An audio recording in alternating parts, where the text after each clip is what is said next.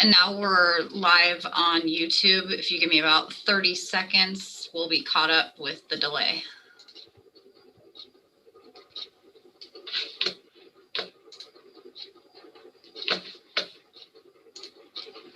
Very good, Jenny.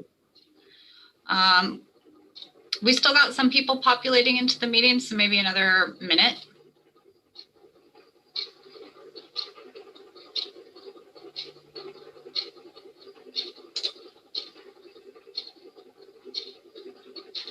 And we're holding pretty steady right now. You're good. You're good. Am I good? All right. Good evening, everyone. Welcome to the open session of our school board meeting this evening. And we are reconvening to open session, and we will, as usual, start with our pledge. But first, I will introduce Mariana, who will make an announcement for our Spanish speakers this evening. Hola, buenas noches a todos los que deseen escuchar esta reunión de Zoom por español. Por favor, van a tener la opción ahí abajo en una burbuja que diga Spanish. Ahí pueden tener la opción de escucharnos en español en vivo. Gracias. Thank you. Gracias.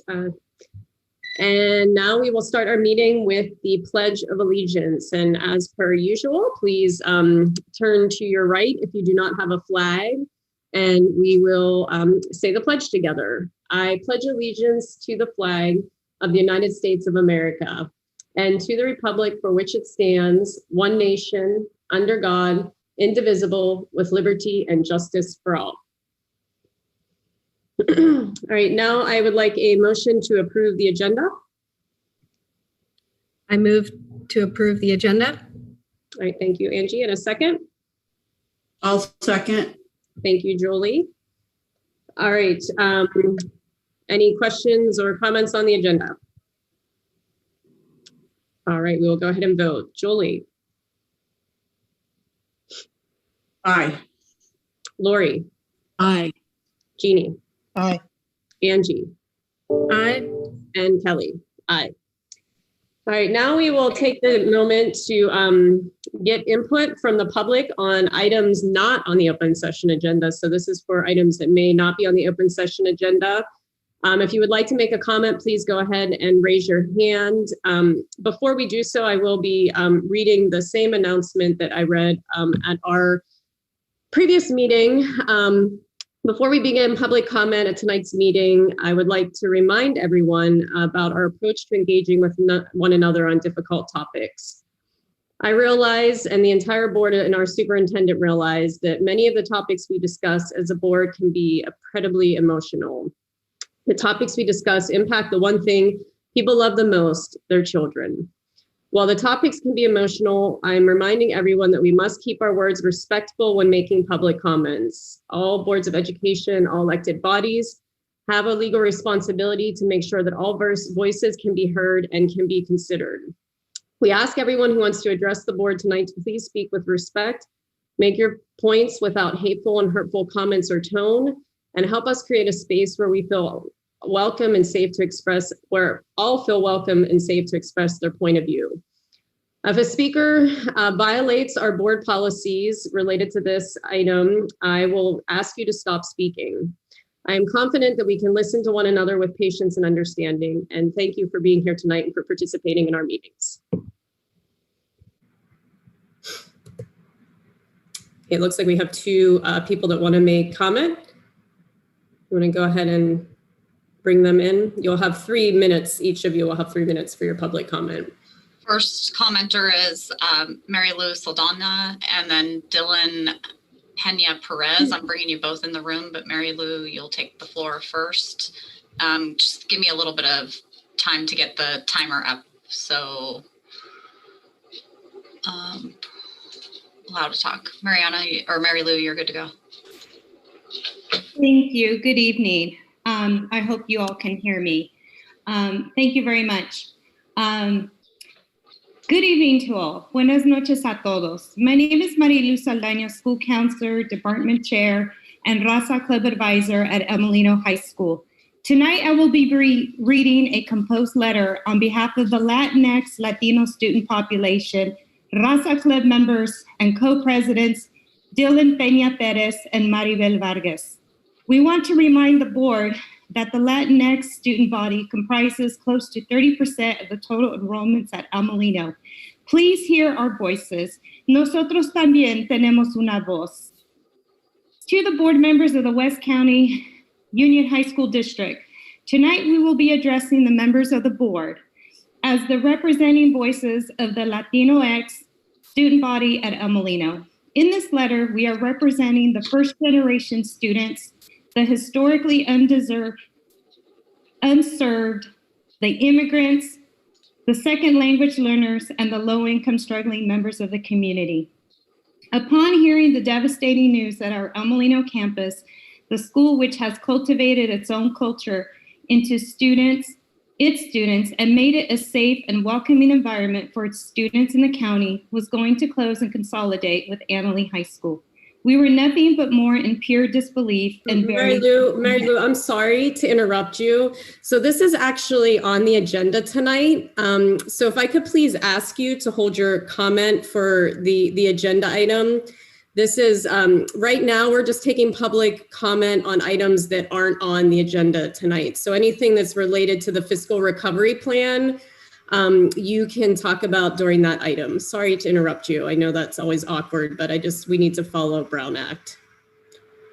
Okay, so may I please allow for my hand to be raised at that point? Or yes, yeah, you'll get your time. Yep. Thank you. And then Dylan Peña is also part 2 of the letter. So yeah, so he should wait till that item 2 as well. So that's item 3 under education services. Thank you.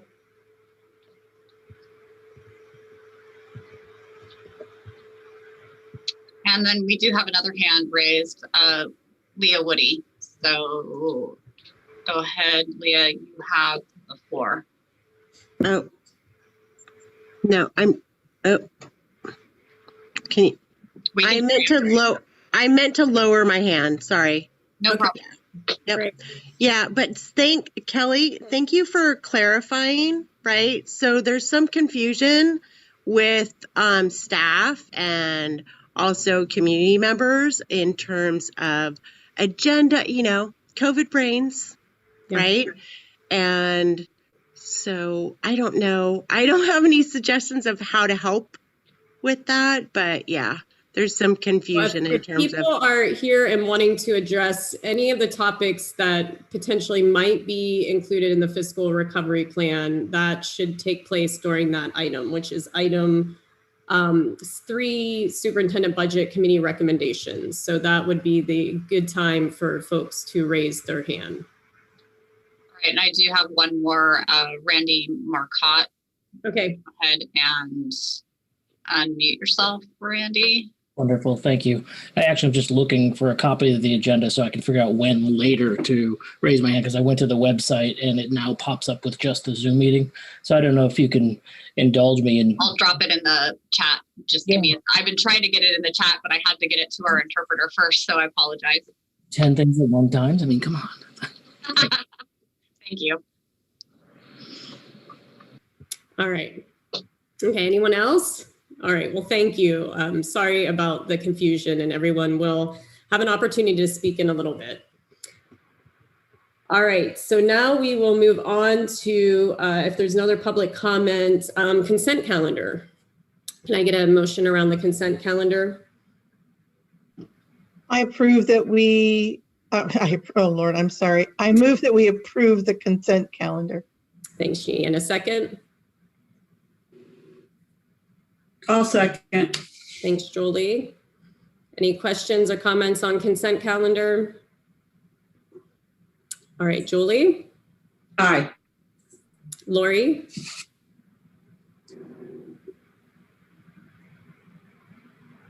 Oh, I think Lori's frozen. Jeannie? Aye. And Angie? Aye. And Kelly? Aye. Lori, are you back? All right, we have 4 votes, so that is what we have enough to carry. We'll just move on, and hopefully Lori will be back. All right, action on items heard in closed session. Anyone, Angie, not anyone, Angie, would you like to report out? Yeah.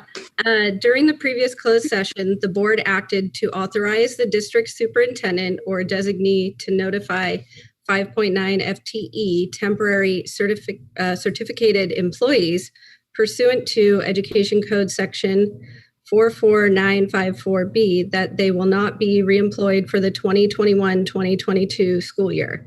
This was a roll call vote as follows. Trustee Aiello, aye. Trustee Fadave, aye. Trustee Fernandez, aye. Trustee Lewis, aye. Trustee Noe, aye, which gave us 5 yeses, 0 noes, 0 absent, 0 abstained. I have nothing else to report out. Thank you. All right, and now we will move on to reports. So Jeannie, would you like to give your report this evening? Yeah, sure. It's nice to see everyone. Pardon if I look a little flushed. I just got back from a cross-country meet. So we have a lot more going on than we did the last time we had a meeting. The dance program has been selected to be in the running for the annual Jack London Award for Education Innovation. So we had some people come into the classroom the other day, will come into our Zoom and watch us learn a piece. So that was really nice. Hopefully we'll get that award. So on the sports front, it's been challenging getting it all together, but everyone is so happy to be able to do sports right now. I can just feel the energy from the students, and it's so beautiful to see things happening on campus. And so, yeah, I'm just all the students are just so grateful that we've been able to do that. And so, sports have begun, and we have competitions starting this week. I think, we have golf going and cross country, and so that's really exciting. We had a senior movie night. So over 80 seniors were able to attend in their cars, and we all met up in the upper parking lot and we watched a movie, and our teachers and staff were so generous enough to fund a taco truck for us. So that was once again a really fun and safe way for us all to get together and feel that senior spirit. The office staff has also been putting together funny videos every Monday. So that has been a nice little way to start off the week. We have some learning pods on campus at the moment. Students who don't have as much internet connection or resources at home have been able to work in the library during school. And our chef May has been working with John Ash to create some delicious cooking demonstrations for the CTE Foundation. And she is hoping to have a student staff grilled pizza cook-off in April. And last but not least, another dance item, Miss Johnson is having community dance classes that I'm really happy to be a part of. Those will be the final week of March for all levels and all styles. And we also have some community forums hosted by the Ethnic Studies class starting this Monday, March 15th. And this first one will be on mental health, class, and homelessness. So yeah, that's about it. Thank you. All right, now association representatives. Do we have anyone from either of the associations that would like to make a comment this evening? Okay, Lily and Julie. Yay, okay. And Lily, did you want to be on screen, Lily? Because I'll advance you. Oh, no, I'm fine not being on screen. Thank you. Okay. All right. Good evening. I'm Lily Smedshammer, the president of the West Sonoma County Teachers Association. The association, has the ability or the responsibility to protect jobs, working conditions, salary, and most importantly, quality public education. With these obligations in mind, our organization must advocate for keeping the 7-period day. For our students, we cannot sacrifice programs and course offerings. For our members, we must advocate for their job security. Windsor High School and Rancho Cotati have an 8-period schedule, and Healdsburg and Cloverdale High Schools have a 7. We would be heading in the opposite direction of the trend to offer more than 6 courses in Sonoma County. Retaining the 7-period day is essential for our district to retain quality educators and access to varied educational opportunities for our students. Whether you decide to consolidate our 2 comprehensive high schools or not is for you to decide tonight. However, it is imperative that the decision be made and not delayed further. Our district is suffering with the indecision and growing animosity developing as people wait in limbo. Should you decide to consolidate tonight, I call on the board to pass a resolution to have a reduced class size for, at a minimum, the 21-22 school year. This must happen for 2 reasons. 1, the reduced overhead of 1 high school should mean money can be redirected back to the classroom, providing a superior education for our West County students. The research is conclusive. The number 1 way to impact student success is small class size for all of the obvious reasons. Teachers and students can actually get to know each other. Teachers can adjust their methodology to meet student needs and can more effectively provide meaningful feedback on student assessments. The second reason why you should pass this resolution is because COVID will still be lingering in the air next year. There is fear about what it would mean to bring 2 campuses together as the pandemic continues to affect our community. Smaller class sizes will be easier to manage for students, staff, and community safety next year and beyond. Before I conclude, I must address another agenda item, the reopening plan. I have watched districts around us set reopening dates only to have those dates pass with the district unprepared or unable to reopen. In the media, coverage of these reopening plans and their possible roadblocks always include the need for agreements from their employee associations. When dates pass and school sites have not reopened, teachers' unions have been routinely blamed, even here in Sonoma County, where we remain in the purple tier and lag behind in vaccinations. If the board decides to set a reopening date tonight, you need to know that the negotiation team has not been presented with a potential reopening date and has not been consulted in that date in any way. We have not even had a first negotiation session on conditions for returning to in-person learning. I urge you to set a reopening date that is conservative and can likely be met, rather than a reopening date that is likely to pass with us still unable to have students in classes. The decisions you have to make tonight have far-reaching impacts on our community and district. Thank you for your resolve and for your service to West County. Good night.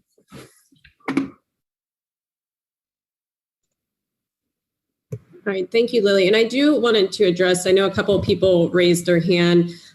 We don't give, per the guidelines outlined in our Brown Act policies, that you can't make comment on reports. But again, we will have the opportunity to make comments on items on tonight's agenda when it is time. So thank you. And Julie, would you like to go ahead? Yes, thank you very much. Dear board members and administration, my name is Julie McClelland, and I'm giving a report with permission and on behalf of Paul Pomposo. CSBA has been holding chapter meetings for our members during the school year to discuss the events that are happening in our district, which affect our members. We're concerned about the possibility of losing some of our members to layoffs if or when the district consolidation happens. We're looking forward to working with the district to minimize cuts in our chapter and to work with the reopening plan. Many of our members have already received our first COVID immunization, or both, and are looking forward to feeling more comfortable being on campus and around students, which is the work that they're currently doing. Our members have also attended some virtual trainings in our different respective areas, which have been encouraging to the members in this very different school year. So thank you for your service. Thank you for listening. Thanks, Julie. All right, and Satori, I think you may have been coming from a similar track event or sporting event and are now here. If you want to give your report, you are more than welcome to give your report. Oh, did she leave? Oh, there she is. You can put your camera on. He popped in a different space. Sorry. If you want to give your report, you can go ahead and give your report.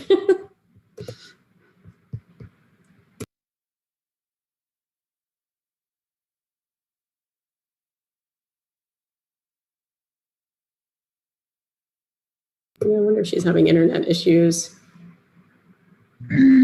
Hi, sorry, yeah, I was. Okay. So, just getting it up.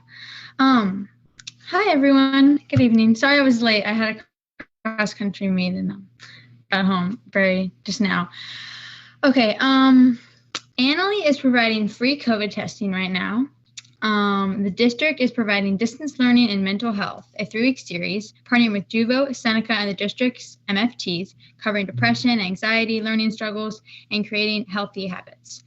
Annalee High School Theater Arts is streaming Clue March 19th through 21st, which is pretty exciting. Annalee leadership students are doing a monthly video updates about the goings-ons of Annalee. Special hardware donated to Annalee Ceramics. Seniors are able to leave their mark on the Annalee campus with a rock garden. I've heard that we've done parking lots, spaces, but this is what we're doing this year, so it's exciting. Red Empire Food Bank is still distributing food for families in need at the Laguna campus. Annalee sent out a school reopening survey to families to plan for the rest of the year. Athletics conditioning are back on Annalee, and sports events are happening. The College and Career Center offers many days for virtual college visits through Big Future Days, a virtual column search platform. And the Tiger Times is offering an advice column called Ask Gwendolyn. And that's my report. Great. Thank you.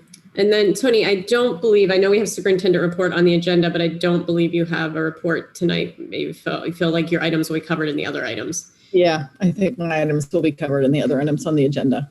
All right, thank you. Mm-hmm. All right, so now we will move on to discussion and action items. Our first item this evening is consideration of approval of vote in California School Board Association Subregion 3A, Sonoma County 2021 Delegate Assembly Election. And do you want to give that update report? This is actually a pretty routine item each year. We elect a representative or a delegate to the Assembly of the California School Boards Association. In your packet, there was paperwork. I believe there's only one person running for the open seat, although we could do a write-in if you're not in favor of the one person that is running. And so what we're asking you tonight is to vote for the CSBA, the delegate to the Assembly representative, if I can say that, for the subregion 3A in Sonoma County. Okay, so we do need a motion for this item. Someone would like to make a motion. I move that we support Omar Medina for the official 2021 Delegate Assembly. I second. All right, thank you. And then before we vote on this, is there anyone from the public who would like to make a comment on this item? Okay, seeing none. Any comments or questions from the board? I just know he's a great guy. I actually went to grade school with him, so small world. Yeah, I know Omar too from work and other experiences too. He is a very good guy. Any other comments or questions? All right, let's go ahead and vote. Julie. Aye. Jeannie Fernandez. Aye. Lori. Aye. Angie. Aye. Kelly. Aye. Jeannie Broom. Aye. Satori. Hi. All right, thank you. All right, next, moving on to consideration of approval of resolution number 17, March 2021, declaring conditions required for instructional model shift from distance learning to distance learning phased hybrid on campus learning. You want to go ahead, Tony, with that report? Yes, and I think Jenny is going to cast my presentation, hopefully.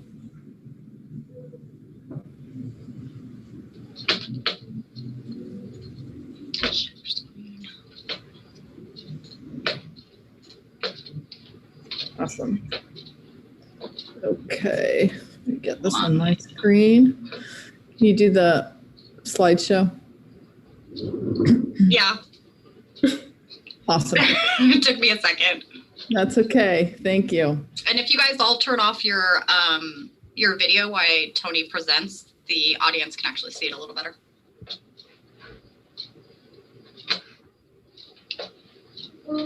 Okay. So the this item is about a timeline for school reopening. You can go ahead and go to the first one, first slide. So I think you probably all are aware that there was an assembly, there was a Senate bill 86. Just recently, there was an Assembly Bill 86 that was passed. And this Assembly bill allocates funds to reopening and establishes timelines and requirements for the reopening. There's $2 billion for in-person instructional support and $4.6 billion that's being allocated for expanded learning purposes. Next slide.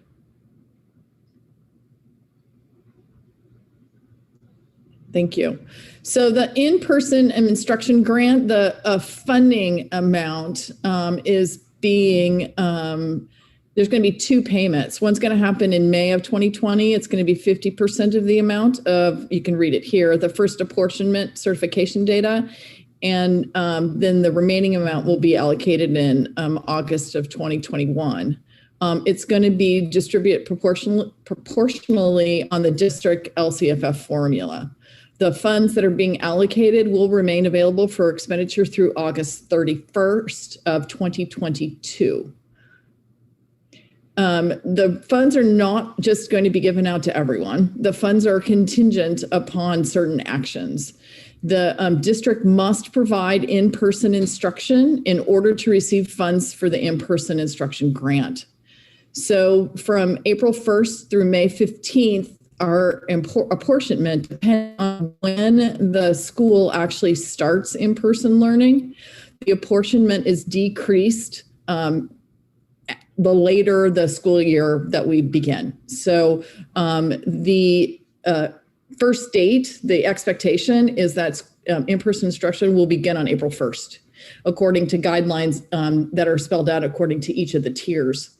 If any day after that, so let's say, for example, that we would start on April 12th, the days between April 1st and April 12th, the 10 days that happen in that time, the school district would not receive funds for those dates, but funding would start on the date that we would begin the in-person learning, which would be April 12th or whatever other date we would begin. We have to provide, as a school district, in order to have access to these funds, we would need to provide the instruction on or before May 15th, or we would forfeit all funds that would be allocated to us. So what is the purpose of the funds? The funds have a very targeted purpose. And the purpose of this is, you can see the list here, it's for COVID-19 testing and cleaning and disinfection. It's for PPE, for personal protective equipment. It's for ventilation and other school site upgrades for health and safety.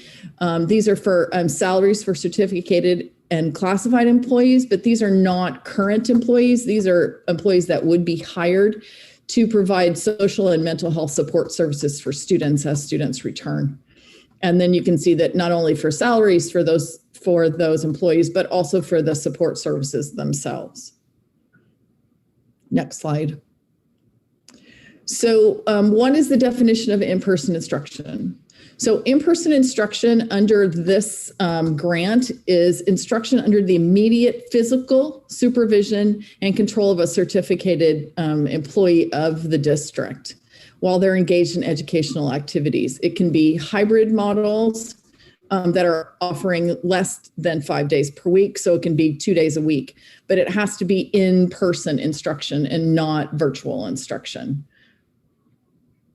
Next slide. And so what are the requirements?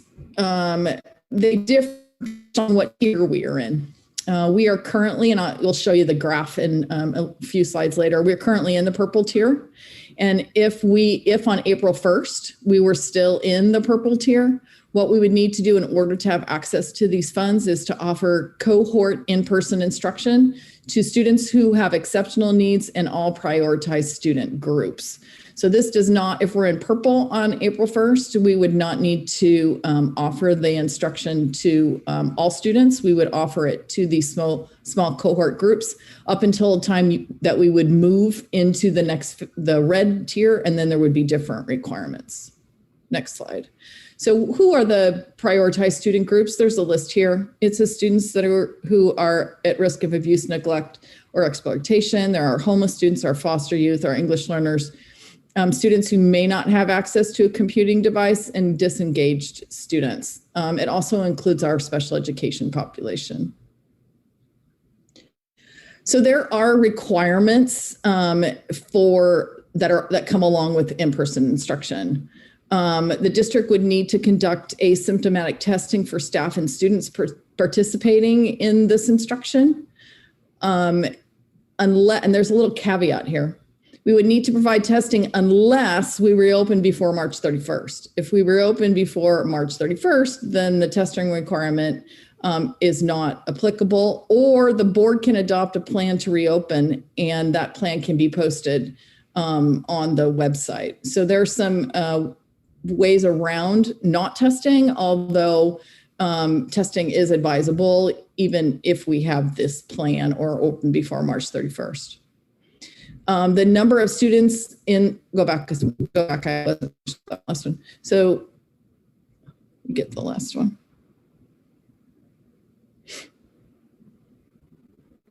My apologies, I lost the screen share. I was gonna say, wait a minute, I don't see it anymore. Hold on. What slide are we on again? Right before our red tier. Right here? I can't see it. Oh, I thought I was sharing my screen. Why is it's like the technology doesn't want to work for me today. All right, hold on. There you go. Okay, so the one right before that. There it is. So the number of students in small cohorts, because we're talking what we're talking about here is the purple tier. So in the purple tier, cohorts are limited to the maximum of practical capacity. So in other words, it's limited to the small cohort number is 16 total, including students and staff. So the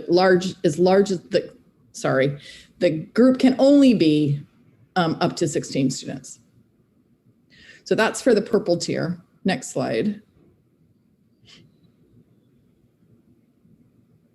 In the red tier, the requirements increase. So not only when you get to red tier, not only are we to offer in-person instruction for all the prioritized groups that we had mentioned earlier, but also to all students in at least one grade level. So the district could decide to bring all students back in a hybrid, or as many school districts are doing, all the other districts around us that are K-12, they're bringing back TK to 2 first in the first wave, and the next wave is 3 to 5, and then the next wave is 6 to 8, and then the last wave that they're doing is 9 to 12.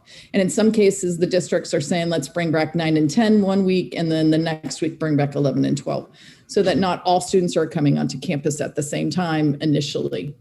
But the requirement for funding is at least one grade level.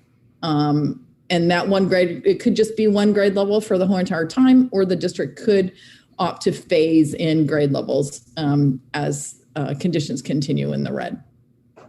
So in addition to that, we have to certify our compliance through a form that is still being developed from CDE. Next slide. So that was the portion of the grant for in-person learning. There's a separate portion of the grant for expanded learning opportunities. And this grant is larger. It's $4.56 billion, and it's to implement a learning recovery program. And you can see here that the purpose of this grant is to provide supplemental instruction, support for social emotional meals for students who are eligible, to assist our English learners, our foster youth, our homeless students, our special needs students, the students at risk, and anyone who's at risk of not graduating. So this is a targeted program for those students to offer additional learning opportunities for them. Next slide. So there's some little, there's some requirements to this money. At least 85% of the funds that you receive here have to be expended to provide the instructional learning time and additional supports.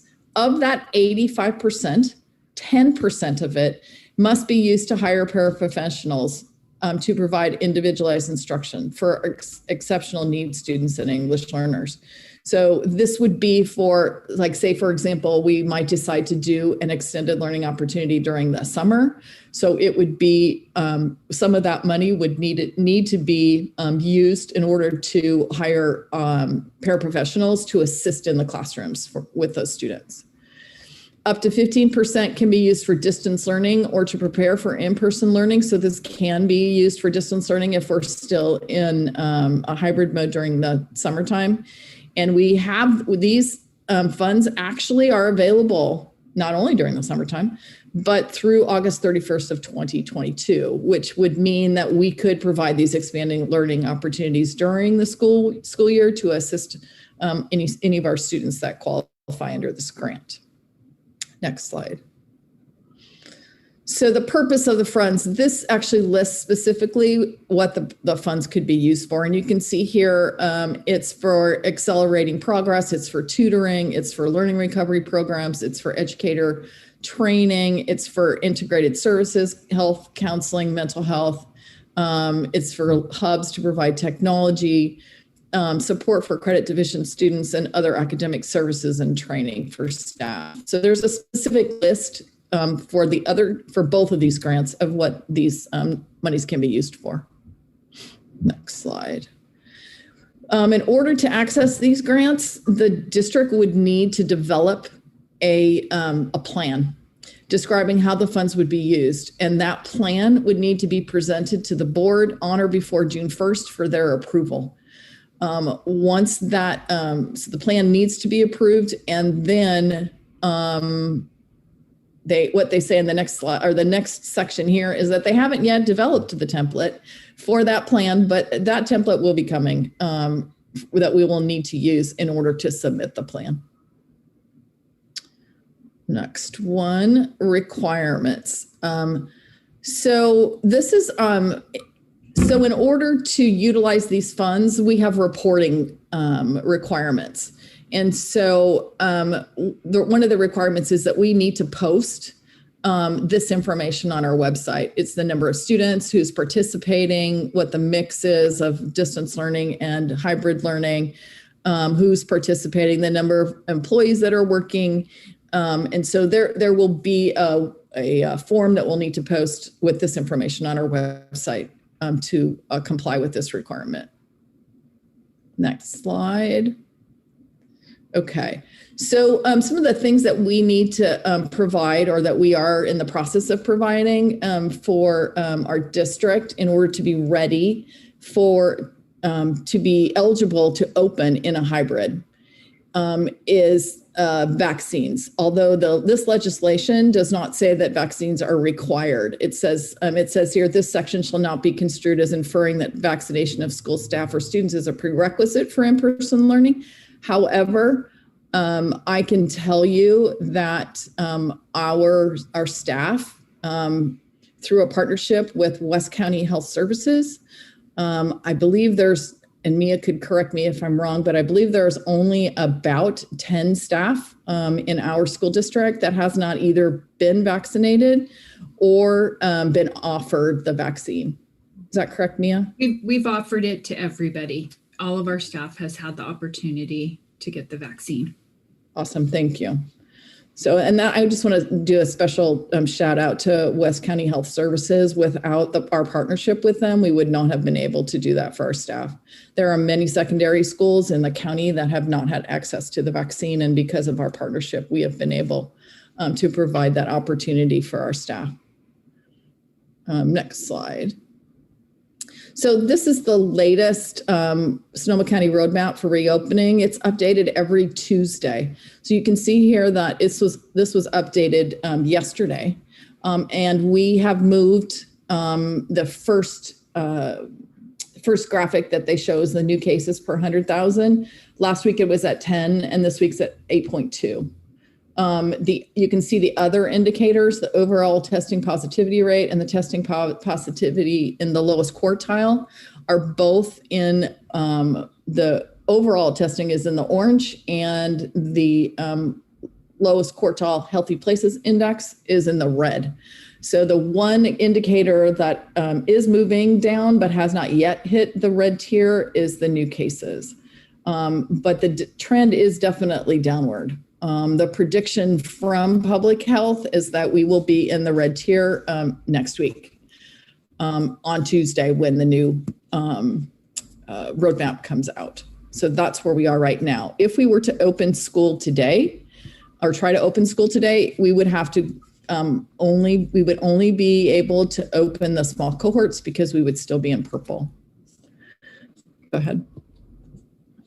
So I kind of mentioned this a little earlier, the progress on reopening school. So there are certain things we need to get in place before we can reopen. The first is the COVID prevention plan, which has already come to the board, and I didn't put the date on here, but it has already come to the board and has already been approved, and it's posted on our website. There's a second plan called a COVID safety plan, and that safety plan is under development right now. It has been, that plan needs to be site specific. We have a lot of items in the plan that are general across the whole district, but each one needs to be site specific. It will have plans for entering school and leaving school. It will have plans for transportation. It will have plans for cohorts. And that plan needs to be board approved. And it needs to be posted on our website 5 days before we can reopen. So we are anticipating that we will need to schedule a special board meeting for the board to approve those COVID safety plans. Next slide. And I think I mentioned this, the vaccines, all of our employees have been offered the vaccine or have received at least one vaccine in this year, and that is not required for opening. Next slide. Testing. So thanks to work from Jenny, we have gotten a lot of information about testing. We do know that West County Health Services is offering testing on our Annalee student parking lot every Thursday from 9 to 5. And that testing is available to staff. It's available to anyone in the community. It's available to families and students. The students need to come with their parents for that testing. They do access insurance and Medi-Cal. There is a charge if employees cannot or community members cannot access either of those two ways to fund. We are also working on a partnership with Valencia Labs. Valencia Labs is also the lab, I believe, that is providing our athletic testing service. And we are now working on the option of doing some student and staff testing with them as well. They are serving most of the school districts in Sonoma County, and there's a drop box for us at Sebastopol Union. So we could do weekly testing for students and staff and send it through Valencia for results. So we are making quite a bit of headway on the testing options. Small cohorts. So we right now are planning for small cohorts for all of our priority groups. We are proposing that we set a target date of March 29th after spring break. That is 3 days before the April 1st deadline, which would make us eligible, if we are still in the purple tier, it would make us eligible to begin receiving funds on April 1st. That schedule would be individualized by student needs and teacher schedule. And at this point, teachers would be volunteering to participate in this small cohort group as long as we are in the purple tier. Next one.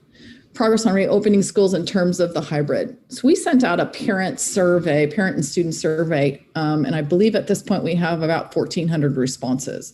We have found that some of those are duplicates, but from the data that we have to date, it's approximately approximately a third of our population that is asking to remain on distance learning. That's, in some ways, that's good for us in terms of our ability to divide the remaining groups into 2 groups. And we believe we can do that. The number of stable groups needs to remain the same. And per recommendations from county mental health, they're saying that the goal is that students would be limited to 3 cohort groups in one day. And then they also said 1 extracurricular activity. Now, since that time, they've become a little more flexible on the 1 extracurricular activity, but they are saying that the most that a student should be involved in is 3 cohort groups. And they're also saying their recommendation is that those 3 cohort groups remain stable over a 3-week period. Now, this is the guideline that they've set, but in several schedules that have been presented to public health, they have allowed for the groups to remain stable for a week, and then another stable cohort could come through the week after, as long as there was safety mitigations in place, for example, testing. So that's some of the things that we're looking at in terms of the schedule, because it says here, they do understand that it may be necessary to have more multiple stable groups, especially for a high school schedule. Okay. So then these are the other guidelines that of course, the stable group size is limited by the capacity of the room where the classes are going to be held. They are recommending continue to keep a 6-foot separation between students. They're also recommending using an A and B schedule, and that some single class periods may need to remain on distance learning. It says more about the recommendation for 3 weeks. Next slide. Okay, so we have been working on possible hybrid schedules. Mind you, these are still drafts, and we haven't, we're just in the planning stages about what these could look like. Could you click on that hybrid schedule to let you go? So this is kind of small. But this is some of the samples that we're looking at right now. And you can see that the groups are divided into 2 groups. There it is. So there's a cohort A and a cohort B. In this model, you can see that they alternate days with 1 day in the middle for cleaning. And then there's a transition home. So this is just an example of one possibility. You can see that the even classes are on 1 day and the even classes are on 1 week and the odd classes are on another week. Can you move down the row? Go down.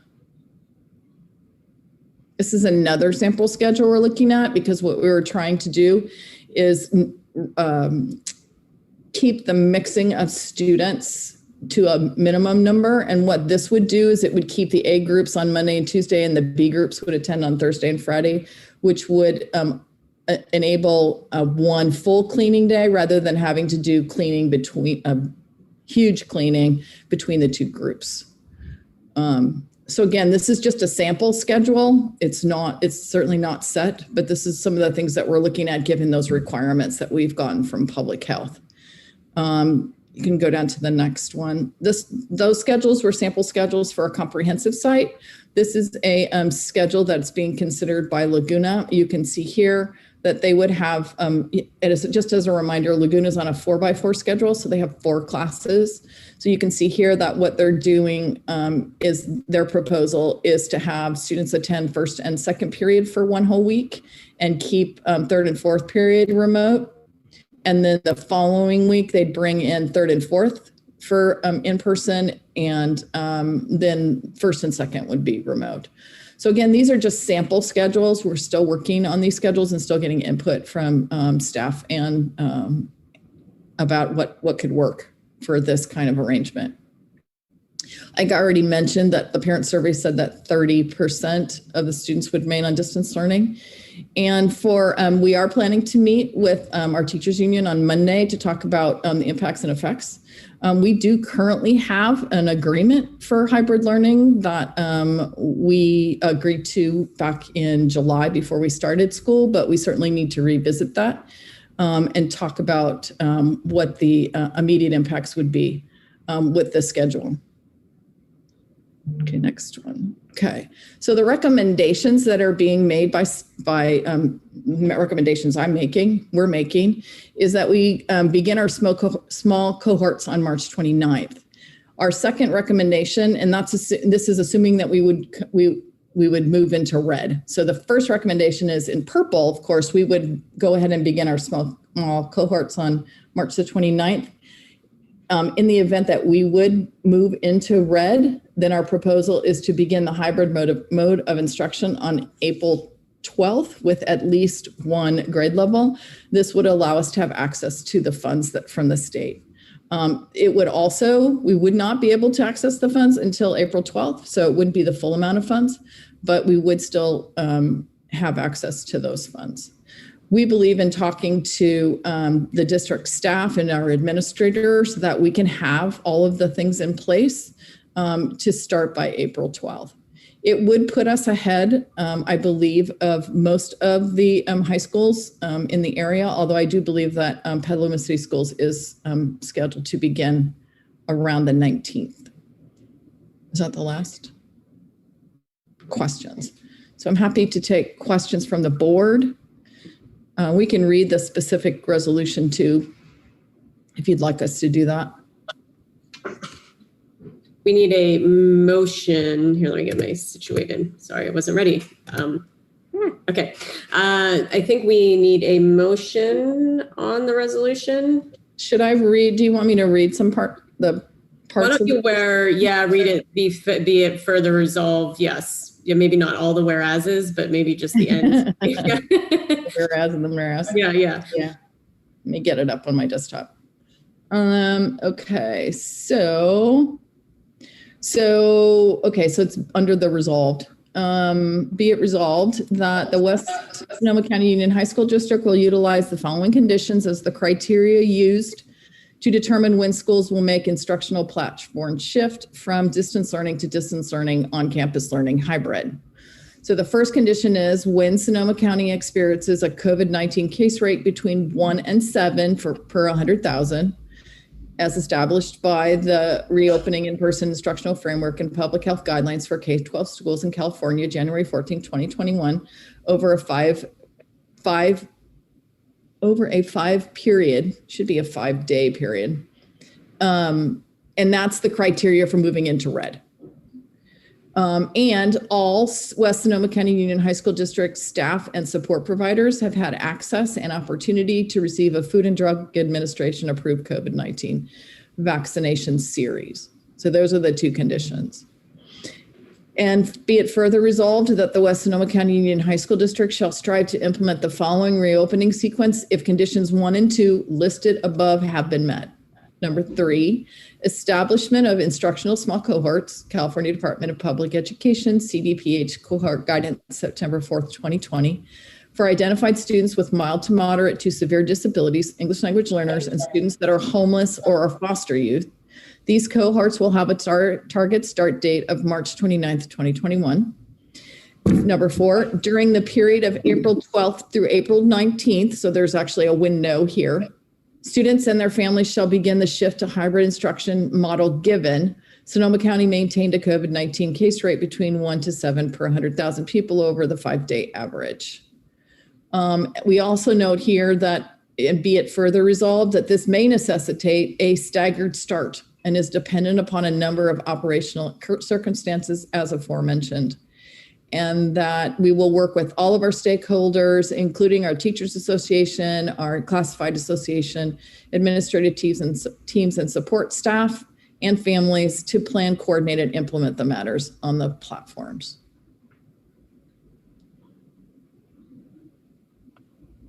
All right, thank you. So I need a motion.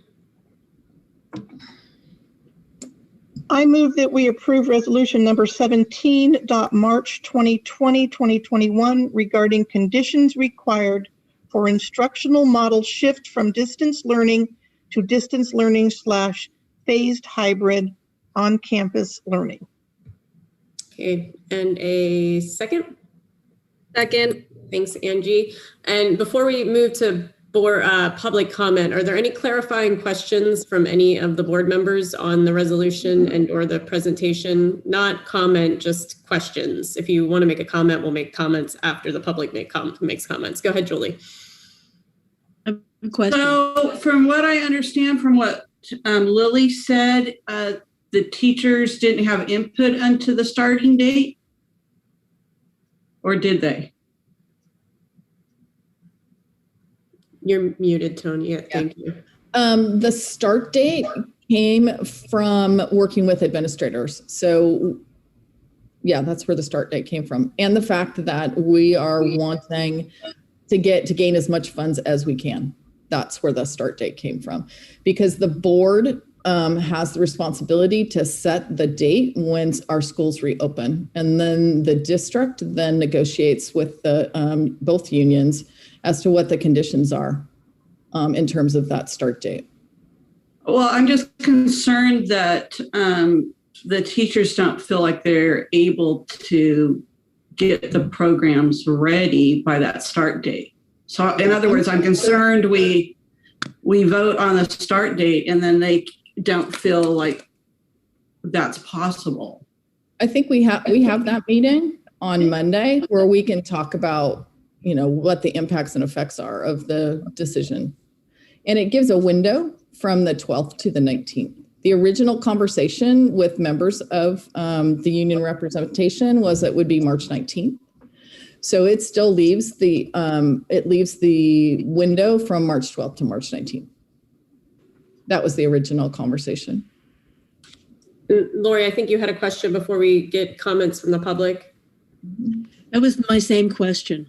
Okay. So I just wanted to make sure that there'd be a conversation with the teachers to make sure that they had input and that they were going to be ready if we started the week earlier than originally we had thought about. So I think Tony answered my question. All right, thank you. All right, are there any other questions from the board? All right, let's go ahead and open it up for public comment. So as per usual, we'll give it a minute, or maybe not quite a minute, but a few moments to let people raise their hands if they would like to comment on this item. And then we'll determine as a board how much time speakers get. So I'm just waiting. Kelly, can I go ahead and make a quick comment? I am managing about 4 screens right now, emails coming in, the chat, and the raising of hands. I put it out in the chat a couple times. Please do not raise your hand until Kelly, our board president, asks for public comment, because it's one extra thing I have to manage. I'm asking, please, so I can help run the meeting as efficiently as possible, that you not raise your hand until you're requested to do so. And if you keep raising it, I'm lowering it. Yeah. So thank you. I appreciate everyone. I know that there's a lot that needs to be said tonight. So thank you. Oh, thank you, Jenny. I know you're managing a lot of our tech stuff on your end. So we appreciate you and all your efforts to keep all of this going. So it looks like we have 4 people that would like to make comment on this item. What is the board's, do you want to give them their full time, 3 minutes? Oh, it looks like we have 1 more person. All right. So we have 5 people. So do we want, yeah, we're cutting it off now at Lori. I'm just going to say that. Okay, we're cutting it off at Lori. And so now we have 6 speakers. What would the preference of the board be to give the full, the 3 minutes, 2 minutes, or even a minute and a half? Go ahead, Jeannie. I'm thinking maybe we give them 2 minutes, and I say that only because I know that we still have a large agenda item where there's going to be a lot more people that want to speak. So I'm hopeful that maybe they can say what they need to say in 2 minutes. How does everyone else feel about that? Okay, everyone's in agreement. All right, let's go ahead. All right, thank you, everyone. Let's go ahead and start bringing people in, Jenny. Perfect. Let me get the screen share going. It says 1 minute 48, but it is 2 minutes, everyone. And I'm going to bring people in, 3 people at a time. Yvonne Birch, Jillian Hayes, and Chris Kahn. Yvonne, you have the floor. Go ahead and start whenever you. Hi, can you hear me? Yes. Yes. Perfect. So you mentioned about the funds that were coming in, and I'm sorry, Jenny, for keep raising my hand. Now I know. So you talked about the ventilation renovations. Has any of that happened yet? Or do you have to get the funds first before we can do the renovations on the ventilation systems? Because we know they're not good.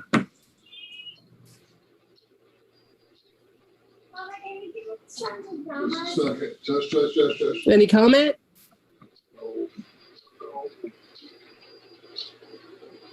So that's what I want to know is about the ventilation renovations. You're talking about the funds were available for upgrades, but you're saying they're not available until March 31st.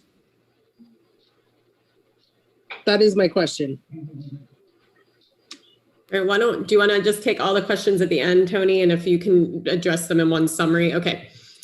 You want to go ahead? I'll give my time back. Yeah, thanks, Yvonne. Yeah. All right, we'll get to, yes, we're just trying to, I know we have a lot tonight, so we'll get to addressing everything at the end. Chris, was Chris next? Yes. Okay. Hi, everybody. I hope you all can hear me just fine. I just want to say that I think the resolution is very well thought out. I happen to, appreciate all the hard work you guys have been doing putting this together.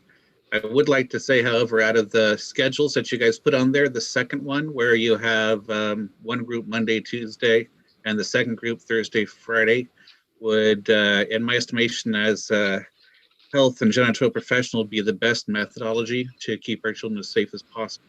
I just want to let you know, thank you very much for what you're doing, and here's my 10 cents. I give my time back. Okay, thank you. And then Gillian. Hi, this is actually Leslie McCormick. My kids needed my Wi-Fi for school, so I am using her computer.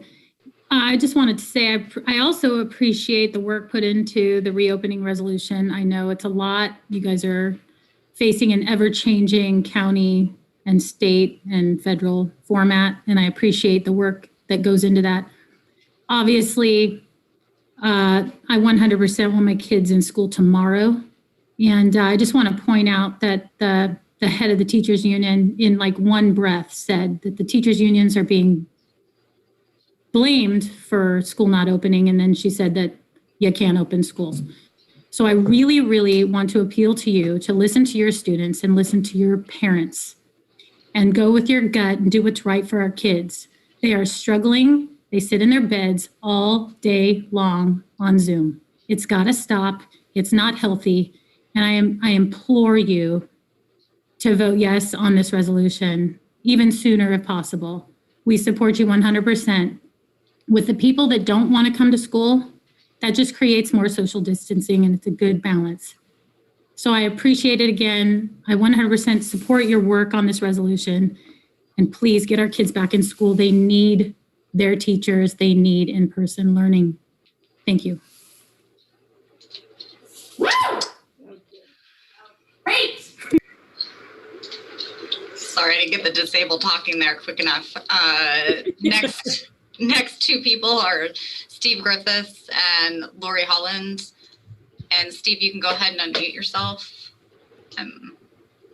Okay, good evening. I would like to say that it looks like there's been a lot of thought and time put into these various schedules.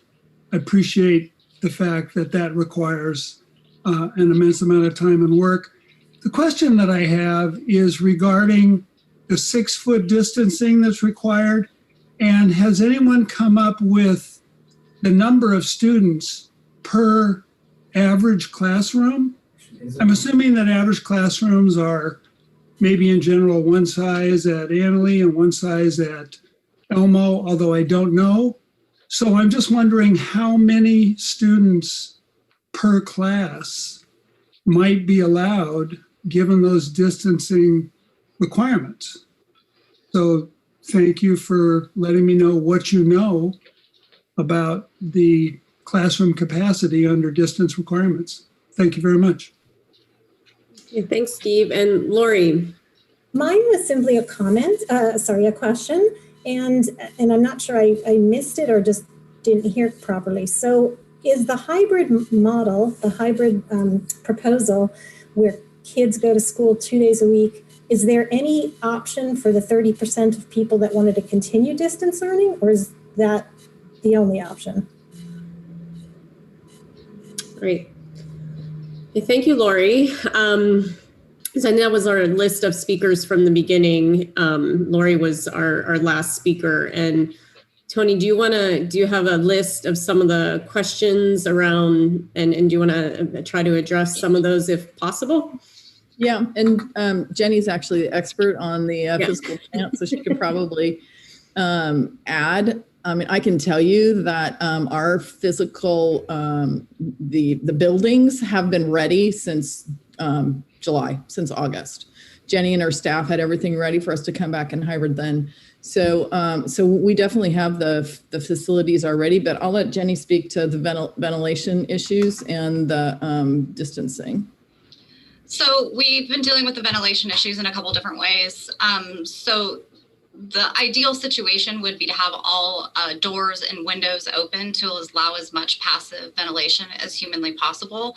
But we have campuses, parts of our campuses that don't currently have like air conditioning. So for example, like the main building at Annalee High School. So what we've done is we have ordered, well, later on in the agenda, the board hopefully will be approving an emergency declaration so that we can purchase air purification units, similar to the one that you see right there. And we received a grant already of about $54,000 worth of air purification units, and those are already installed in several locations. So our goal is to install those in any location of our district campuses that don't have air conditioning. And then hopefully what we'll also be doing is propping open doors and opening all the windows to allow as much ventilation as humanly possible. Obviously weather dependent, because it can get a little bit cold. We might encourage people to dress warm. In terms of what people refer to as a retrofit, there are certain things that we cannot do. The main building is currently heated through a boiler unit. In order to retrofit that, we would have to go to the Division of State Architect and go through an entire modernization of the HVAC units there, which would take quite a bit of time, and it won't be done in time for the April 12th target date. But I guess it's the best effort piece here. So I think we're doing as much as humanly possible to make every classroom as clean and safe as possible. I can also address the 6-foot clearance that Mr. Griffiths was mentioning. We have gone through every single classroom in across all campuses. We have measured the classrooms in terms of square feet.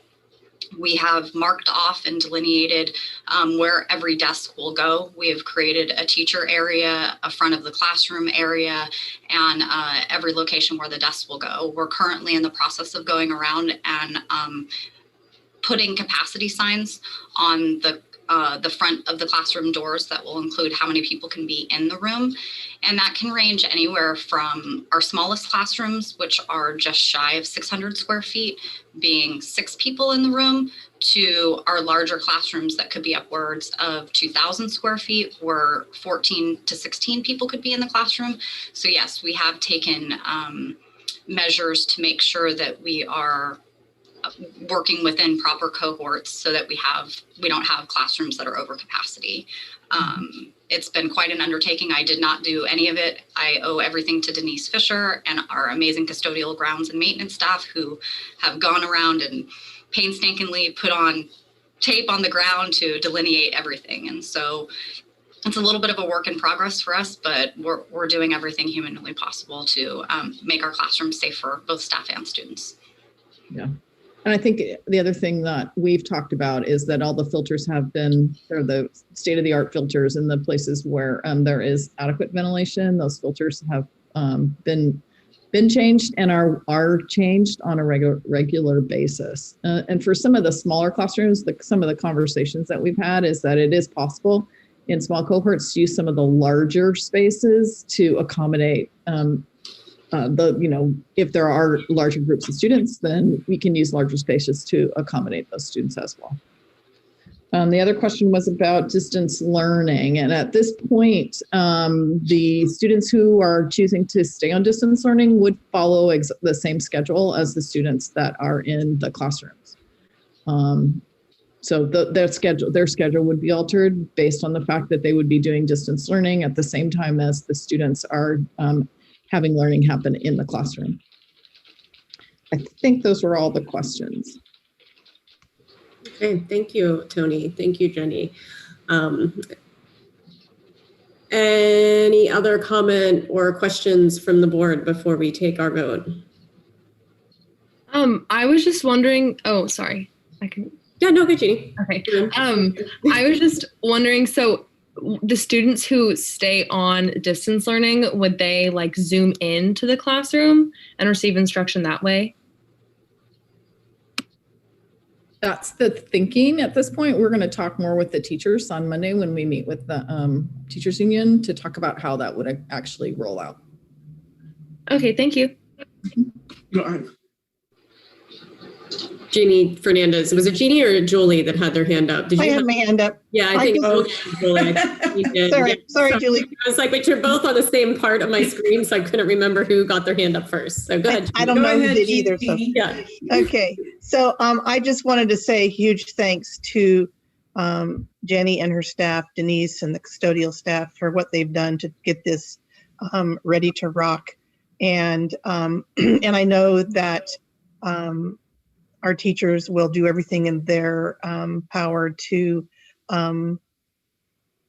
get our kids back to school as soon as we can, because I know it's a real issue for a lot of folks that they really need and want their children back to school. And so I'm really pleased that we can hopefully move in that direction.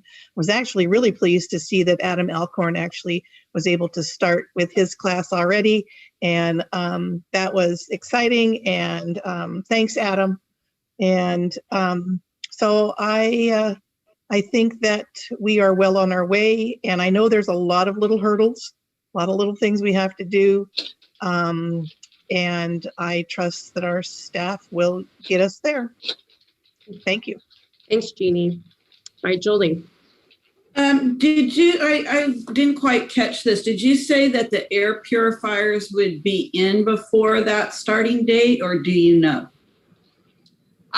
The whole goal for tonight was to do the emergency declaration so that we could go ahead and purchase them tomorrow. They have about an 8-day lead time, and we believe it'll take us approximately 2 weeks to install all of them, and that we're prepared to accelerate that by authorizing staff overtime. They are not needed to be installed by anyone other than our maintenance, custodial, and ground staff. Even Denise has installed a few. So we are prepared to do what we need to do to have them ready by April 12th. Thank you. All right, thank you. Any other questions or comments from the board? Well, thank you. I appreciate this. Is great to see. I know there's a lot of time and effort that goes into all the little details of these plans. And as a parent, I can say that even though my kids are a little younger, not necessarily at the high school, I do appreciate that school is being talked about being put back in, because it will be great on many different levels for everyone. So thank you for all the work that's being done with staff. I know it's a heavy lift. So let's go ahead and vote. Julie. Aye. Jeannie Fernandez. Aye. Lori. Aye. Angie. Aye. Kelly. Aye. Jeannie Broom. Aye. And Satori. All right, thank you. All right, now We will move on to our next item, which is regarding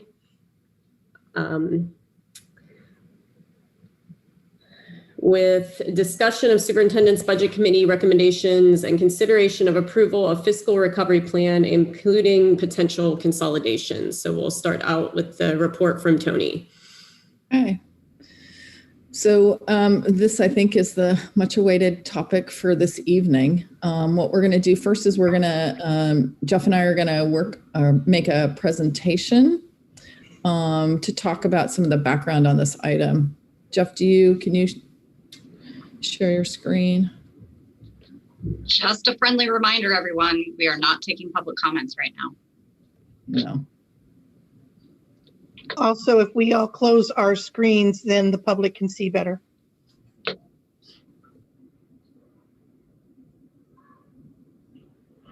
Okay.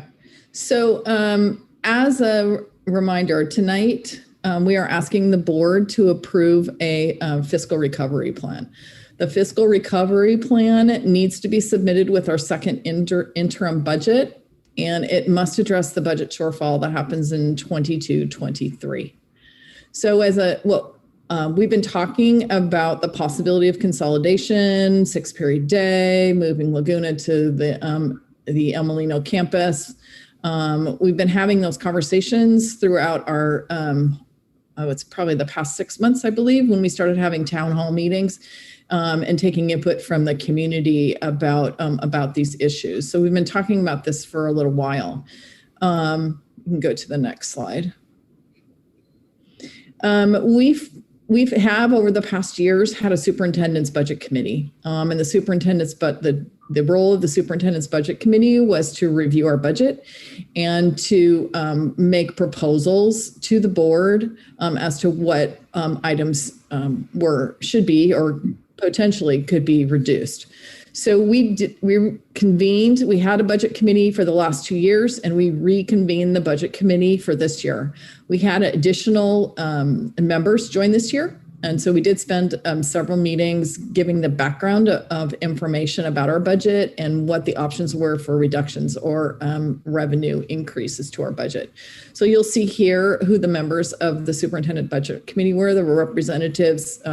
There were administrative, classified, certificated, and parent community reps from Laguna, El Molino, and Annalee. And in addition, we had representatives from the district office, Jeff Ogston, our CBO, and also Ryanisha Warren, who's our food services director. So we met 3 times in the superintendent's budget committee to have discussions about what would be recommendations. So the next slide is me. It's Jeff. So what you're going to hear right now is the presentation that Jeff gave to the Superintendent's Budget Committee as a prelude to our last meeting, where there was a conversation and a vote on where people stood in terms of what they would recommend to the board. So I'm going to let Jeff talk about the budget assumptions. Yeah. So before I get into these, I just wanted to mention that through the process, and especially the first 2 meetings in particular, there's a lot of questions, hopefully a lot of questions answered, just some clarifications on kind of where we were. We took the dive into the budget as a whole, really on a line item basis. A lot of good ideas, a lot of good questions, a lot of good things that made me go back and look at some stuff. And then ultimately, as we got to the 3rd meeting, I think we needed to kind of fine tune the window a little bit. We had talked a lot at the beginning about best case scenarios and worst case scenarios and all that. And so we had to narrow it down a little. So as we got to the 3rd meeting and essentially started to take shape, this was our 3rd meeting was after March 2nd. So we had a little bit more information, and it was heading into 2nd interim. So a lot of the stuff I'm going to tell you right now is actually going to come up again later on in the 2nd interim report. But really what I presented to the budget committee was 2 things. One was, what is the necessities, or what do we have to do at a minimum to get through the fiscal recovery plan? And then what do we have to do from a planning standpoint in the future? The reason why I bring that up is we're about 3 months away from submitting a budget for next year that's going to include the 23-24 school year. So even though the 23-24 school year is not required for the fiscal recovery plan, it is something that I felt was important to look at, just so that we would know, okay, if we do these things, where would we be that year after? So again, it was kind of two-pronged. What do we need to do for the fiscal recovery plan? And then what do we need to do from an overall plan standpoint? So really what I shared with the team was the budget assumptions, the assumptions that I was using for second interim, and how I came to the number as far as what we needed for the fiscal recovery plan, which was just a touch over $1 million. At the beginning of the year in January, the governor proposed a budget, and there were certain aspects of that budget that was agreed upon by the Department of Finance and by school services, and there were other aspects that were not. The COLA estimates were kind of like that mix, where in year one, school services agreed that they felt like funding that year one COLA that combined the 2021 COLA that we didn't get, right? So last year we got 0. So kind of backfilling that, and then also giving an additional 1.5% for 21-22, and just kind of paying it all in once. And then the third year would be like a 1.28% COLA. Reductions for enrollment were factored in to the certificated salaries. Enrollment was a little tricky in the sense of we have our current registration numbers, so that was good. What we know is we tend to have a pattern of where registration is at in March, tends to decrease at each school site by the time August, September, October rolls around. So we know where we are now. I decreased that per the typical trend. In addition, I decreased enrollment in what are called the out years. So that's the years beyond this one by an additional 2.5%. The reason why I did that was not to, be overly conservative, but in listening to the community on both sides of this topic, it seems as though, there's been a lot of vocalness about what the impact is going to be. If this happens, then, we're going to go. And so I felt like that there's a need to at least factor in some of that. It may be more than 40 kids each year. And if that's the case, then just understand that these numbers would then be a little bit worse depending on what costs we were able to offset with that. There's no raises factored in for any employee group, only the typical, they're called step and column, right? So as they work one more year, they move up a step. If they get additional education, they move over a column. The average is the amount that's used. So the average is 1.5% for certificated. So those are your teachers. It doesn't mean that every one of them gets 1.5%. Some of them get more, some of them get less, just depending on where they are on the salary schedule. But as an average, those were used. I kept books and supplies flat with our 5-year average looking back. Meaning I kept it at the same amount. And then services and operating expenses, I did adjust for the learning loss kind of situation we have this year with the extra funds. I increased it at 3%, which is less than our 5-year average, indicating a desire to slow the rate of increase in this category as we move forward. So wanted to be objective about it and realistic, and yes, it would be great, if we could, minimize that, but I know what's going to end up there next year. So this was how I got to the number. And then I presented with essentially 6 possible ways to achieve our fiscal recovery plan and what would be the result of that in the year after. So the first 3 involve either no consolidation at all or consolidation in the 22-23 school year. So this first one, because I know it was asked for, was what would happen if we had no consolidation. So if we have no consolidation, the only way to achieve our fiscal recovery plan is to do one of 2 things: either move to a straight 6-period day in 21-22, or move Laguna and the DO to the El Molino campus and then move to a modified 6-period day to create the savings that we would need to achieve that $1.1 million that we need in 22-23. So this first scenario is just, take, say, a 6-period day and no consolidation or the equivalent.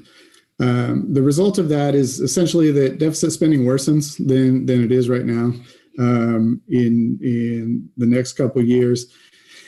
And for 23-24, again, I know it's not part of our second interim report, and I know it's not part of the fiscal recovery plan, but I wanted to give everybody a heads up that if you only made these reductions, we would be having this conversation, which is where we started this year, of needing $1.8 million in the third year out. That's how we would start the next school year, is how are we going to come up with that amount.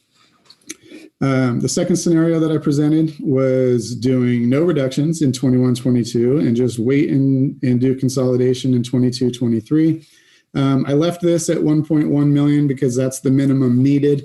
I know we've talked about 1.2 being the number for consolidation. So it's not that I was changing the number. Consolidation would achieve it. That's the only thing that could achieve it in just 1 year. So I left the minimum number. We tied this to consolidation. Again, we're still in this deficit spending pattern. And really, we'd be exactly where we are right now, which is how do we come up with 1.1 million? So both of these would, again, absolutely get us through the fiscal recovery plan. This is essentially the minimum required. And like I said, the result is just where do you want to leave 23-24? I think that was a conversation that was worth having. The third scenario that was presented was a combination, right, of moving to a 6-period day, or again doing that Laguna and the DO to Elmo, and then moving to a modified 6-period day in the first year in 21-22, and then consolidating in 22-23. So essentially, this guarantees a modified schedule and consolidation. Like that's where we would be in 2 years. The number for consolidation would go down from 1.2 to $1 million because some of the savings here is wrapped up in the Laguna to Elmo move. So we didn't want to double count the savings that would be achieved there.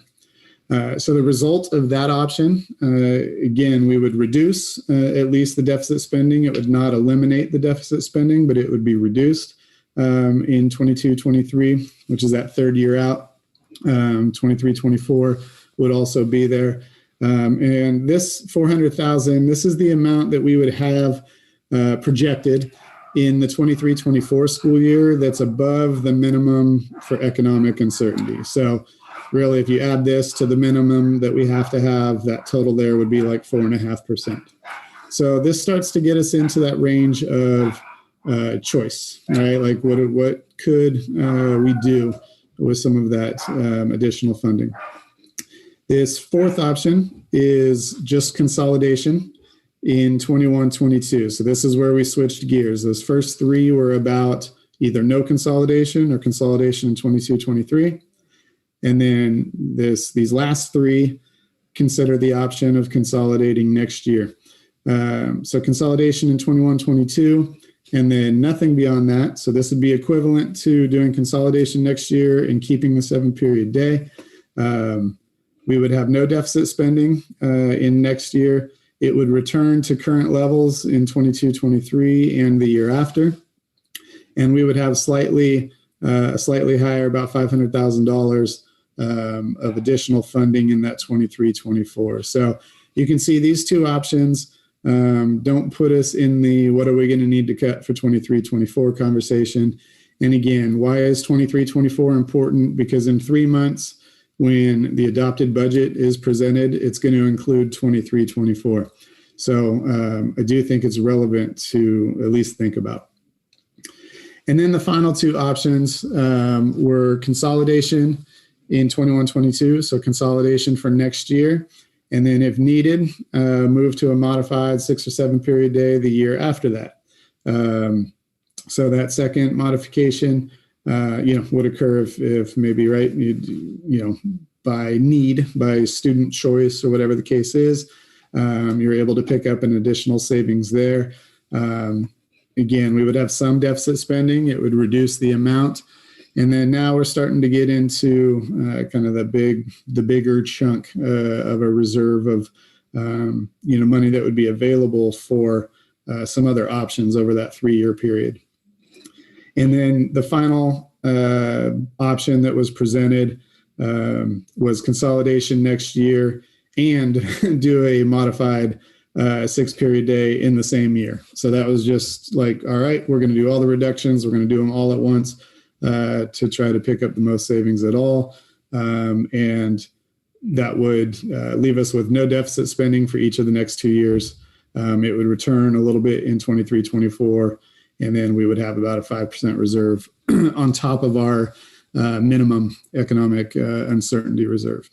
So these are, by no means to say that there were not other ideas or that we didn't look at any other items. We did look at a ton of other options of what if we reduce this. A lot of questions and points were brought up about making sure that we had salaries appropriated to funds that we could, what are some additional ways to offset some stress on the general fund? And I assure you that those things will be ongoing items.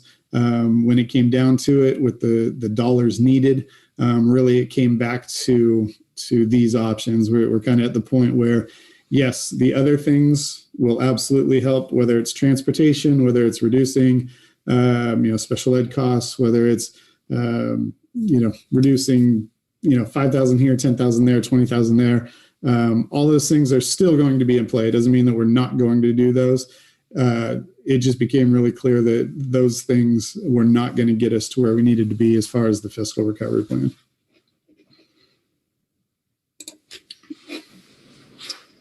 So we had that conversation in the superintendent's budget committee, and then we asked for recommendations from each of the members. It was pretty clear, in all honesty, when we started having the conversation that the committee was split. And it actually wasn't a surprise, given that we know that our community is also split on the recommendations. So we have 19 members besides Jeff and I on the committee. So there were 10 votes, 10 recommendations for consolidation in 21-22. And then there were 9 votes that talked about either no consolidation or consolidation at the earliest in 22-23, and more of a move to a 6-period day in order to maintain 2 campuses for a longer period of time. So those were that we had many conversations about the pros and cons, why people would want to consolidate in 21-22, and those centered a lot around programs, preserving programs. And then, of course, the options for 22-23 was more about preserving El Molino as a campus for as long as we could preserve El Molino, giving more time for more thorough examination of options, as opposed to doing things quickly so we can preserve as much as we can in terms of periods. You can go to the next slide. I think it's important to also remind the board that the board actually does have a resolution, a standing resolution right now, and that resolution is number 11, November of 2021. And that resolution actually lays out specific circumstances regarding consolidation. And that resolution states that consolidation will occur in 21-22 unless, and I think the community is well aware of these, but I need to just mention it. It was as if one or both of the parcel tax would have passed, which we know that they did not. And then the other one was that there's a net increase in the district's year-end general fund balance of at least $750,000. And we have verified that that is indeed not true as well. So if the board in deciding on the fiscal recovery plan, if the board were to decide that that what they wanted to include in this fiscal recovery plan was consolidation, no consolidation at all, or consolidation in 22-23. You would also need to make a motion tonight to amend the resolution that was passed on November 11th. So that would have to be an additional motion tonight if that were the path that the board were to choose. Next item. So what we are asking is that the board approve a fiscal recovery plan tonight. Jeff will be presenting second interim, and he plans to include whichever scenario the board agrees to tonight in his second interim. Also, another item on the agenda tonight is potential layoffs of certificated staff. We have developed multiple scenarios, and Mia, when she is presenting that measure or that item tonight, will be choosing the layoff notices that match whatever the board has approved as the fiscal recovery plan. So we need the board to approve a fiscal recovery plan tonight. And whatever option that you choose must address the shortfall in 22-23. The next slide. So I think we're happy to take questions from the board. Right, let's, so point of order for our process, we do need to get a motion first. And then I will open it up to the board to ask any clarifying questions. Again, this isn't the time where the board will give any opinion or any comments, but just ask any clarifying questions about information that was given. Then we'll open it up to the community for public comment. So with that, is there a motion? Kelly? Yeah. I'd like to move that the board follow the board's resolution of number 11, November 2020, 2021, and we consolidate in the 2021-22 school year with no further reductions at this time. Okay, is there anyone who would like to make a second?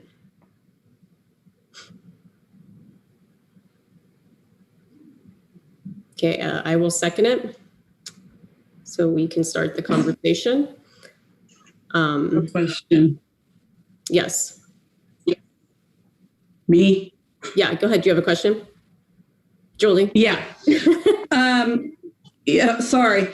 The resolution you referred to that said the fund balance had to be at least $750,000. Okay, I'm confused because according to the agenda, the projected unrestricted ending fund balance is $983,899. That's what it said on the agenda. Not the same number, or? No. I mean, I think I don't want to. Well, I just lost everyone. Sorry. I don't want to speak out of turn, but I feel like it was. Jeff, yeah, go ahead. You can answer. Yeah, we can go ahead and directly answer board comment questions. Go ahead. Yeah, it was about the increase in ending fund balance. And so the ending fund balance has not increased from the time of that resolution, right? When we had that conversation to projected for the end of the year, the ending fund balance has not increased by that dollar amount. So it wasn't having a total of, $750,000 of ending fund balance. Oh, it had to increase by $750,000 on top of where we were. Additional revenue, new revenue coming in, I guess is how it was. So how much did it increase by? It hasn't. I'll go over it in the second interim. For this year, I think it's actually the ending fund balance is about $10,000 less than it was. But the projected ending fund balance is about $10,000 less than it was at first interim. And the reason is that kind of what I expressed at first interim is that there was no new funding that came that does not have offsetting costs. So even if we got additional funding, it has costs associated with it. So the ending fund balance in itself stayed relatively the same. Okay, and I also just wanted to double make sure going to a 6th period would be about the same as a modified 7th and moving Laguna to El Molino? Approximately. The cost saving is about the same? Right. Okay. All right. Any other questions, clarifying questions from the board? Again, just questions, not comment on the actual item. Go ahead, Angie. Do we have any sort of like history or documented background on what kind of things the district has been doing over the course of the years in regards to enrollment concerns? Do you want to, Jeannie, Jeannie, Tony, do you want to, I don't, Jeannie, do you have an answer? I don't know where to go. Okay, Jeannie. What I want to say is that we do have information on that, and we have actually been working to get that together, and I think Jeannie might have that information. Yeah, I think Jeannie was actually going to share that tonight. Do you want to just share that, Jeannie? Sure, I'd be really happy to. It's going to take a few minutes because it's quite lengthy. I shouldn't say lengthy, it's just a long timeline. So back in 1981 and 82, the enrollment at El Molino was 966 students. At Anley, it was 1,236. In 1986, an extensive enrollment study was done by the district because of the concern of El Molino's enrollment dropping.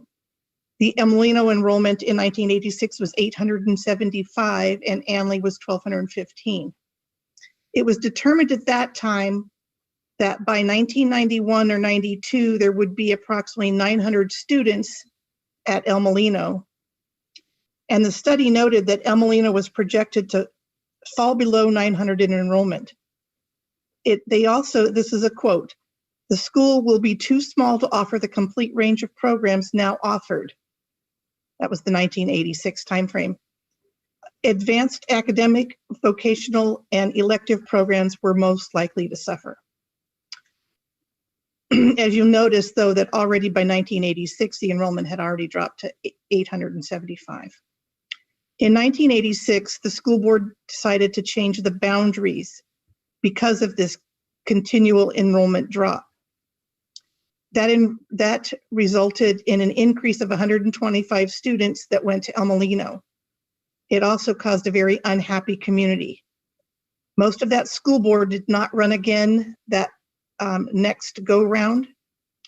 And by 1989-90, there was expected to be 2,152 students at the district. And in fact, there were only 1,930 students, so less than 100 that was projected. By 1990, most of the new school board from the 1986 boundary change, they decided to appease the community and made choice areas, meaning that anyone from those areas that had the boundaries changed previously, they could now go to any school they wanted. And of course, the attendance patterns reverted back to 1986 enrollment numbers. As a way to increase enrollment and draw students, in 1997, the board proposed building either a new library or a performing arts center at El Molino. The community overwhelmingly chose the new library. Although, as we know now, a performing arts center was finally built in 2018, again in hopes of drawing in performing arts students from other areas. In 2006, a unification study was done in the West County, not unlike what we currently have in the works. All 10 partner districts with the high schools looked at, and the findings were as, and I'll quote, "Unification of the West Sonoma County Union High School District and its feeder elementary districts appears to be financially feasible and advantageous," end quote. Although only $800,000 was projected as savings, it would have meant that likely 8, 9, or 10 superintendents would have lost their jobs. 35 teachers would lose their jobs. 45 trustees would lose their seats. There would be many other losses. Basic aid basic aid dollars from those schools that were in basic aid, equalization aid, necessary small school funding.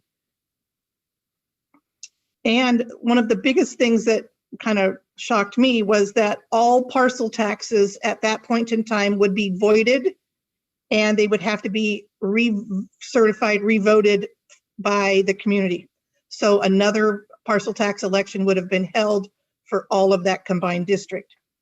So thus, I will tell you that in that $800,000 savings, there was no parcel tax numbers put in that savings because they all would have been voided anyway. It's likely that a 7-member board would be created, and again, 45 trustees lose their seats. We had a West County trustees organization at that time that talked this over and over and over till everybody was kind of blue in the face. That group was finally dissolved over the disagreements, and many of the 10 feeder districts felt like the high school district was trying to take over. The unification issue was dropped. In 2011, boundary changes were revisited. If changes were made, all of the Twin Hills district would have been encompassed in that change. The community uproar ensued once again. Choice areas were discussed again as well. They considered dropping those and making all of those choice areas again go to El Molino, and that did not happen either. As we all know that the law changed in 2015 regarding our interdistrict policy, making choice areas or boundaries moot. In 2018, we as a board changed our policy to conform with that law that allowed any student to go to either of the high school. In 2011, there were quite a few town hall meetings that took place with regards to the ongoing budget issues.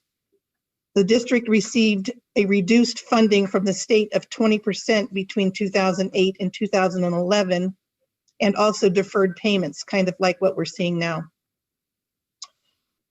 The discussion also was around removing all of the buses so that there was no buses at all. And it was decided to not go that route because enrollment they felt would be heavily impacted and cause a further ADA hit, which would have been more than what it was that the cost of the buses was. In 2013, another enrollment study was done stating that El Molino would be 604 students by 2023, and Anley would be at 1369. I'm going to tell you that El Molino currently has 551 students, and Anley has 1,141 students, with a projected enrollment of 2021 of 540 at El Molino and 1,094 at Anley. So as you can see, even that 2013 study was quite off with their projections. It is noted at that time that a new performing arts center was going to be slated for El Molino's future. They had hoped that that might draw in some of those students, but I will tell you that what was quoted in the newspaper was, when asked what are the chances of a large number of school-age kids moving into the El Molino attendance area, Superintendent Keller McDonald stated, "Well, we don't anticipate that." In 2013, a PR person was brought in to strictly benefit and to try to enhance El Molino's enrollment. This position remained for approximately 2 years, and there was no real enrollment benefit that was identified due to that person's efforts. In 2015, discussions began regarding a middle school charter school. It was designed as an opportunity to bridge students into high school and also help create a venue for El Molino enrollment. The school opened in 2017 with only Forestville Middle School students, although it had been hoped that there was going to be at least another elementary district that would send their middle school students there, and that did not pan out. There were some other interdistrict transfers though. Originally, in 2019, the charter was dissolved due to the lack of enrollment and the financial stress on the high school district's budget. So as a note, the district's highest enrollment year was the year 2000 to 2001 with 2,559 students. Anley had 1,420 and El Molino had 1,139. And it dropped precariously every year after that, with our enrollment at Anley dropping to the lowest point ever in 2019-20 to 1,692 students. That was a 33.88% decline since 1981 to 82, so over 40 years, with El Molino's decline over those, 38 years. over those 38 years at El Molino was a decline of 51%, and Anley's at close to 20%. So as you can see, Angie, to your question, there was a lot of things that have been done in the last 38 years because of this exact problem that we find ourselves in. And I guess I should say no one seemed to have the courage to step forth and do something really drastic about it. Okay, well, thank you for the question, and thank you, Jeannie, for the long answer. I know you had prepared that. We had talked about, going back in time to kind of decide to do the research of what had been done across the district. So I appreciate you having an answer to that question. So thank you. You're welcome. I have one more quick question. Yeah, go ahead, Angie. If we go to a 6-period day, how many teachers are we looking at eliminating?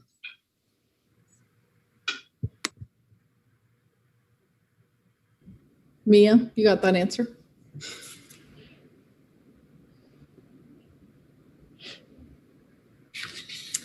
Okay, let me just, I've got it right here.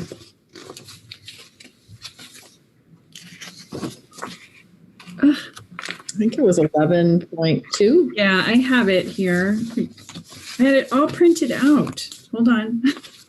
Sorry, Mia. Yes, it is. It's 11.2 FTE. Any other questions, Angie? Okay, any other questions from board members? I have a question, but Jeannie, we can go to you first. I was actually going to ask a very similar question to Angie. How many teachers are we estimated to cut if we consolidate? If we consolidate, it will be 9.0 FTE. And how many? Go ahead. Oh, I was also going to ask if it's for sections, it's broken down, how many sections will be cut? Yeah. So how many sections? That's a total 9 FTE. So some teachers don't get a full 1.0 layoff. It could be a partial layoff. So the sections equal a 9.0 FTE. But can you give us the number of sections? Total sections? 45. Yeah, 45 sections. 45 sections. Okay. Yeah. So 45 with consolidation, and how many with 6-period day? That was for consolidation. Yeah. How many for 6-period day? 6-period day is 11.2. And how many sections? Is 56. Okay, so there's approximately an 11 section difference. Okay. I do have a follow-up question, because we also ran another scenario because we're in declining enrollment. So we are going to lose a number of teachers anyway. It doesn't matter if we went to a 6-period day or consolidated.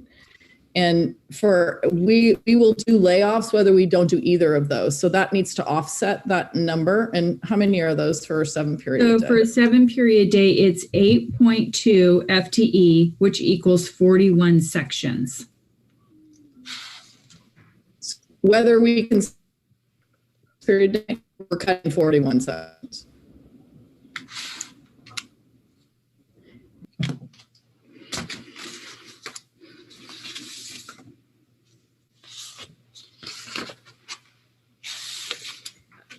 Is that the last questions you had, Jeannie?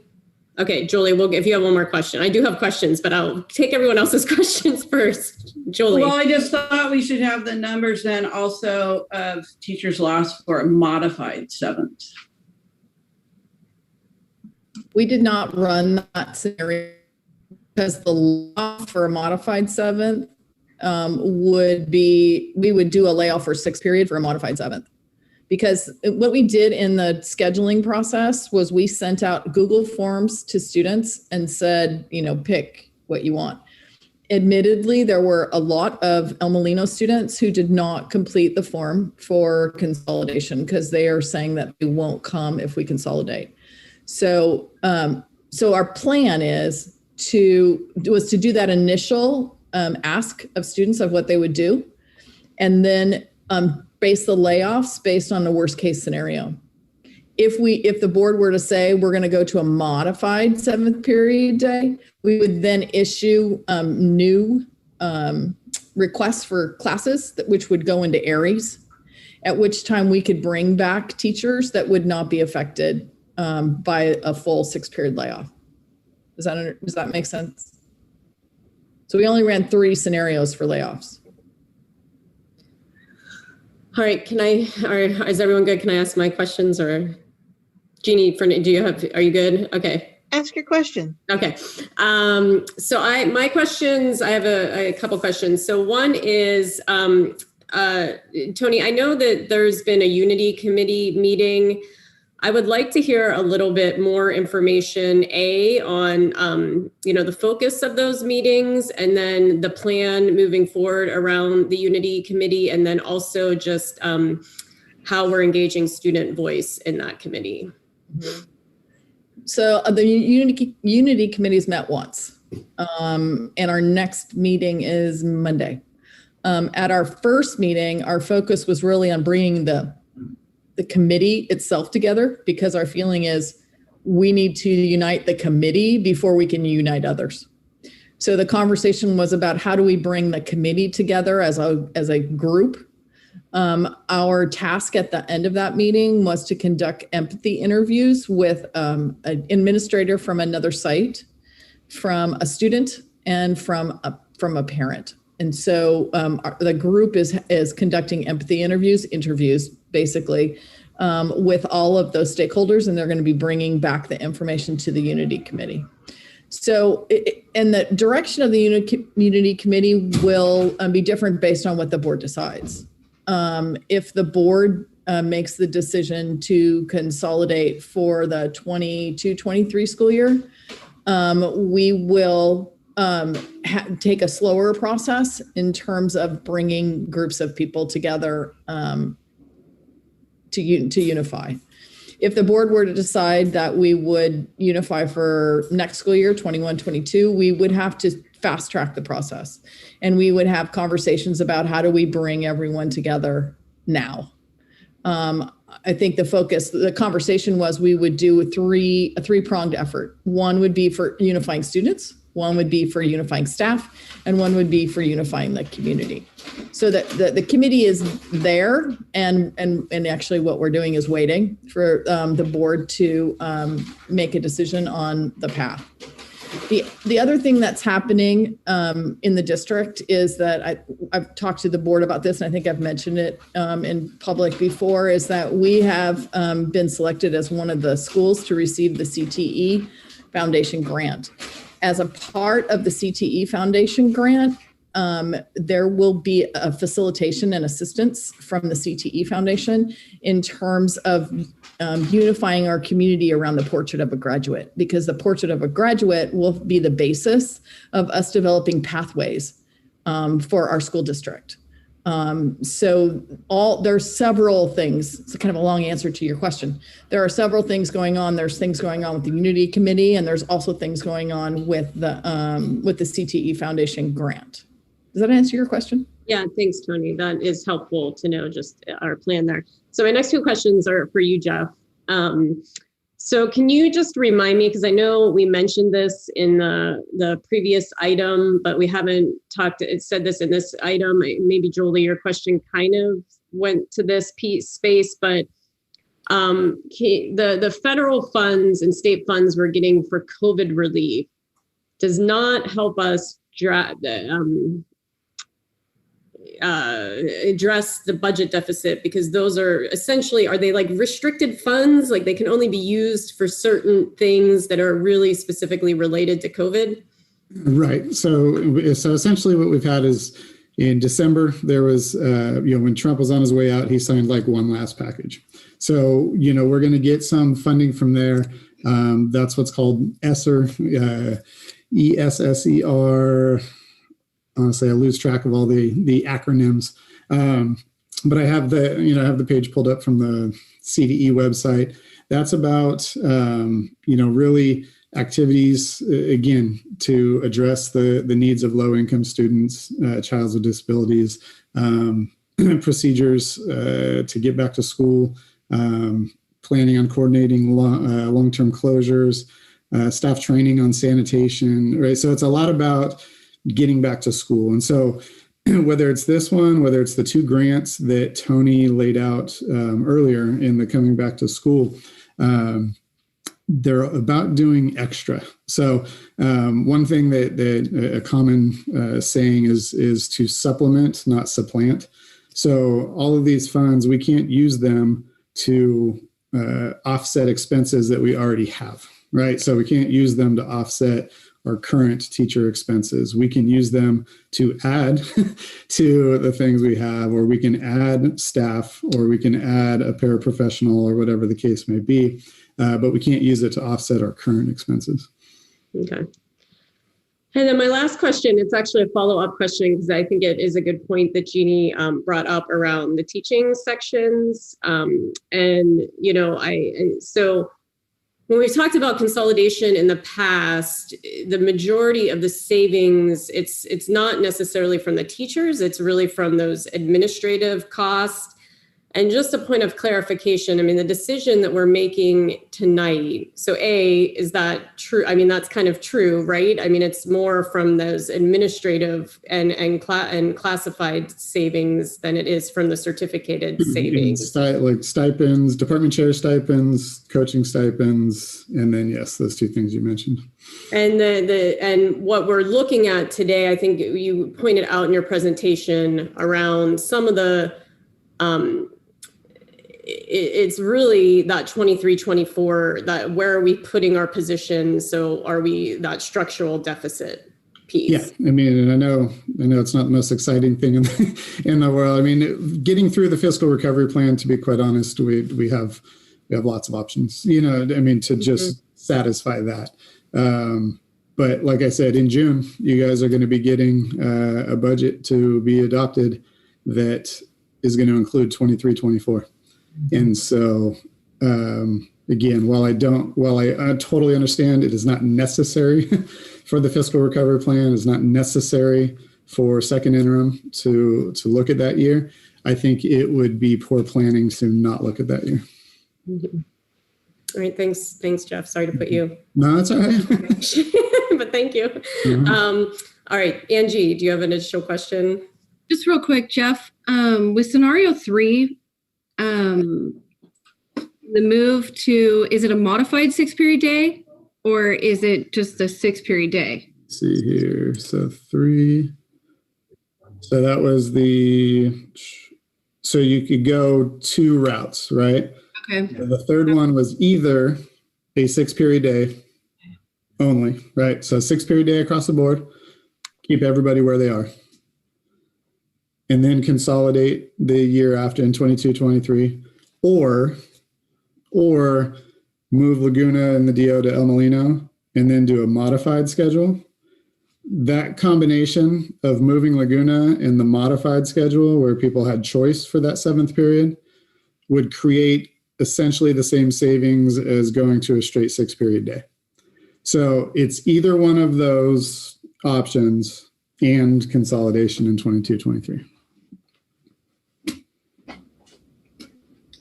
Thank you. Kelly, I did want to clarify just something that you had asked about the consolidation layoffs.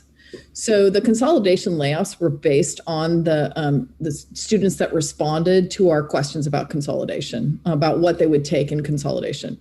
So there were a lower number of students that chose classes for consolidation from El Molino than we had predicted in our original enrollment. So the number of layoffs are based on that updated number. So they're more than what we had originally thought. And that's the reason that number for consolidated layoffs is larger than what we had originally predicted, because the number of students who actually answered the question were much lower than what we have predicted. So that's why. So if more students come than filled out the forms, then we would resend those layoffs. And this is the initial layoff period, right? And you'll do the final layoff in May. So between now and May, we'll collect all that data and likely call those teachers back. Regardless of what scenario the board were to choose tonight, we would do that. We'd update those numbers in May. Well, after 15 years, I'm unfortunately very familiar with that process. unfortunately. All right, Lori, one more question. Okay. Okay, I've just a clarification. The modified 7th period would give the kids the option to take 7 periods or not. And so that would be a way of preserving the 7th periods for those who want it. Correct. So it would be like keeping the 7 period day, but not making it mandatory for everybody. Correct. And when we did the initial surveys, there were approximately 50% of our students who would take 7 periods and 50% who said they would take 6. Great. Jeannie Fernandez. I just was going to make a comment or ask the question that you will be asking students to revisit their registration once we do make a decision, right? So that you then have a more clear idea. Correct. As to the numbers, because it may actually be less than those 9 teachers. Yes, definitely. And I also know it's coming up and we haven't heard it yet, but we do have quite a number of retirements as well coming forth, right? So those will actually. Jeannie, those were actually taken into consideration when we were creating these resolutions for the different scenarios for layoffs. They were counted in. All right, great. Thank you. That's what I wanted to know. All right. Any other questions from the board before we open it up for public comment?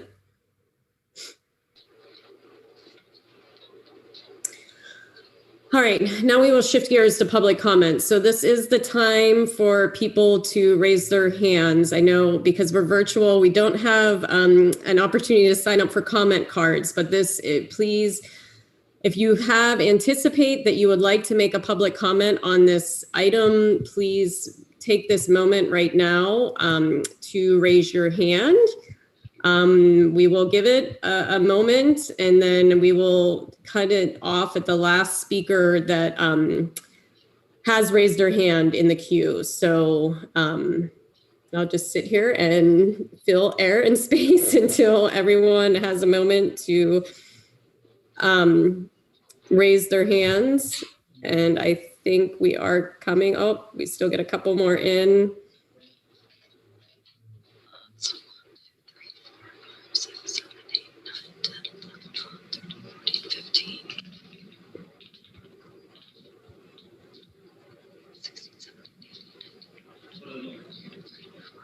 Okay, I think we've reached. I don't see anyone else raising their hands. So we have 47 people. Oh, 48 now. 47.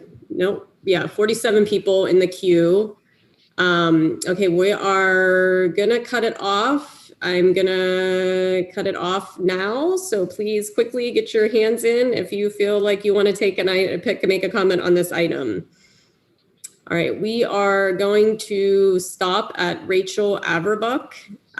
She is the last person that got their hand up. So that is 53 people that we have that want to make comment on this item. So I'm going to turn it back to the board to have a discussion about how much time we want to give to each person. We have done different time limits in the past. We have, 3 minutes, 2 minutes, a minute and a half. Would love to hear from the board, I think, about how we feel about this. Go ahead, Kelly? Jean. Yeah. If we, and this is to the rest of the board, not just Kelly, but if we offer a minute and a half, we're talking about 75 minutes or so. Is everybody, what do people think about that? Or do you want to maybe go with a minute? I don't know. No more than a minute and a half. Yeah, no more than a minute and a half. I would hope that people could, say what they need to say succinctly, and there may be people that they can just say, yeah, ditto, because what that other person said. So, yeah, and I think to Jeannie's point, if you do feel like your point has already been made, or, you can just yield your time or say, I agree with the points, just because we do have other important items too. We have in second interim, I know, Jeff, that needs to say, not that this item isn't important. I don't mean it that way. So don't take it that way. I'm just saying we need to, think about how we will approach this. So it sounds like a minute and a half. Yeah. And Jenny, you're ready. I am ready. Just a couple housekeeping things. We've cut off public comment. It doesn't mean you can't not raise your hand, but for the sake of my sanity, I'm asking you not to raise your hand because the board has cut it off at Rachel, and I've made note of that. So thank you. Also, we do have an interpreter. So I know we only have a minute and a half to say everything that you need, but our interpreter did reach out to me via the chat and said, could people try to slow down? She's having kind of an impossible time translating. And we want to make sure our Spanish families out there are getting the message that everybody else is saying. So those are just my little 2 housekeeping items. Thank you very much. And let me get my screen share up. And I'm going to let people in 5 at a time. So we have Susan M., Gillian Hayes, Keith Miller, Jolene Johnson, and, well, that just changed. We've got Gillian Hayes, Keith Miller, Jolene Johnson, Yvonne Birch, and Rachel Allen. And if you could just make sure to state your name for the record, especially if it's somebody different talking. Thank you. And Gillian, you have the floor. Okay, can you hear me? Yes. Great. Okay, so let me clarify one thing. The ESSER money that's coming for the stimulus, quote from the website, emergency relief funds to address the impact that COVID has had and continues to have on elementary and secondary schools, including reductions in enrollment. We can use this money. Just want to remind the board, yesterday we sent a letter with 585 parents now signed on, students, teachers, voters who do not support consolidation. Remember, the Senate approved Saturday, today the House approved, and now we're waiting for President Biden to sign the American Rescue Plan, which allocates $130 billion to schools with no strings attached. He brought it forward and the president is expected to sign it. Look at that money, between $800 and $1.2 million coming immediately. With that fact, we asked the board to push out all cuts until 22-23 and use our reserves in your fiscal recovery plan for the 21-22 school season. Once the stimulus money comes, you can go ahead and go back to the plan and amend it and get those reserves back. We can push the consolidation discussions to 23-24 after that money is here. If the board feels pressure to consolidate at all, which we request you don't, but if you feel that you should for this fiscal recovery plan, our letter requests a thoughtful transition and process that puts our children's needs first, not money, the kids. Create space for team building activities between the 2 high schools, FFA club joint activities, sports practices together, team building, leadership class collaborations, teacher and admin prep time. You can't rush consolidation in 5 months and expect success. Please be thoughtful. Our kids have had enough on their plates with fires, floods, pandemic, and distance learning. Don't do this in 5 months. It's not fair. If you are not comfortable moving forward with the no cuts and stimulus coming, then look at the 6 and 7 day period cut.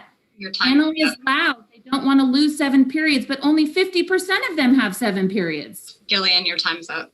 Okay, look at that equity in the 7 periods. Jolene Johnson.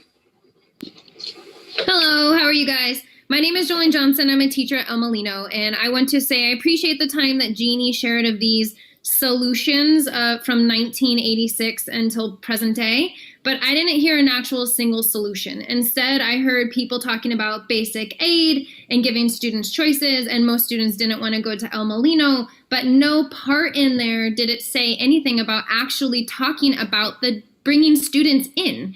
There weren't any solutions on how can we want to navigate and bring in students into our district. And I think that is where we are still today. We're about to lose a whole entire community to 11 sections. 56 sections are going to be cut if we go to a 6-period day, but still 45 if we consolidate. So again, we are not finding any solution. We are not doing anything any different from 1986. So yes, we have a new beautiful PAC, which we haven't been able to use. And I think if we look at what we have our beautiful dance room, we have our culinary building, our ag buildings, and we take the time for this year to not consolidate, but instead rejoice what is beautiful about El Molino and Annalee. We can bring students to our districts. But I think continuing to cut a complete community out on its own is not going to bring people together. I agree with Jillian that instead, if we can't find these bridge funds and we can't find something that is going to change our school and our outlook for our district and really believing in El Molino and what we can provide, we need to have that year to bring our two communities together. So I look forward to potentially seeing where the CTE Foundation grant can bring us and seeing how far we can go together, keeping our community intact and really finding those solutions that bring people to our district. I vote no on consolidation.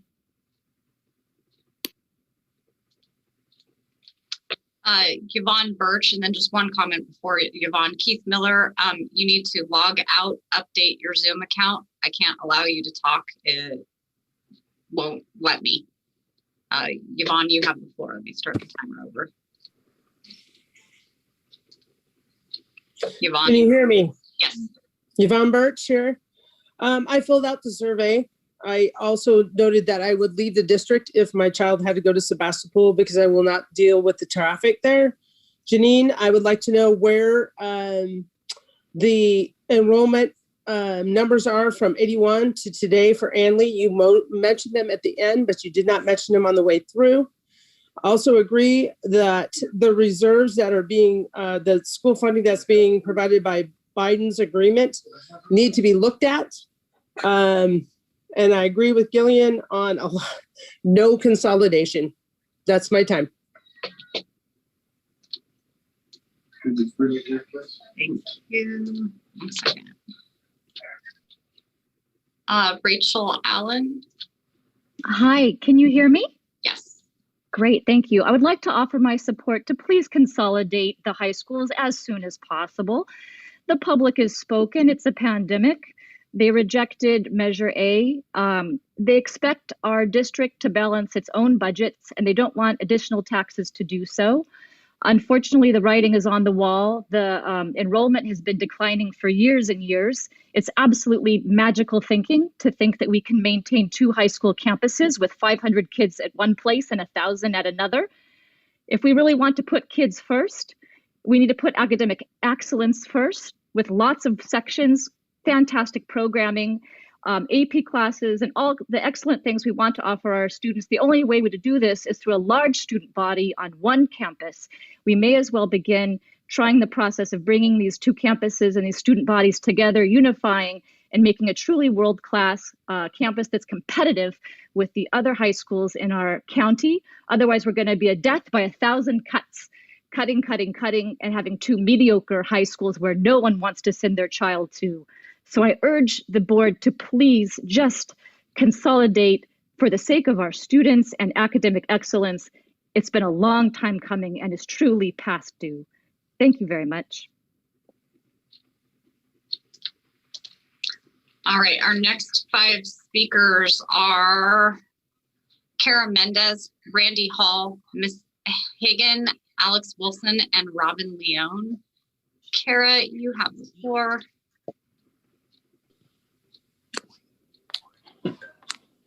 Good evening. I would like the board to consider moving to a 6-period day for the 21-22 school year in order to maintain 2 campuses. When times are tough and budget cuts are necessary, removing a period will affect far less people than removing the high school of more than 500 current students. According to district records, only 50% of current students utilize the 7th period. A 7-period day can come back, El Molino cannot. While measures A and B did not pass with 2/3 majority, more than 58% voted yes on A and more than 62% voted yes on B. If these were on November's ballots with only 50% majority needed, both would have passed. This was a rush special election, and we did our best with the little time that we had. Measures can be placed on future ballots, and we'll have much more time to educate our voters. Board, please think about current and future students when you make your decision tonight. Consolidation and closing Amelino will negatively impact so many, not just now, but for years to come. And I'll close with this. If you vote to consolidate tonight and close Amelino, unfortunately, get ready to go deeper into the red because the lawsuits are coming. This is not a threat. It is a promise. Thank you and have a great evening. Next speaker is Randy Hall. Good evening to the members of the board, the district staff, and Superintendent Beal. My name is Randy Hall, and I'm the career education teacher for video at Annalee High School. This is my 4th year of service on the faculty, and I love what I do. You've heard community members already and stakeholders across the district give you their take on what the district should do at this time. Some have pleaded that the district can defer and deflect and forestall the inevitable by relying on the familiar crutch of one-time funding. This is what I affectionately refer to as kicking the can down the road. This reliance on one-time funds year after year to perpetuate the status quo leaves the district repeatedly and reactively laying off teachers again and again and again. This is abusive to the district's arguably most valuable asset and leads to teachers leaving for greener pastures. I wanted to remind everyone of one thing that teachers do best. We plan. We usually plan for things to go well, and then we also plan for contingencies when things don't. The one thing teachers don't want in their classroom is not to have a plan at all. The actions of the district for every single year that I've been a teacher here has demonstrated a profound lack of long-range planning. This is the one thing that the district should be doing, but has historically ignored until now. My fellow certificated and classified brothers and sisters look to the Board of Trustees for vision and leadership here. The worst possible outcome is to proverbially kick the can down the road, whether 1 year, 2 years, or longer. What we need more than anything else right now is certainty. The faculty of the district needs certainty so that we can plan for the future beyond just the next school year. Thank you. Next speaker is Ms. Hagan. Thank you. Past boards have kicked this issue so far down the road that we are now at the end of the road. The longer we wait to consolidate, the worse off we will all be. You all on the board are in a terrible position, and I deeply appreciate and respect your taking on the job of caring for our high schools. Please do the right thing by all of our students and consolidate now. I am not blind to the pain that will be caused by closing a school or the equity issues that are involved, but this pain and these issues are going to be there whenever this inevitable consolidation takes place. Consolidating now starts the healing and the rebuilding sooner rather than later. Sooner is better for everyone. It saves money that allows us to keep what we currently have and to rebuild what we once had. If you do not show financial leadership and a commitment to academic excellence, of which a 7 period for everyone is a part, we will continue to lose students to other high schools that have these qualities. I trust our administrators and teachers to see us through consolidating in 21-22. They are smart, creative, and flexible, and they are prepared to make this work. Please consolidate now. It is what is best for all of our students. Thank you. Next speaker is Alex Wilson. Hi, can you hear me? Yes. Again, Alex Wilson, Annalee math teacher and coach of 3 sports. I want to keep this as brief as possible. I urge the board to keep a 7-period day and vote towards immediate consolidation. I, for one, am tired of seeing electives cut, advanced courses cut, and coaches walking the halls to recruit student athletes to make sure their team is not cut. Numbers speak volumes to me as a math teacher, and unfortunately, wishful thinking does not change these numbers. Enrollment is low and cost is high.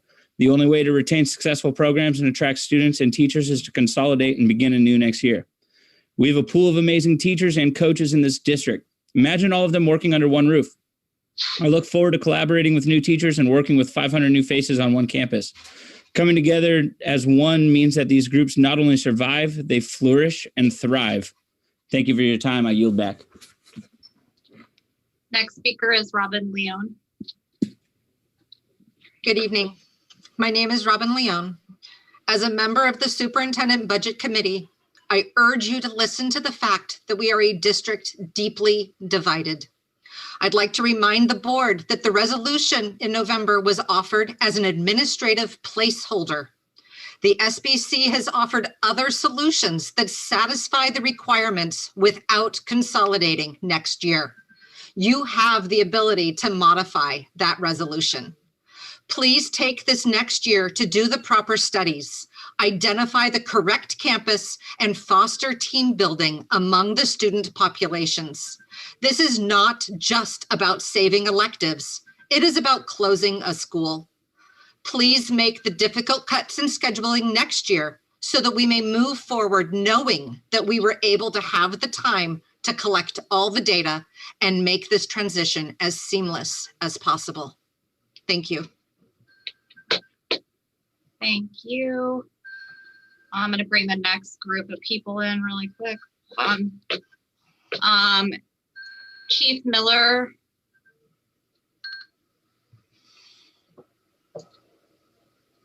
Still not letting me do Keith Miller. I'm promoting you to a panelist, but please keep your camera off.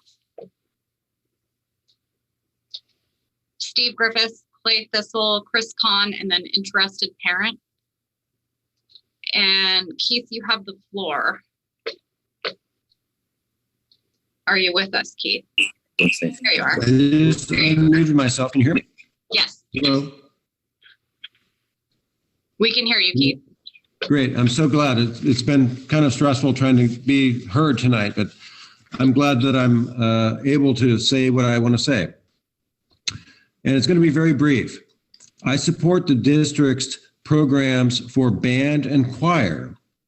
I advocate for maintaining the band and choir, but I support consolidation to save the 7th period. I think if we lose the 7th period, the band and choir programs will disappear either this year, next year, or the following year. And that's going to be unacceptable. That's all my comments. Thank you very much. Thank you. Let me just.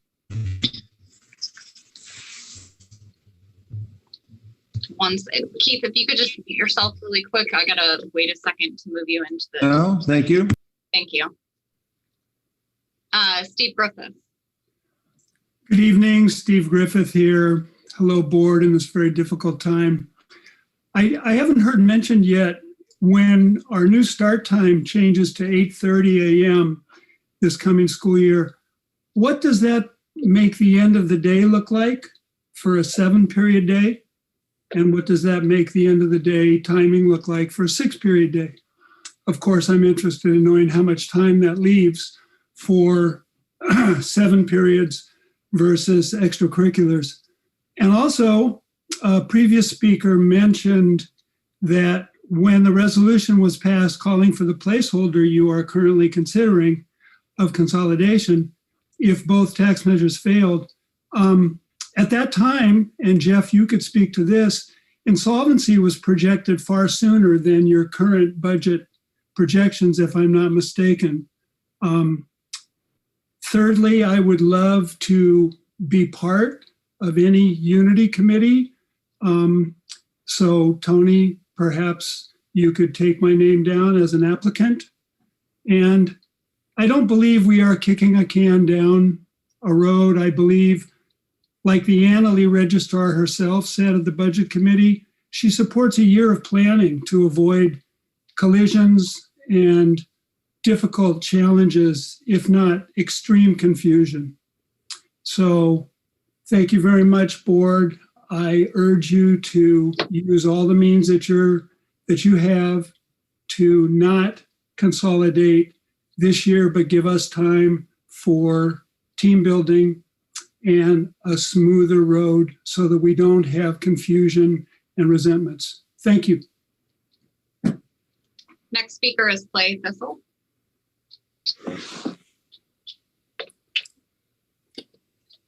Hi, Clay Fiscal, Forestville resident, father of a couple future students of the district. Welcome to the new board members, and I hope you can bring some new light and some new perspective. I think we need to look at the most important aspect in the district, and that is the students. And the students, they have spoken with their response to whether you would take a 7th period if offered. A majority, or 50%, said they would not. And this was not without the risk of losing a school, which would have driven the number down even further. Again, I participated on the budget committee, and as you can see from the budget voting, it was very close upon a recommendation of 6 periods and moving Laguna to create the $800,000 savings in year 1 and $1.6 million in year 2 and $2.4 in year 3. There are solutions, and I compel the board to take the time to do it right and use these solutions either in the short term so that consolidation is not a failure, or in the long term. Again, another discussion item of the committee was that El Molino in its own attendance area actually has fiscal stability. There is a method created for rural schools like the others in the West County, basic aid. El Molino on its own under basic aid has full financial stability. Take the time, the SCO study will show, please. Thanks again. And again, take the time to do it right so we don't have the failures that come from 86 all the way to now. Pick up the can, recycle it, do something different, please. Our next speaker is Chris Kahn. Chris, are you there? Let me ask you to unmute. Chris, are you there? Yes, I am. There you go. Okay, cool. Starting off, I got one little complaint out of the way, then get back to my questions. First complaint is, as you know, I've been involved in this since we started having meetings over a year now. And every time it's come up of closing down or consolidating schools, it has always been said, well, we're not decided whether it's Anley or El Molino, Anley or El Molino. And I could say, well, you guys made your decision to Anley over El Molino, and it was very apparent in the last 2 meetings that you did do that. So you lied to us. Now that complaint out of the way, my concern is we have options. Consolidating in 5 months is very quick moving. We have a lot of kids out there who have some specific needs getting used to a new campus. I believe if we could take that option of consolidating, of not consolidating, going to 6 periods for 1 year so that we can go ahead and get everybody as a single school consolidated in the second year, that'd be a good idea. I haven't heard about a unity committee. I would definitely be happy to go on that. As you know, I have 2 kids going to El Molino. With a consolidation, as we all know, is going to happen eventually. I just want some time so we can do this the right way, the safe way, and make sure that our kids get everything they need, as well as supporting the board and the teachers. Last little quick item. What are you going to call the class of 2022 or 2023? Is it going to be the class of Anley? Class of Anley Elmo? What name are we going to go with this so that it gets to keep both traditions of both schools together? Just a little 10 cents. Okay, thank you guys. I'm done whining. All right, and our next speaker is interested parent. If you could state your name for the record.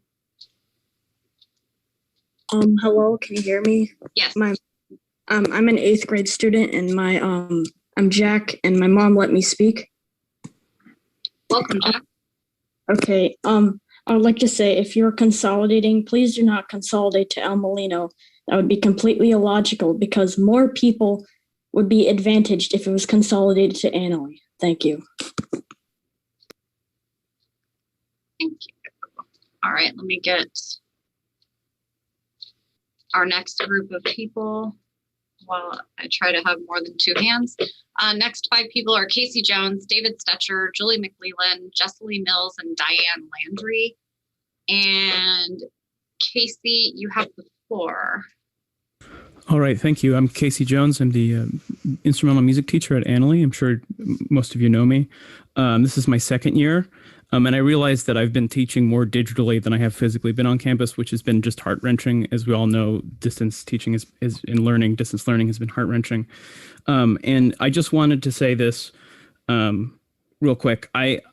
I grew up in Sonoma County. I've worked at the Berkeley Music Camp in Cazadero since 2005, and I really want to be a part of this whole community. And I do work at Annalee, but I want to be clear that as a music teacher for a consolidated high school, I will drive to Jenner to encourage students to come to our high school for music. And I think if we go to 6 periods, we're going to lose so many electives that help retain students, because studies do show that students that are in electives and athletics have a higher retention and graduation rate. And so I just wanted to encourage that and be totally clear that I don't want there to be a divide, and I want us to work together with this. And my first year in teaching was at the Forestville School before it had joined the West County district. And so I just wanted to say, as the music teacher, I don't want to be a music teacher for just one specific school. I want to be a music teacher for everyone in this West County community. And I think in view of, for me growing up in Healdsburg, the high school was about the size of Annalee when I was there in 2007. It was about 1,200 kids, and now it's 500. And I really think that the county shows that there's a loss in attendance, just overall, just a lower population. And so I just wanted to be clear that as a teacher in this district, I will teach every student interested in being a part of our community. And I don't want there to be a divide, and I'll do my best to work that through that. Sorry, I'm just really nervous because I know that there's a lot of people here, and I've been on stage and I can't believe I'm this nervous, but just thank you. And I just want to encourage and reinforce what my colleagues said of consolidate, keep the 7th period day. Thank you so much. And our next speaker is David Stetcher.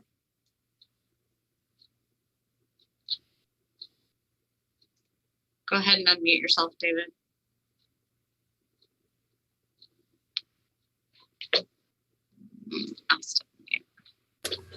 Now. There you go. Hi, this is David Stetcher.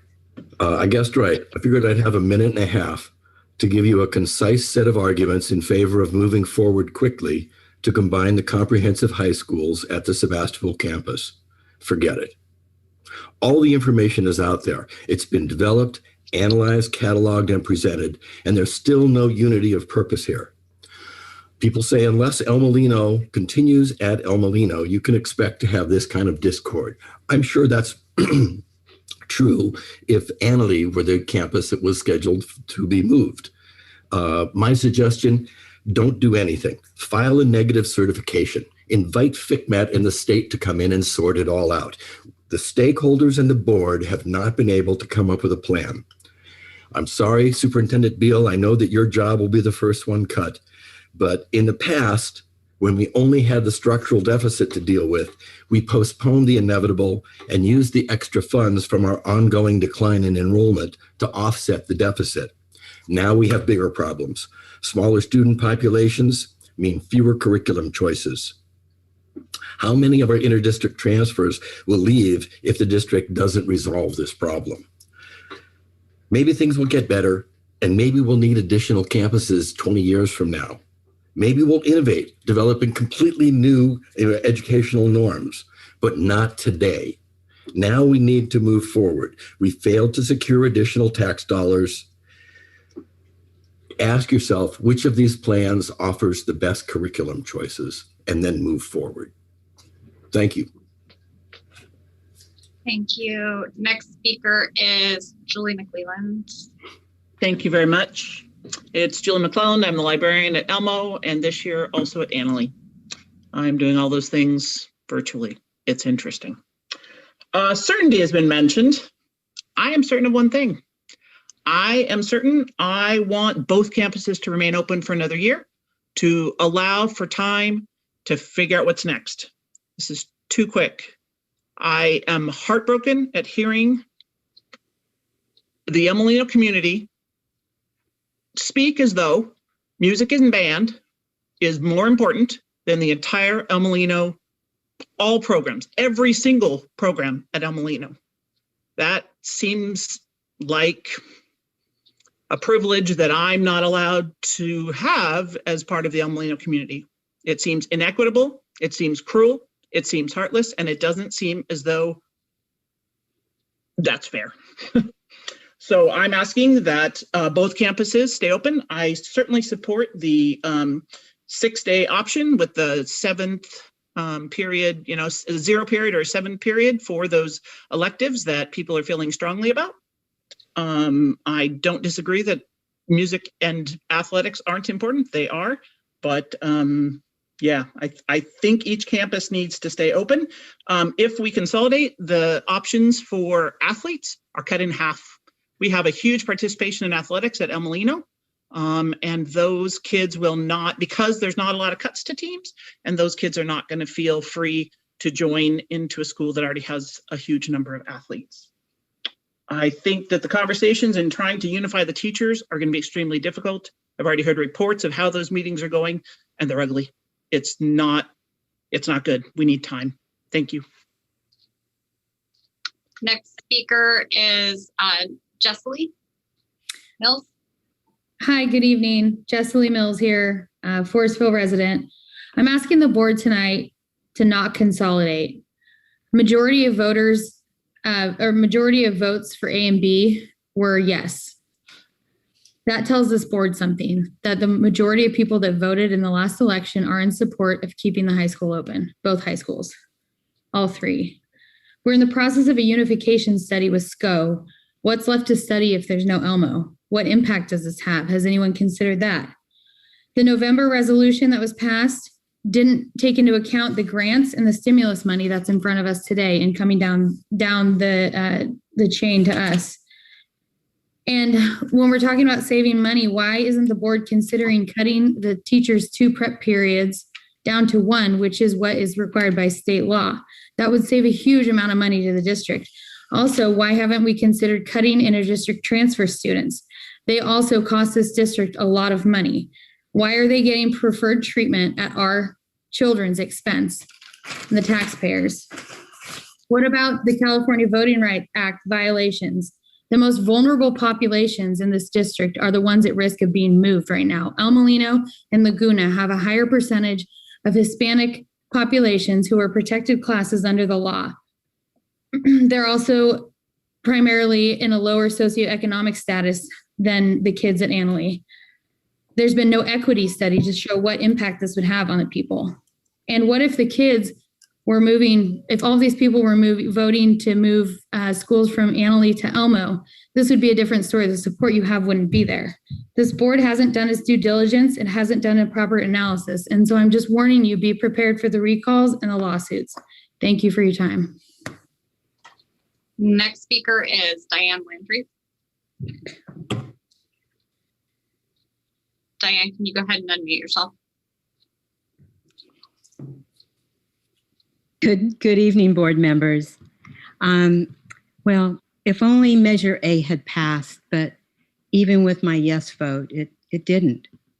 So there's really no breathing room anymore for the district, and this big decision needs to be made tonight. Jeff, in his second interim report, states that the district needs to look beyond the fiscal recovery plan to the health, the financial health of the district.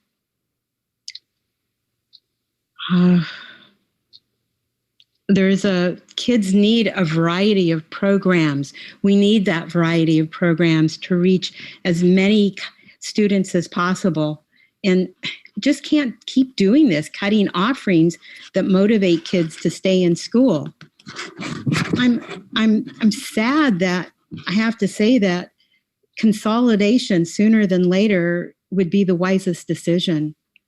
And I'm talking about the fall of 2021. I'm looking at the history that Jeannie presented tonight. This has been going on for a long time. And we need to, ex-board member. Anyway, I support you, board. Good night. Thank you. 1 second. And our next 5 people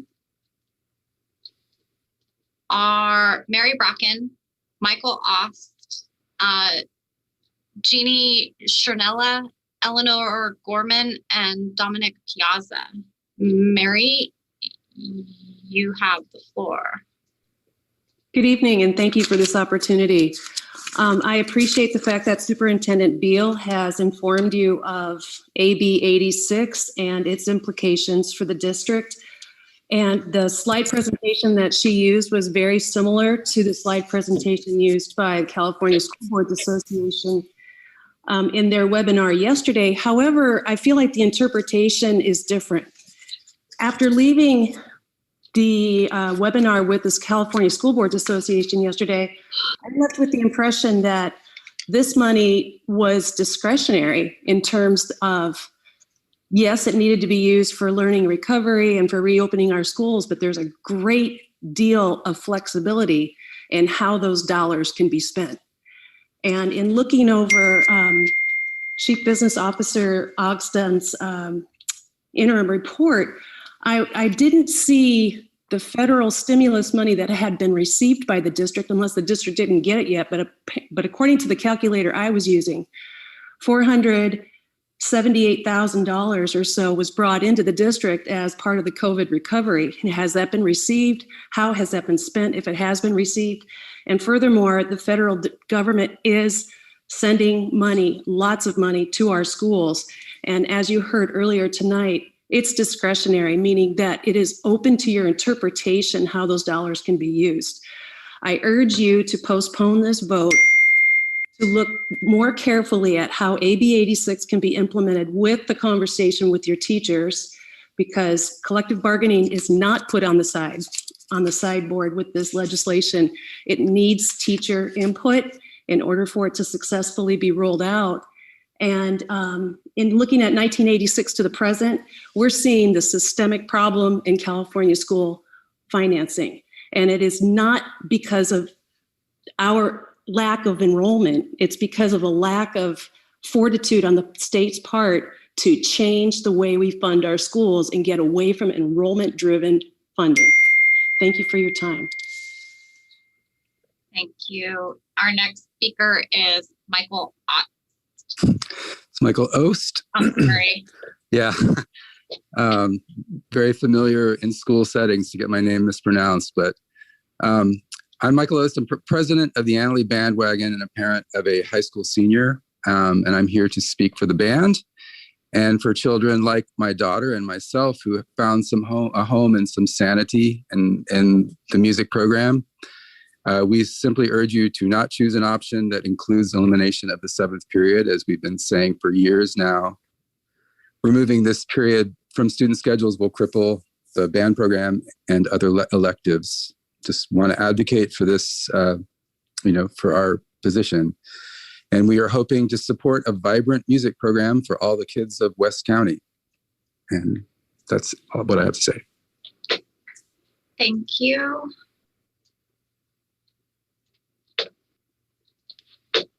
Next speaker is Janine Chernella. Hi, can you hear me? Yes. Hi, my name is Jeannie Chernilla. I am a Rio Nido, Guerneville resident. Thank you for your time tonight. Board members, please do not consolidate the high schools. Please take into consideration that consolidation has a heavier impact on the lower socioeconomic portion of the greater West Sonoma County community. Proportionately, there are more single-parent households in the El Molino area than in the Annalee area. Consolidation of schools where the campus chosen as Annalee puts the onus on community members less likely to successfully transition due to transportation and financial issues. The amount of time spent in getting to and from a distant campus will inevitably impact a family's decision whether or not to continue their children's education in a traditional setting.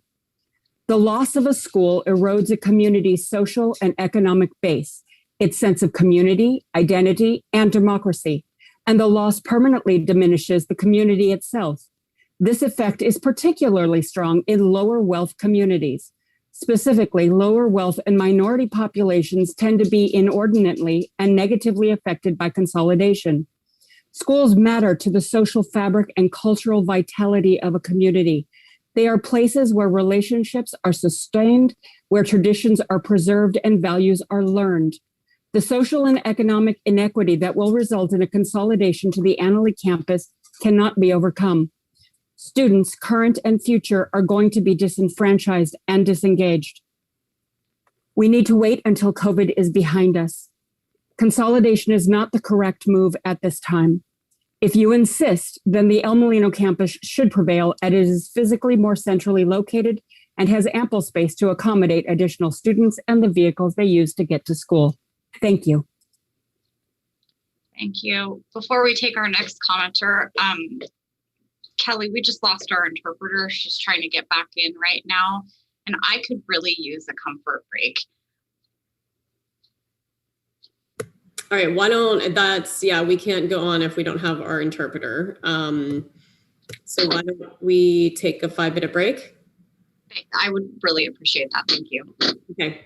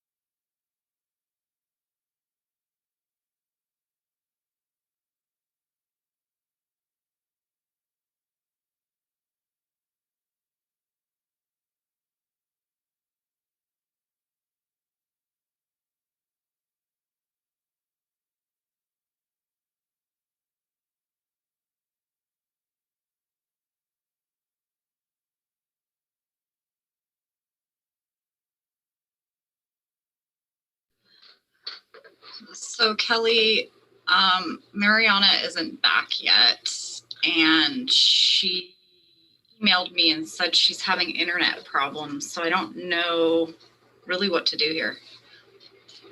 You're on too. I can hear you. Yeah, no, it's fine. Yeah, we're just talking about the, thank you for letting us know. We're talking about the, yeah. Yeah, I mean, we have to move. I mean, that's a bummer, and I don't want to. I mean, I'm monitoring it on the back end as soon as she's able to rejoin. I think. Yeah, I mean, I think we still have so many people to speak. I feel like, and it's 8:30. I think we just need to move forward, and hopefully she'll be able to rejoin soon. I know she'll try, so I'm monitoring my email and my phone. Okay. Okay. Yeah, I don't feel like we can. Yeah, that's unfortunate. Let me just get everything ready again.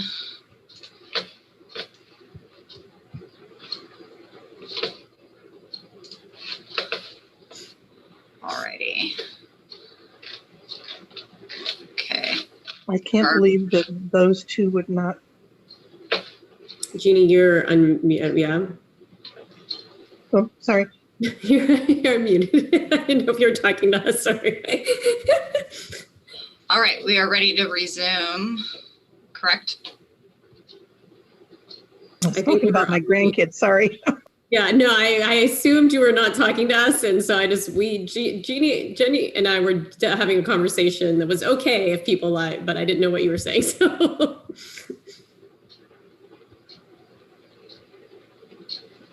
Are we all back? Jolie, is Lori here? Lori. Yes, I'm here. I'm here. Okay. All right. Well, let's get started then again. All right, Mariana's back. Oh, yay! There she is. I see her. I'm just making sure I think she's in the Spanish channel right now. So. Oh, good. Okay, but it worked out. Whew. Crisis averted. Okay. Our next speaker is Eleanor Gorman, and then Dominic Piazza, and after that it will be Mary. I apologize if I butcher people's names. I'm terrible. Phage, Mary Beth Smith, and Vesta Copastates. And Eleanor, you have the floor. Okay, great. Can you hear me? Yes. Great. Thank you. Thank you all. This is a hard time and a hard topic. I am, of course, behind all of those who have spoken, who are in favor of keeping El Molino open at least for another year. You know, it's our community and our children's also mental well-being. And I do think for the long-term success, if we do have to consolidate that, for the long-term success of the district, doing it right is going to be really important. So those are my thoughts on that. I also came on to say that I want to recognize my daughter because I think she's done an absolutely fantastic job, Jeannie Broom. I am so proud of her, and this has been really tough. It's really hard for her to sit on here also sometimes and be a part of what's going on and detach from the hard emotional part of that and take it all in. But it's also been eye-opening. It's been such an education. She's inspired to work on equity in education and all kinds of issues in education because we see some of those issues coming up right now. So it's really been enlightening. You know, not making a decision sometimes, I know it's sometimes kicking the can down the road, but sometimes not making a decision is a decision. And sometimes there's a reason for that. I think our school here serves a very specific purpose. It serves our community, the West community, extremely well. And I think sometimes that gets overlooked. The value of how El Molino serves its community sometimes gets overlooked for the value of the bells and whistles that we provide at Annalee. That's my personal opinion. You know, we have our parcel taxes that we pay out here are greater too, towards the district, and that should be taken into consideration. Thank you. Thank you. Next speaker is Dominic Piazza. All right. Hi there. I'm Dominic Piazza, El Molino class of 2018, and currently a student at the University of California, Davis. I worked on the campaign team for Yes on measures A and B. We may have lost, but that should not be an indication of what the people of West County want. We actually achieved 62% on measure B, a big majority, although not good enough to reach the arbitrary and undemocratic 2/3 threshold. I have to disagree with the Teachers Association, although it honestly pains me to do so. I urge you to scrap the 7-period day in order to keep our schools open. No matter what examples may have been given, 6 periods is a very reasonable and common number for high schools. Desperate times call for desperate measures, and I believe that I speak for most in West County when I say that we are giving all of you the license to do whatever it takes to keep El Molino open. Beggars can't be choosers. The time for that has long passed. President Biden's American Rescue Plan is about to be signed into law, and it provides millions of dollars to struggling schools. There is a mountain of research that shows that consolidation of smaller schools is highly detrimental for students and their communities. We cannot disregard and ignore the needs of our students. Closing El Molino is wrong. It's wrong. And if you continue to move forward with it despite our pleas, then you don't represent our interests. To call it courage is ridiculous. I understand you don't want to do this, which is why I'm asking you to at least delay the consolidation while we continue researching the best long-term solutions. I might not be as well versed in the district's financials as you are, but I'm always optimistic about what our community can achieve. Watching everyone come together these last few months to save our schools has proven to me that we can do this. Let's go about this intelligently instead of panicking. Thank you for your consideration, and I hope all of you will make the right choice and keep El Molino open. I have faith in you. And our next speaker is Mary. Go ahead and unmute yourself. Mary, you there? I can see you're unmuted, but I can't hear you. Hello? There you are. Oh, thank you. Good evening, everyone. My name is Mary Feige, and thank you all for your time.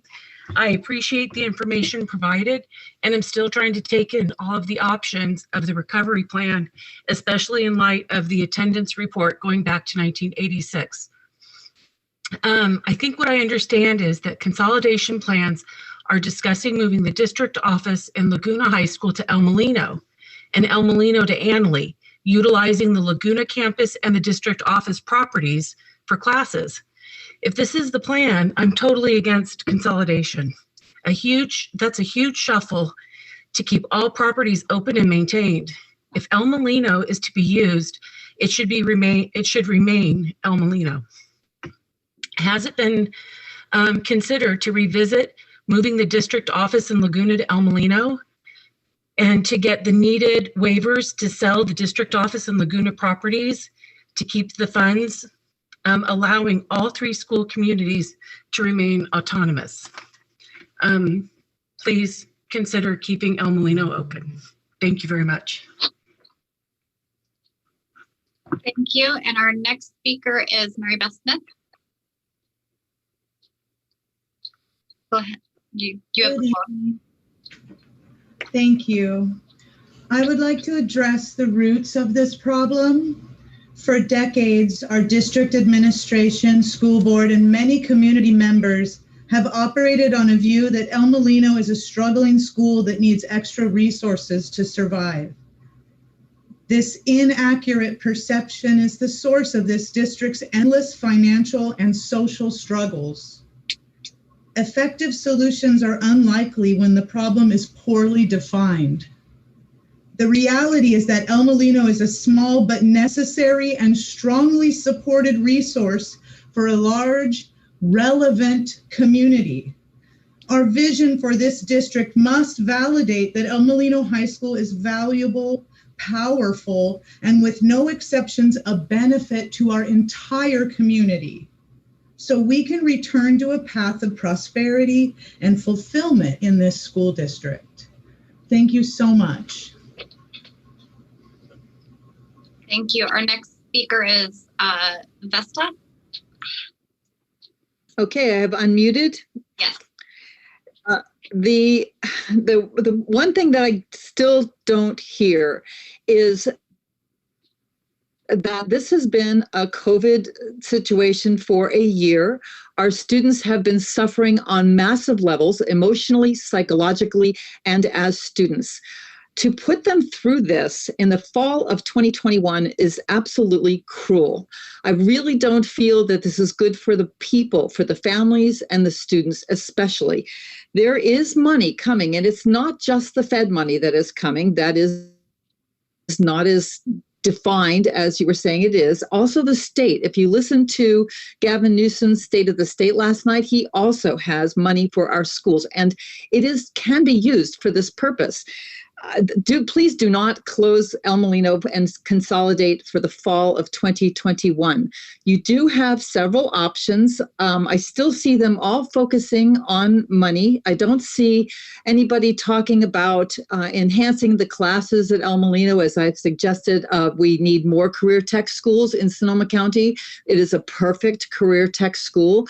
The Laguna campus, if you're going to move people from the Laguna campus over to El Molino anyway, how about you just sell the property and turn it into condominium or senior housing the way the Harmony School was done up in Occidental? That is a valuable piece of property in downtown Sebastopol. It is worth money. And then the other concept of being the basic aid. If El Molino can stand on its own because property taxes does in fact pay for its salary, its expenses, then maybe it's time for El Molino to break free of the West County School District and become its own school and fund itself. Thank you. Thank you. And our next speaker, we got a new match. Sorry, hold on, let me press pause. Our next group is Jasmine Baptista, Mary Lou Saldana, Matt Dunkel, Waylon Del Drago, and Leah Woody. Jasmine, you have the floor.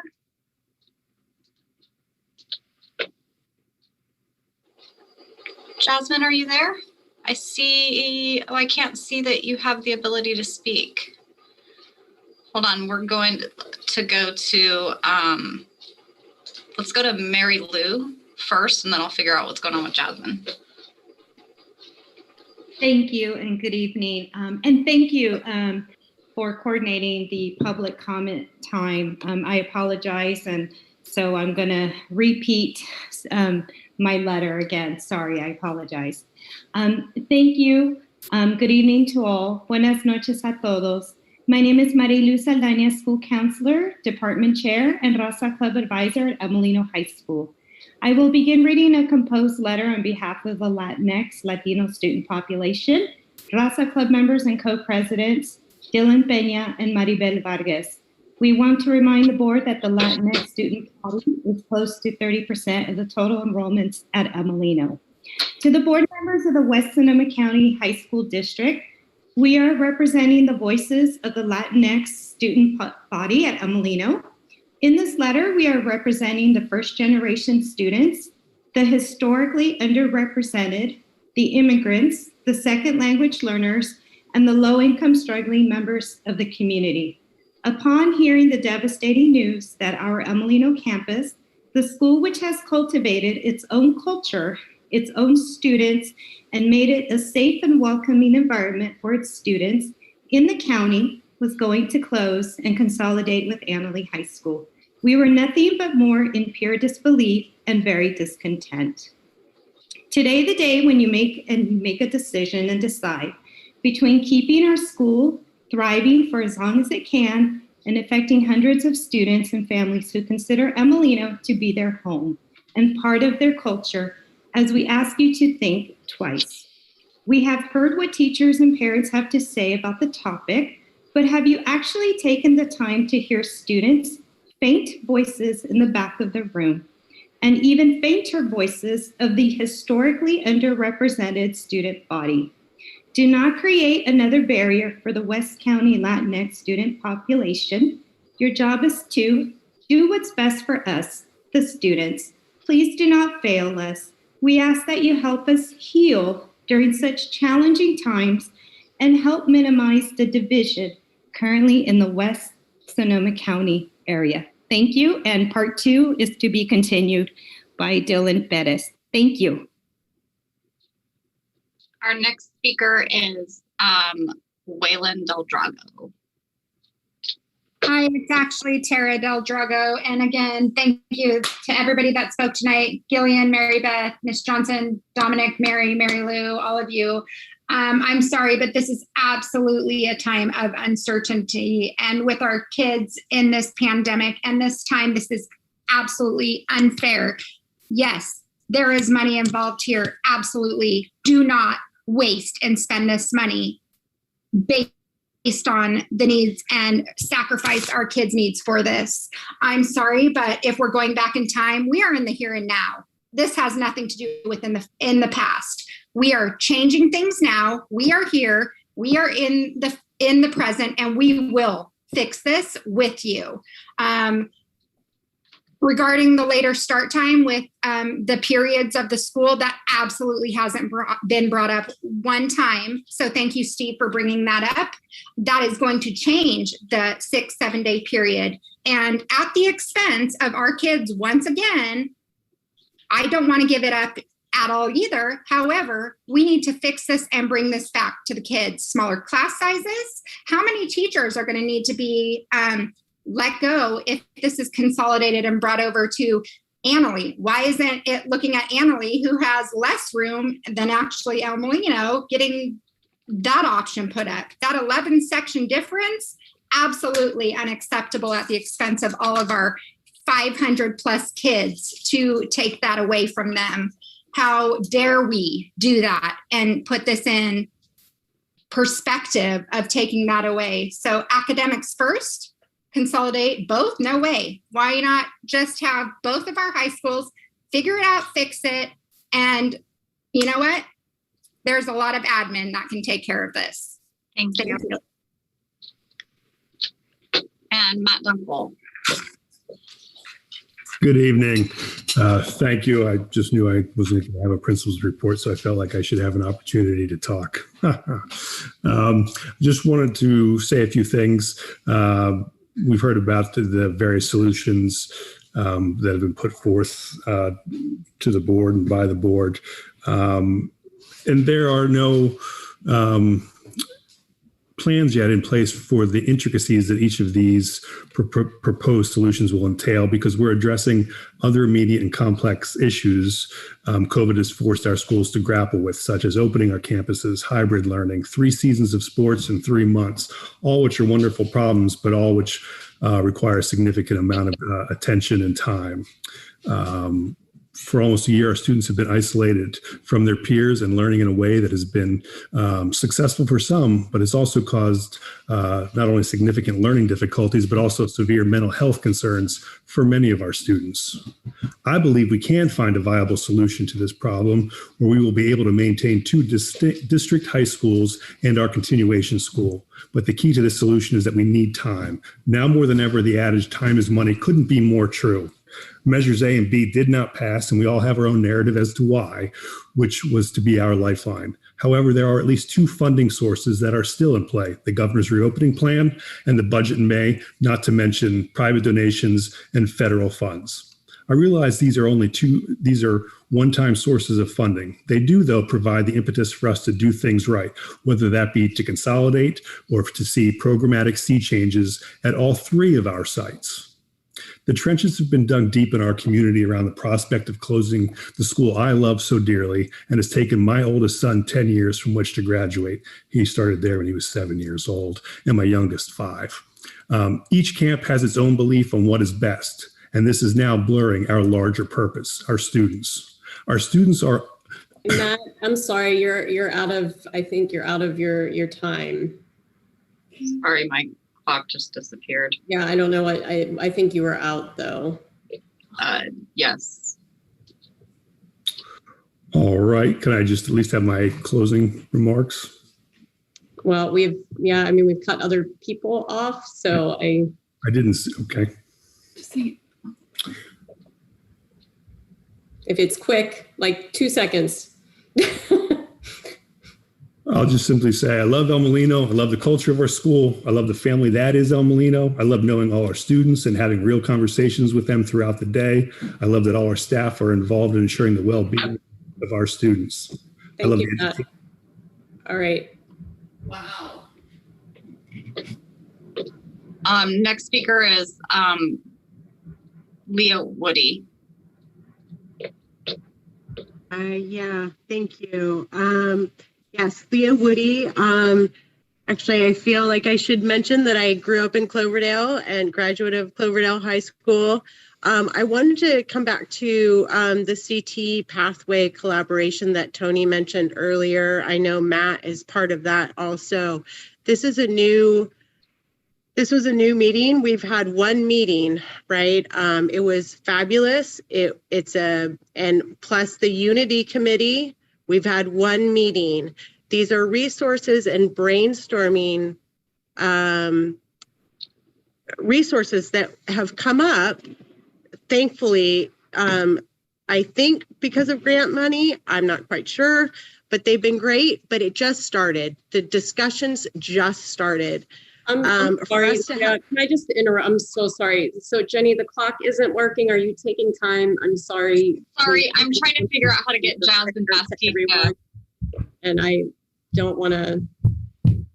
The clock is working. Sometimes I just have to tell you guys, I apologize if the clock doesn't always start on time. I'm taking people in and out of the room, silencing their microphones, and trying to restart the clock all at the same time to keep the thing going. So I apologize. It was stuck on 1:30, and I know I just limited time in the previous speaker, and I just want to be fair to everyone. So understood. That was my mistake. I apologize. All right, go ahead, Leah. Sorry. No problem. CTE, so CTE pathway, again, Unity Committee, we've only had one meeting, right? These are all new, task force discussions. Also, Vesta mentioned, our entire community now is aware of the wonderful and creative programming that Laguna Rhino staff has done, partnerships with SRJC, SSU, Lime Foundation, North Bay Construction Corps. There's so many other conversations that need to be had before we consolidate. For us to be talking about consolidation, I feel honestly, A and B didn't pass. I feel like the board making this decision is beyond their depth right now. Our community is divided. There are companies and businesses being boycotted. For us to make this decision for our students and our community right now is not a good decision. If we can hold off, do everything we can, like David Stetcher said, if anything, file for insolvency. I feel like this decision right now is beyond the depth of anyone to decide. Thank you. Thank you. All right, I'm going to work on the clock here. Me and this clock are not having a good time. Thank you, Jenny. Sorry, everyone. All right, Jasmine Baptista, I have to advance you because you're not up to date to a panelist. So I'm going to do that right now. If you could just keep your camera off. After that, it's Jay Golden, Dylan Pena Perez, Julie Hunter, and Rob Best. Jasmine, you have the floor. There you are. Go ahead. Hi, I'm Jasmine Baptista. I am a sophomore student at Annalee High School, and I would like to take my allotted time in this meeting to really speak to the panelists and everyone else on this meeting about how extracurriculars and the band program at Annalee have really impacted my high school career thus far. I cannot express how many times being in a band class has saved me from a really awful day. Being part of that community is beyond what my words can express. And I don't think that taking a 6-period day would solve anything in the way of student progress, anything in the way of student communication to their teachers.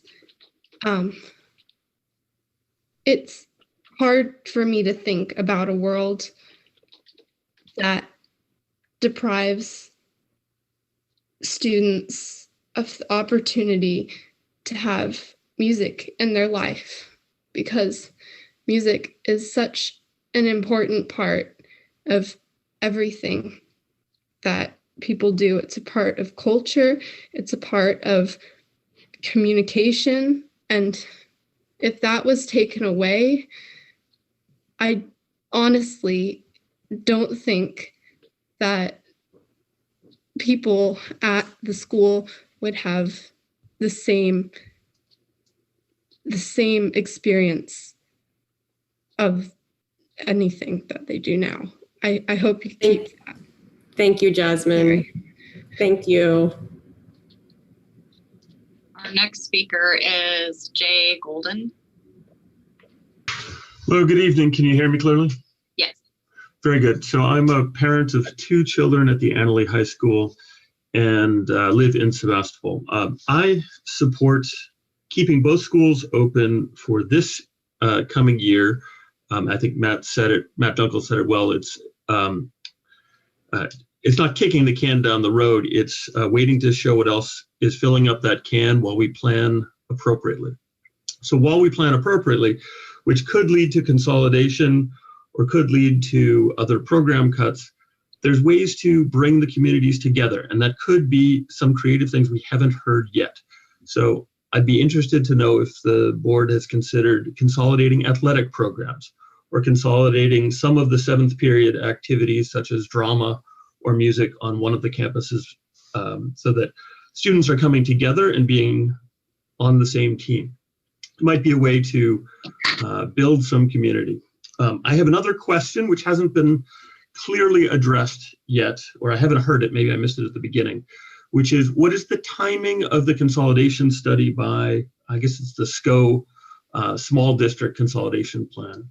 It seems possible, if we kick the can down the road or wait a year, that plan could come into effect, and it might be feasible for the, call it the river districts and El Molino, to get by with a different funding mechanism.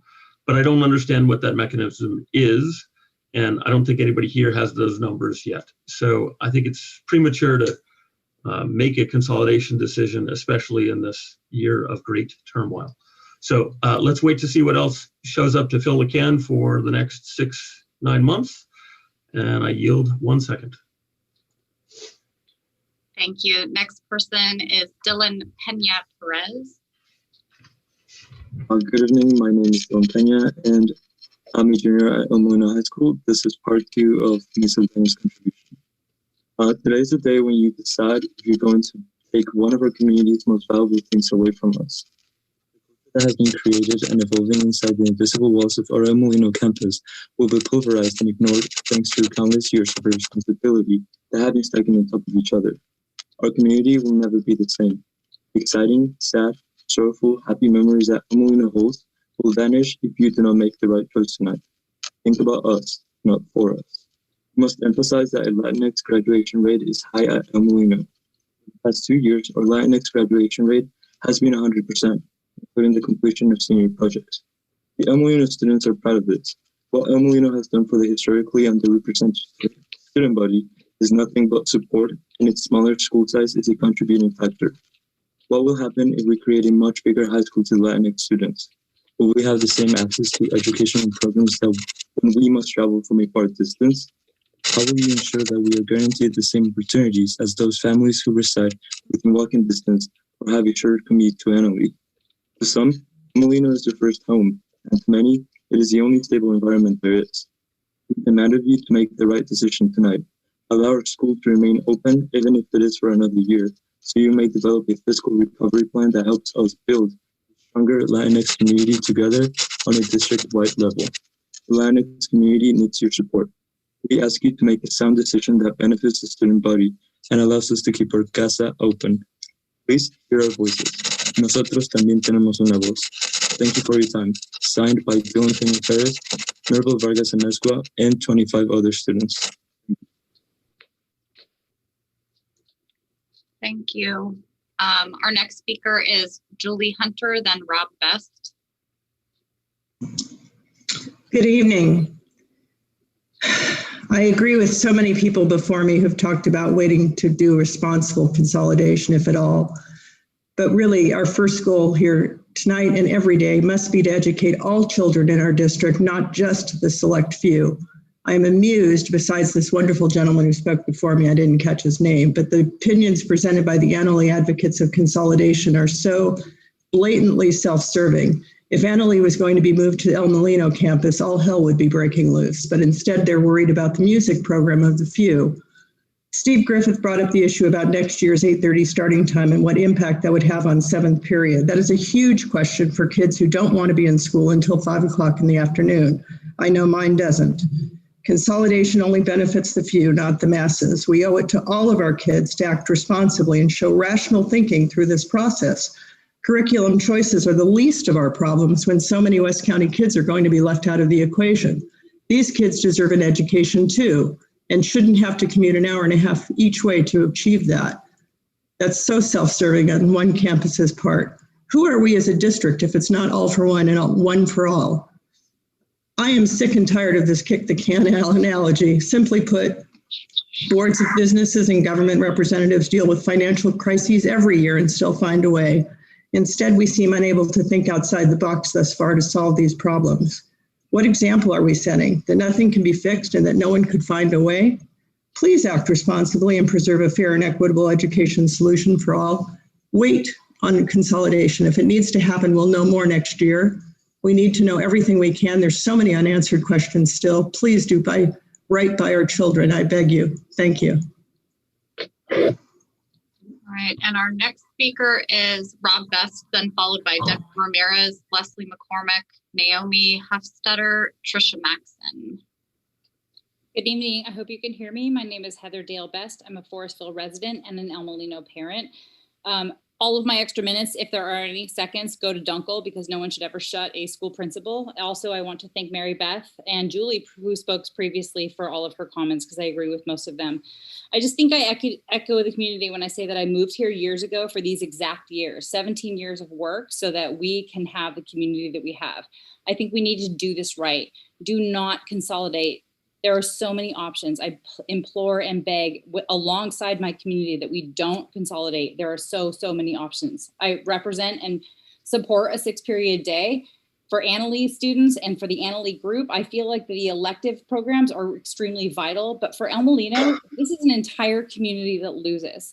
Annalee will win our bond measures. The entire district will win all of the bond money, but El Molino loses everything. Our entire school community all the way to the coast. Casey Jones, I get you. Band, arts, and all that is vital. My son was in your piccolo group at the Forestville school, and he is now the incoming drum major to El Molino High School on the marching band, even though it's via Zoom, but he is. We need time. Measure A and B were a last resort because that's what we had. Our community apparently chose not to be involved, although had I known last 10 years, I would have been involved. So heads up to the K-3 parents coming in now. Flood, fire, strike, more fires, the pandemic, our kids deserve so much more. Their mental health alone is in bad shape and they deserve it. The budget committee, underrepresented. The school board represents all of the El Molino and Annalee and Western Sonoma County community. You have to look at travel. The board represents all of the county. It's not just considering all of us. We really need to look at the entire Western Sonoma County, not just the immediate area. We have to look at our kids. All of them. We elected you. Please represent. Thank you all for of your them. comments. You're welcome. Our next speaker is Debbie Ramirez, followed by Leslie McCormick. Good evening. I am an Annalee parent, and I'm calling to let you know that I support postponing consolidation until the 22-23 school year and moving forward with the hybrid 6-7 period day and move of Laguna and the district office to the El Molino site in 21. When the timeline resolution was signed, the district budget was facing insolvency as soon as June 2022. Now we're looking at an ending balance near $1 million and a healthy reserve. This more than meets the $750,000 fluctuation And as other speakers have noted, there is more federal money anticipated. It makes a lot of sense to maintain 2 campuses in the midst of a pandemic for many reasons. From an equity standpoint, several speakers pointed out that a large portion of El Molino students are lower income and that a longer commute will be a disadvantage to them. Also note, the taxpayers of the El Molino tax area pay a vast majority of taxes to support this district. At Annalee, fewer than half of the students utilize a 7-period day. 20% of students are enrolled in courses without educational content like TA and office aid. A hybrid 6-7 period day will allow the district to better comply with Ed Code around these types of course assignments. That's all I have. You can give my 22 seconds to Matt Dunkel. Thank you. Leslie McCormick.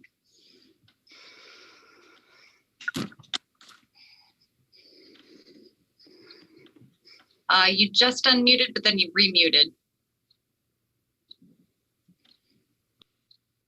Leslie. All right, I'm gonna go to Naomi. Can you go ahead and unmute yourself? I'm here. Can you hear me? There you are. Yay. Hey. All right, so sorry. I just wanted to say I support keeping both campuses open and moving Laguna and admin staff to El Molino. I want to begin by mentioning that 5 students have left here tonight in tears because their hands are being dropped because they don't have a voice. I will speak for them. Also, my principal was cut short and should have been given whatever time needed to plead his case. He is informed and more than educated. 70% of Ilmo students have 7th period. 50% of Annalee students have 7th period. Of the 7th period, of the 70% at El Molino, 241 have a TA period and wouldn't be impacted by 6 periods. Annalee has 50%, 7 periods. How many have a TA period?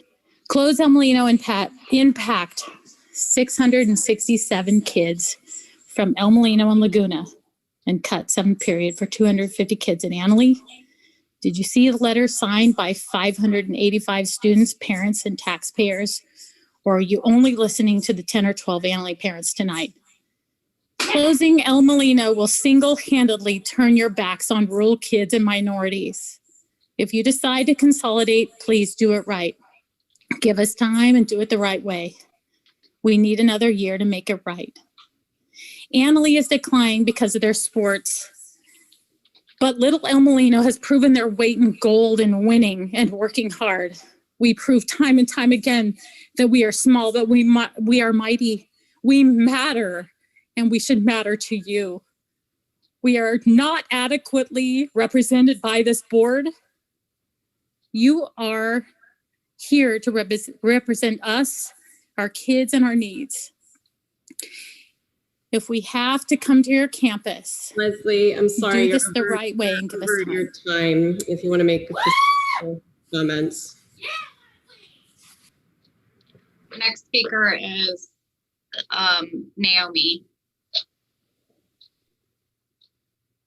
Hi, my name is Naomi Hofstetter. I am a graduate of class of 1988. My husband is a graduate of class of 1991. And as of today, I believe I have 2 incoming freshmen, both daughters, hoping to be attending El Molino. I'd like to have it noted that I am against any sort of consolidation this fall. I'd like to ask the board with respect how the numbers showed it would cost close to $200,000 to move West County students traveling as far as Fort Ross and Jenner to Sebastopol to attend Annalee, yet it would cost millions to move Annalee students west. The El Molino campus is both newer and larger. I'm not sure if I have my numbers correct, but I am looking for transparency and equity. Additionally, I'd like to know if the board is willing to share with the public the numbers of individual emails and letters against consolidation in the 2021-2022 school year on top of the group letter with over 500 signatures. Finally, when it comes to the saying I keep hearing about kicking the can, I personally believe that kicking the can is one of the most honest and affordable pastimes children and adults have. Imagination starts with simplicity and time. Thank you for your time and your honesty. Our next speaker is Trisha Maxon. Hi, board. Thank you for the time. I want to just suggest that I think there are a lot of stakeholders that are not here tonight because I don't know if they were really aware of the implications. I want to understand why more time will change anything. Having watched this conversation evolve over the last year, and honestly for the last several years, I'm not convinced that more time will change anything. I also want to just ask the really practical question, why would a Forestville family send their freshmen to El Molino with the prospect that it's going to close next year?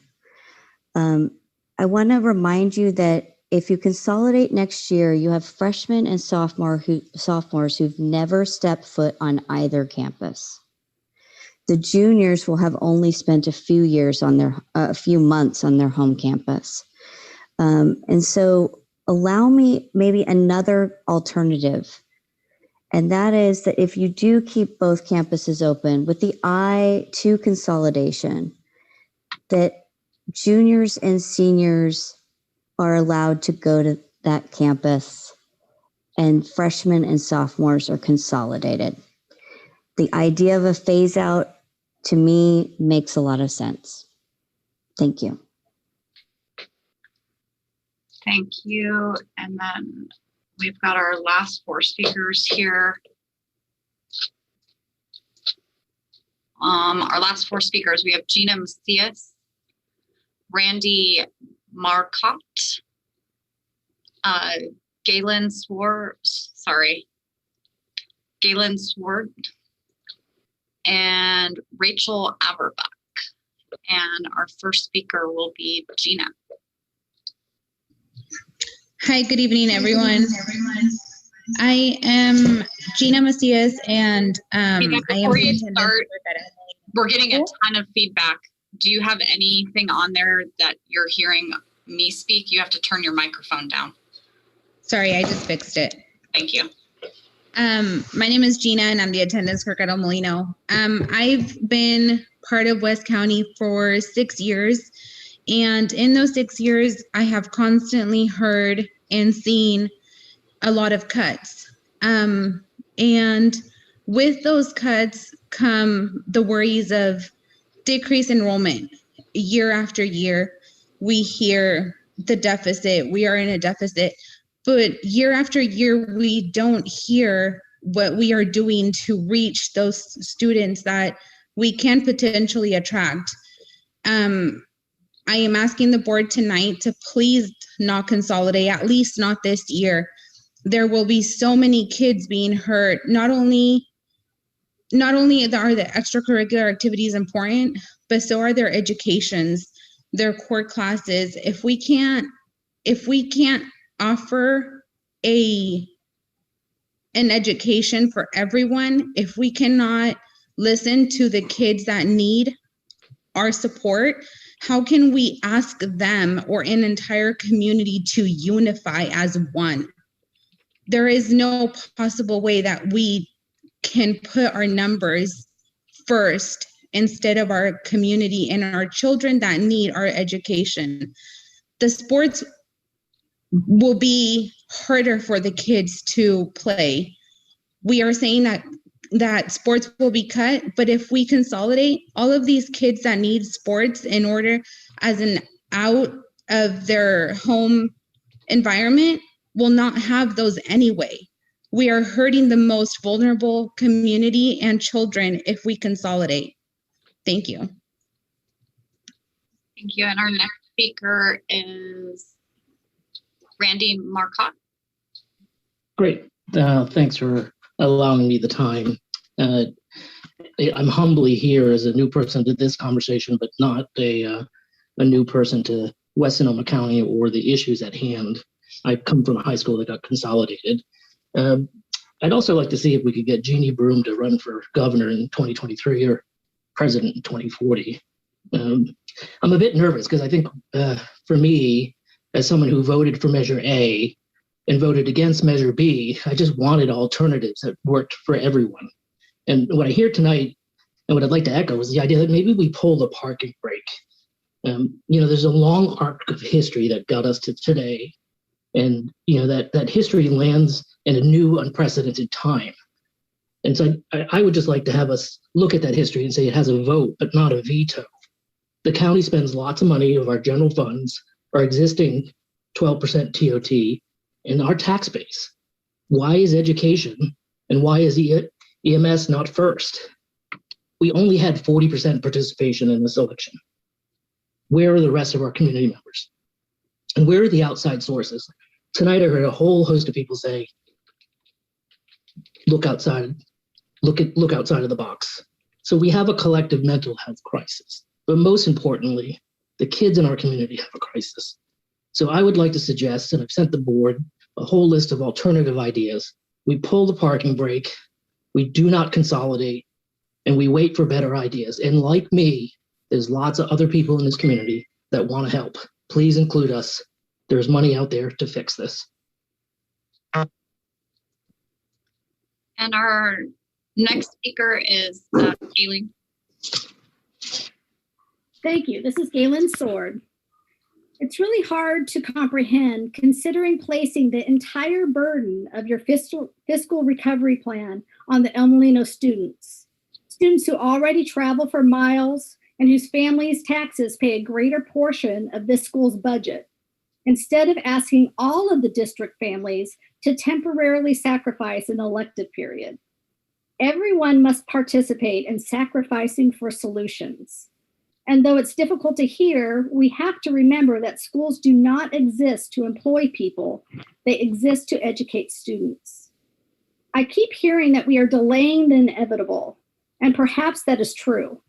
But I ask you, if you have a loved one diagnosed with terminal cancer, is your response, well, your death is inevitable, so we might as well kill you now?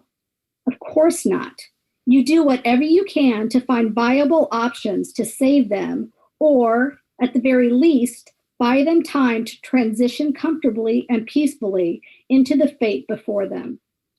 El Molino High School is alive with students, teachers, staff, and a community that matter. If you vote to kill this school instead of eliminating one elective, it is a blatant expression of lack of empathy and the inequitable treatment that has been perpetuated for years. It is deplorable. It is unethical. It is not what we as a community deserve from our elected officials who are supposed to represent us all. Thank you. And our last speaker, and yes, we know there are lots of hands raised, but I was told to cut everything off at Rachel Averbuck. So our last speaker is Rachel. Rachel, can you hear us? Can you hear me now? Yes. I'm an El Molino graduate from 92. My son will be an Annalee graduate in 24, and our next boy will be a graduate in 2029. And I'm so incredibly proud to be part of this community and everybody who's spoken tonight. And what I am feeling and know is we've come out of this incredible uncertainty. And what I need for us is to come together and actually model for our children what's best. And that's planning. That's taking the time to budget for our long-term success. It's waiting for the SCO unification study, the environmental impact studies, the equity impact studies. It's hearing all of the words of people like Dylan and Debbie Ramirez and Jasmine, the sophomore at Annalee Band. It's letting time for all of us to hear that and then explore funding. What new measures are we going to pass when we actually have more turnout? What state funding is there? What federal funding is there? I'm asking you, board trustees, to listen to what Trustee Fernandez said, this is a 4-decade problem and it doesn't get voted on in a night. Wait on consolidation. It's not the cliche of kicking a can down the road, ladies. It's actually about not doing something on the fly. Let's not do anything on the fly, and let's model for our children that we take the time to plan. Do not consolidate tonight. Allow the community to come together and plan. Thank you.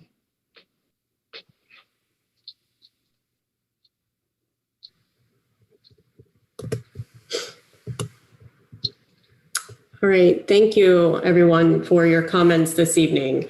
So I'm going to bring it back to the board for discussion. And then we do have a motion on the floor, a motion and a second that's on the floor. And so any comments from the board? Yes, Angie. Are we allowed to ask questions at this point? Questions, comments? Yeah, any? I was curious, do we have, Tony or Jeff, somebody, does anyone have the number for how many 7th period kids at Annalee have a TA period? I just feel like we have some of our data is incomplete. Yes, we do have that. Let me find it. Okay, well. Jeff, do you have that handy? Yeah, I have, give me just 1 second. Where'd it go? So what I have, Angie, is, so I know by, periods, the number of kids that have it, you know what I mean? And then I know separately how many kids have TA periods. Mm-hmm. I don't know specifically how many kids with, 7 periods have TAs. Does that make sense? So yeah, I mean, the numbers, presented earlier by one of the speakers are not off. There's about, over the last 5 years, so look back over the last 5 years, there's about 48% of Annalee students that utilize 7 periods, another 2.5% that utilize 8 periods. So if you're going 7 or more, then it's the 50. At Elma, and that's obviously largely junior, senior though too, so freshmen are more like in the 95% range of using 70 or, 7 periods. So that average overall is about 50. And then same kind of deal at Elmo where about 98% of freshmen have 7 periods over the last 5 years with about 75% overall. Okay. But excuse me, Angie asked how many had TAs and how many were office help. Right. So and there were a lot. And so there was Tony sent me the numbers. I'd have to find it. Yeah. But it's a lot. That's what I was telling her. I don't have those two things combined. I don't know percentages. I think her question was how many people have 7 periods that are TAs, and I don't have those two combined. So I have 7 period numbers. And then I believe the TAs were average around 20%-ish at Annalee, and I think 13 or 14 at El Molino. But not all the TAs are necessarily taking those as a 7 period. Right. Yeah. I don't know what exactly how it would reflect in the numbers, but I do know from my experience when I was there that there were TAs who had, let's say, or students who had a TA period because their schedule didn't allow them to take electives that they wanted. There was a time conflict, and they were taking classes at the JC instead.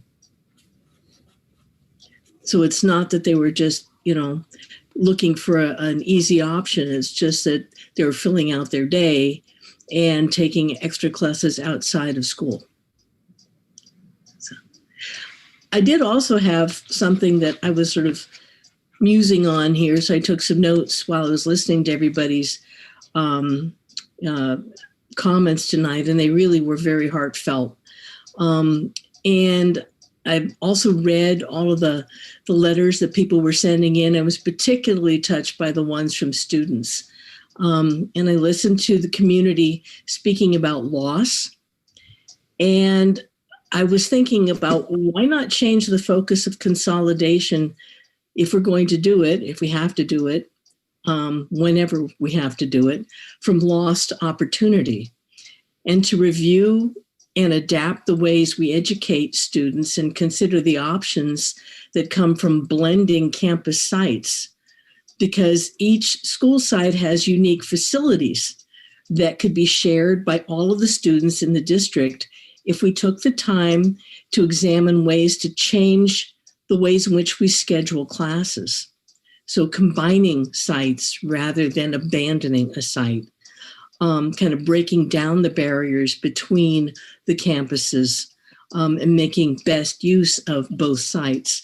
We could do more for all of the students, whether they're pursuing academics or the arts or vocational ed, athletics, or all of them, because there are students who do all of that. And rather than abandoning a campus or like drawing up new lines of demarcation between campus sites, consider this as like a step toward expansion and inclusion, and, you know, take the time to have the campus communities involved, like the staff, the students, the parents, work together to take a look at a different way of envisioning education in West County, and work together to meet the needs of all of those students in a kind of new hybrid model, being able to keep the 7-period day as an option for those who choose it, use both athletic sites so we could have simultaneous games, use the new performing arts facility at Elmo, the new band room at Annalee, and build together what we've got rather than thinking of it as kind of losing something in the process, kind of changing the way we're thinking about this and move on in a positive way. Thank you, Lori. Okay. Any other comments from board member Jolie? Well, I'm also concerned that it wasn't mentioned. I really feel it's important for the students to participate in any consolidation we do.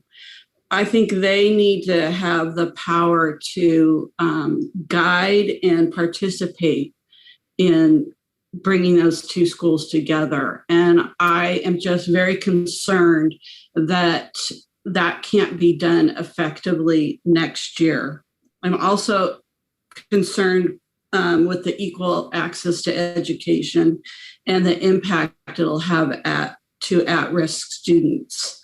I like the idea of moving Laguna to El Molino and having the modified 7th period, and building and redefining that program, as Lori was talking, to try to build enrollment.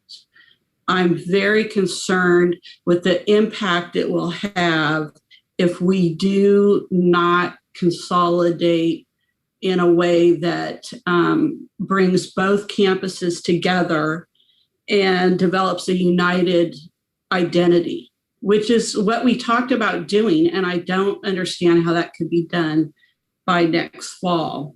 I agree that the El Molino area pays a huge amount in taxes, and they deserve to have the consolidation done. If it needs to be done, it should be done well and correctly.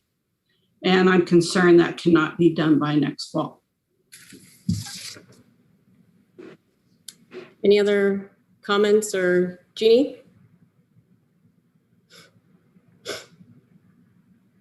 You're muted.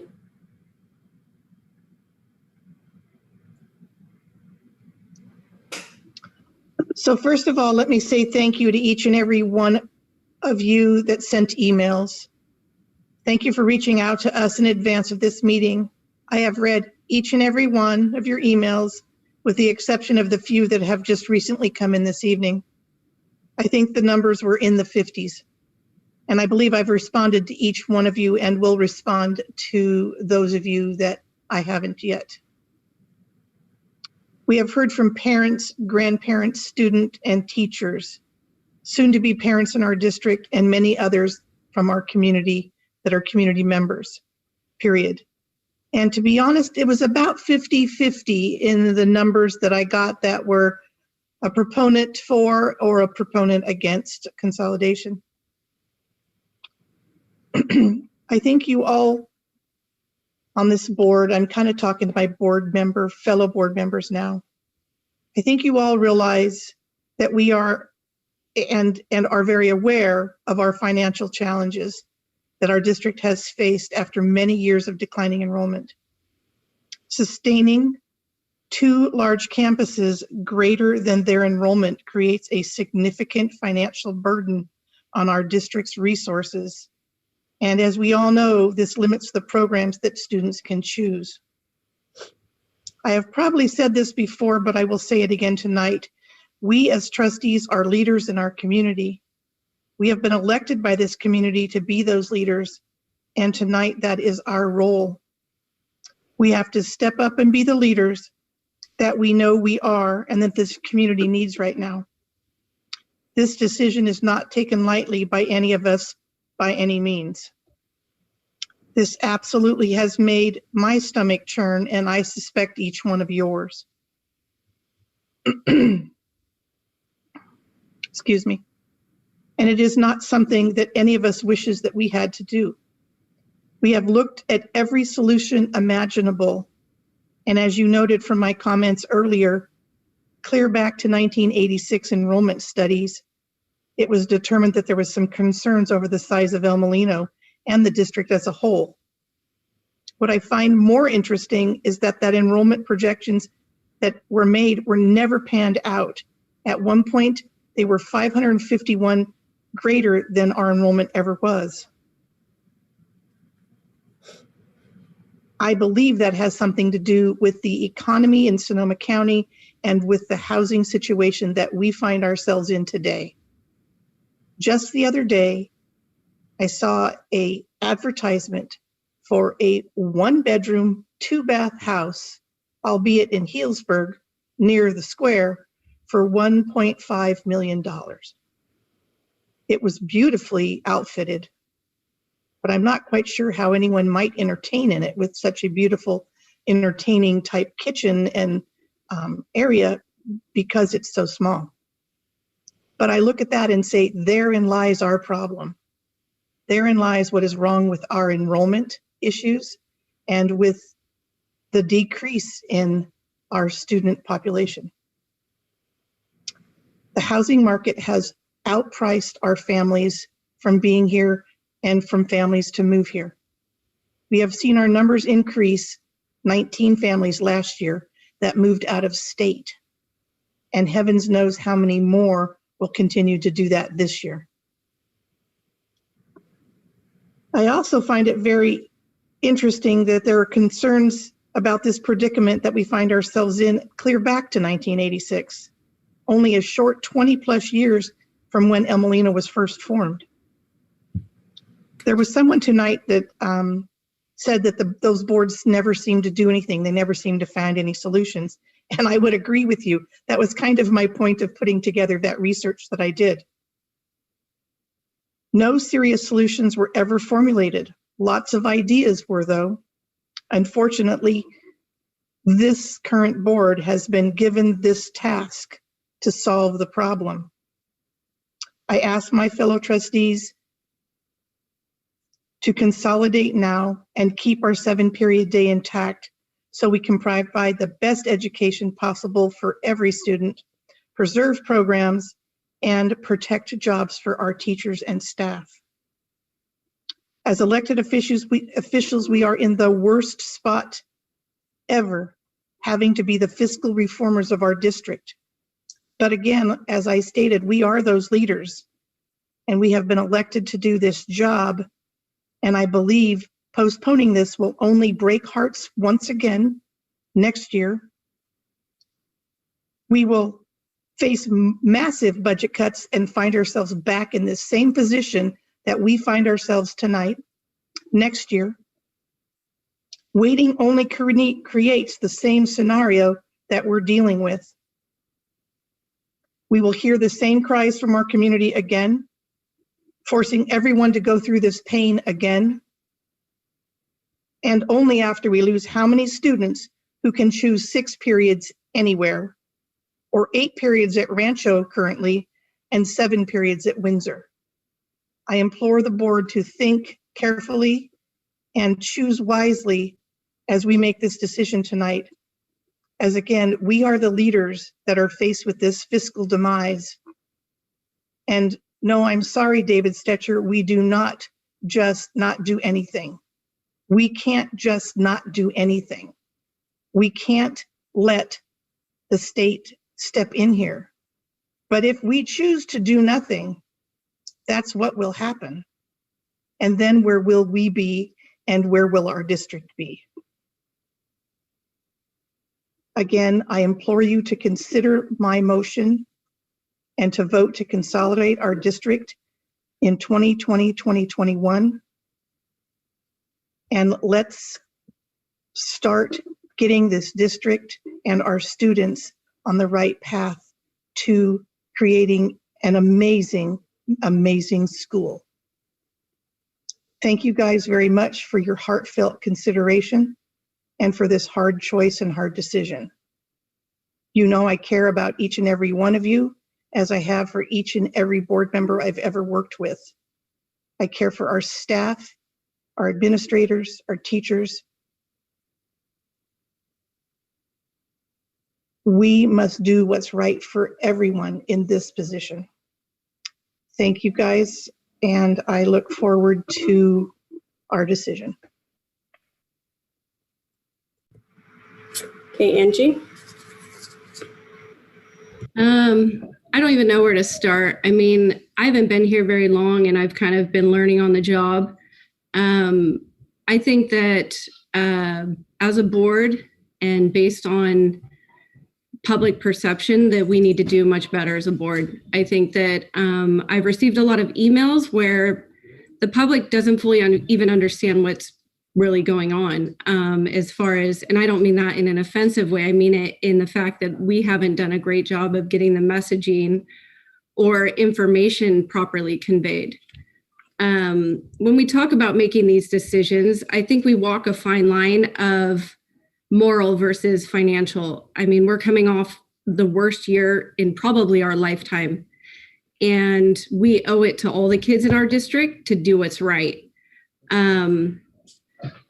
Honestly, I've got kids in the district. My kids go to that school. I have faith in our community. I know when the floods happened on the Russian River area, they posted up a shelter at Annalee and tons of Sebastopol families volunteered. I have faith that our community can recover from this, but I think we owe it to our entire community to take the time to plan it properly. And I think a lot of the unknown is what that entails. I'm at a loss. I know that we get the rare opportunity to navigate through this, and I know that as leaders, we need to captain this ship properly. I don't know that historically that,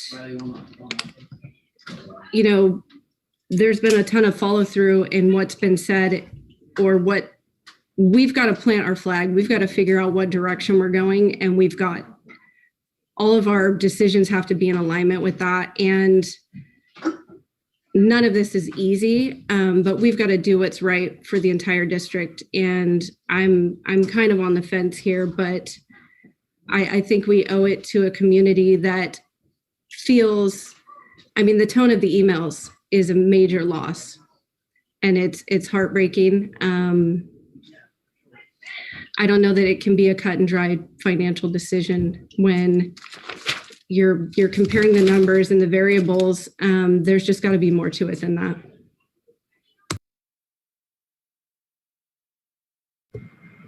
All right. So I'd like to make a few comments if everyone else is done making their comments. So First and foremost, I too want to acknowledge what other board members have said. I know I've gotten a number of emails and have tried to respond to many of them, have not been able to respond to all of them, but I do promise you that I have read all of the emails and agree there's been emails on all sides of this issue coming forth. You know, I'm in the rare position, I think I'm the longest standing board member on the board. I've been on the board for 15 years, 15 very, very hard years in this district. I think every single one of those years we were making cuts. You know, it started out being a little easier cuts. I mean, not that any cut is easy. I can't even believe I'm saying that word in making cuts, but, you know, there was some creative solutions and fluff that we could get by cutting that wasn't drastically changing program or cutting into our schools. And, you know, what I've seen in the last 5 to 6 years is a great disparity begin to happen between our two comprehensive high schools that has broken my heart, honestly, every year. That when we come to how we're making cuts, it's always more cuts at El Molino because the way we have to make cuts is based on the number of students. And if we can't have a class that's 4 or 5 kids. And so where it has come down to is that we have, you know, I know every year Mary Fricker asks this question, and it's always my dreaded question because I know she's going to ask it. Is, well, how many of those cuts are at El Molino versus how many of those cuts are at Annalee? And we have to describe that, well, yeah, the majority of those cuts are at El Molino. And we describe the reason every year why that is, because we have declining enrollment. It's hit El Molino harder. We just don't have the students to offer diverse course offerings. And what that's led to is basically unintentional consolidation. I mean, we've seen that we have had students leave El Molino to go to Annalee, to go to other schools. And, you know, it's hard. It is not, and I want to acknowledge every comment that was made from everyone tonight. This is, I mean, my heart is pounding right now. I'm holding back tears. It is not where anyone, believe me, I've been on the board for 15 years and we've always tried to find those solutions. And this is not where any one of us wants to be. And it's, you know, it's either we are intentional and thoughtful about how we move in this process and truly lead with equity and education and what's going to be best for all students in our district, and especially our students that we know we've failed because our systems are broken, and then we have families that just need more support that our systems just don't give them. And that we do that in an intentional way that puts our district on a path towards the future, because where I sit is it has been happening and it's not fair. And it's not fair to the kids that are at El Molino that don't get to access courses. That is not fair. That is a disparity, and I do not agree with it. You know, it's unfortunate because I was very hopeful for Measure A to pass.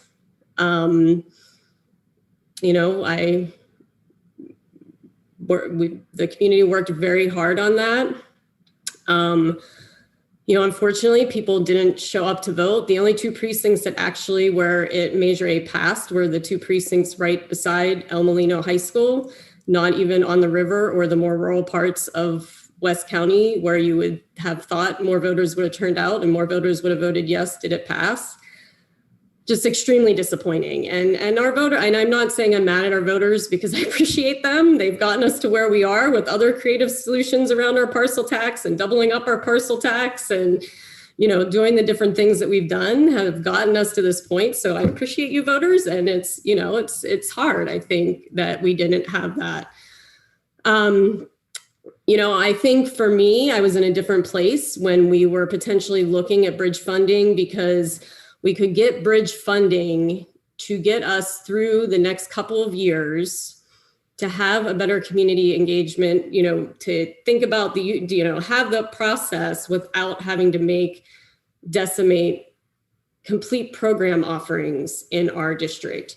And I hear the feedback that by consolidating high schools, you are cutting program, but we're actually increasing program because then more kids will have more options to take more courses. I do have more to address about that at the end, about how we get kids to that campus. And I think there is an equity piece there to address.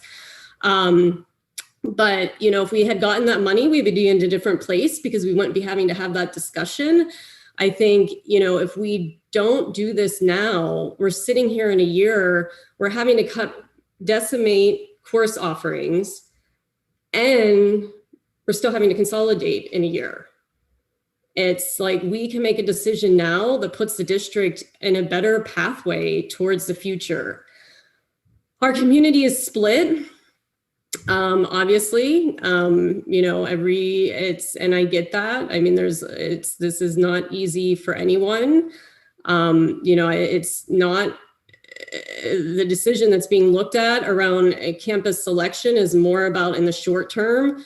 Again, where can we save the most dollars? Because it's a campus that we can have that we don't have to do as much retrofits to right now. And we can save more money in the short term. This doesn't have to be the long term, but this is the short term. This is what we need to do to be able to get ourselves on stable footing. We need to start the healing process and we need to really create a vision for what education, I've said this in many board meetings over the last few years, what we're doing currently is not sustainable in the West County. We need unification and we need to right now make a decision that is going to put ourselves on a better pathway to keep our quality programming for the students, all the students in the West County, and to put us and set us up for what that's going to look like for the next 10 to 20, 30, 40 years. Alma Luna students are already leaving. A principal at a neighboring high school has communicated to me, I think it's already 10 to 15 students have registered for his school. So I think, if we wait and we don't have leadership that people feel confident in what is going to happen, waiting a year is we're going to lose even more students. And we need to put ourselves, this is not an easy decision. And we need to make a decision that will allow us to not just keep bleeding the students because they're feeling that unease of like, what's going to happen? What is it going to look like? Is that school even going to be there? And they're leaving. There's been some questions around the unification study. I mean, I was hopeful for the unification study, but now that Santa Rosa City Schools has joined that conversation and it's delayed the RFP from SCO, we're probably looking at 24 months before we even get the results back from the unification study. That hasn't even gone out to the RFP process yet. And even at the end of that, you have the whole process to unify. So we're probably 4 to 5 years out from any type of potential unification happening. And we've sold tonight, 23, 24. If we wait that 23, 24 year, we're making even more drastic cuts. Unfortunately, time is not on our side on that one. And, I feel like my concerns are around, while I support unification for next year, because I think, consolidation, it's an awful decision. It hurts, my heart, like I said, I do think it is the decision that needs to be made in order to get us to that next step. It would be a short term. What I would love to hear is what I would like to focus on is a unity committee. How do we really put a good process in place that includes student voice? Tony, when you were talking earlier about the empathy interviews, it sounds like you're using a type of a design thinking process. I think that's where we need to start, with really designing for the students and for what we need and hope it'll look like for our students. Transportation, I think one of my big concerns is, we do have our rural students that live fairly far, and is there a way, and I know there has to be a way that we could create, more of a direct bus route, so we're actually not increasing the time that they have to travel to school, that we're making that more of a direct shot to be able to get them there. And then foremost, we're not closing a campus. I think there's been a lot of questions around, well, what happens if the unification study comes back and it is decided that El Molino and the feeder districts and Annalee and the feeder districts or whatever would be decided, we wouldn't close that campus. So that campus would still be there to be used for whatever recommendation came from that unification study. We could still use it because we're keeping that campus open. And beyond keeping it open, I would love to see that we're still using it for joint classes. I mean, ag is a great example. Why can we not have ag classes at El Molino? I mean, we don't have to use just the Annalee facility for some of those classes, but we still have the cost savings. So it's more of a one comprehensive high school with some classes here and some classes there, but we're, using both of the facilities. So those are my big concerns. And I want to end with just a thought around, some of this idea. Our systems are broken, and we talk a lot about equity, and our systems are broken, and we're in this unfortunate space where we have to make really difficult decisions with what is put in our space. And until we're really truly able to fix the system of how we deliver education in our community, we have to do what's best for our community right now. We need to address the structures that perpetuate, the inequities that exist in our community. And for me, it goes back to, again, what has broken my heart for the last many, many years, and just what I see as a disparity in course offerings between the two campuses. And I think for me, it's really about consolidating to ensure a better educational offering for all students in our West County. I mean, that's what it comes down for me. It's not that I think consolidating is the best option or it makes me happy or anything. Like, it's awful. This is not where we want to be. And it gets us to a place where we're able to offer the best course offerings for students in our school. Thank you. Can I say one more thing real quick? Do I need somebody's permission? Sorry, no, go ahead. Yeah, I'm sorry. I'm just taking had a moment of, now I'm switching to facilitator again.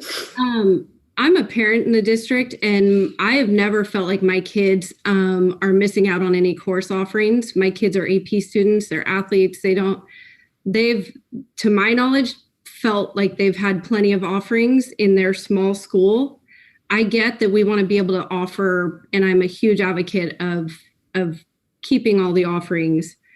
Above and beyond that, all of these ideas about what to do next is probably, this goes down to what I originally said about messaging and pitching it right, or getting the right info out to the community. We can't have their buy-in if they don't know what we're working towards. I love what Lori said about focusing on what we're trying to create and where we're going. And I think that's where we've failed here, is that we haven't really painted that picture. And so we have one community that feels like they're giving up and losing everything without talking about, I don't think it's consolidation. I think it would be, and to my knowledge, based on the information I've been given, much like you, Kelly, and Jeff, correct me if I'm wrong, all roads lead to consolidation based on our budgetary constraints. But, talking about what we're building and creating, and that I've heard the same information, Kelly, that everything that I've been told, we're not trying to close a campus. We're trying to keep both campuses going. But during these tough times and writing this out, we've got to figure out how to write that out. And I think we've got to do, like I said before, we've got to do a better job of getting this messaging out so that the community understands what we're trying to do here, which is not abandon a campus. We're trying to come together, and part of that would be reestablishing our identity. These are all things that the entire community has to buy into, including the staff. And these are things that we have to iron out as adults. These are tough decisions that are left to adults for the kids, for their good. I mean, that's, parenting 101, adulting 101. And I think we've got to communicate better with the community. Julie? I kind of agree with what Angie was saying, is that I understand that we need to consolidate. And that's the way it's looking right now, based on the fiscal recovery, which is based on budget assumptions. So we're really not sure what the actual numbers are going to be. And it just seems a little backwards to me to consolidate and then figure it all out. It seems like we should work with the students, the community, the teachers, figure it all out, and then consolidate. That seems like the correct order to me. And if we're going to build a wonderful school district and do some of the things everybody has mentioned, including the things Lori is saying, that takes planning. I just believe that it would be more beneficial to the community to see what this consolidation is going to look like, how they're participating in the process, get the kids together to build this united community, and then consolidate. And that's just where I'm coming from. Go ahead, Lori. Can we get it done by August? Yes. If we got the ball rolling tomorrow, and we've already got some sort of unification committee there, and we can get student leadership involved, and I'm just going to add Jeannie Broom, I love you. Satori, I love you. If they can be, the leaders for that, and we can get it done by August, I agree with you that, sooner than later. It's like you've got like a sore, in your jaw. You're going to let it sit there and abscess. You're going to take what measures you need to take, however painful they may be, and just get it done. But we need to have the leadership to be able to do it the right way. And Tony, do you want to address, because and Jeannie, I'll take your question. Do you want to address that piece? Because I know you have a lot of this. There's a lot of irons in the fire already working, and plans that are already made, pending the board making that decision. We're in a position to make it work if the board decides to consolidate for next school year. And can board members volunteer? Sure, of course. Awesome. Jeannie Broom. Let us know how to help.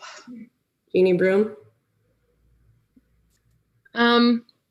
I would just kind of like to add, I do appreciate a lot of the thinking from our new board members and trying to think of ways to combine programming and potentially strengthen some of our areas and extracurricular offerings.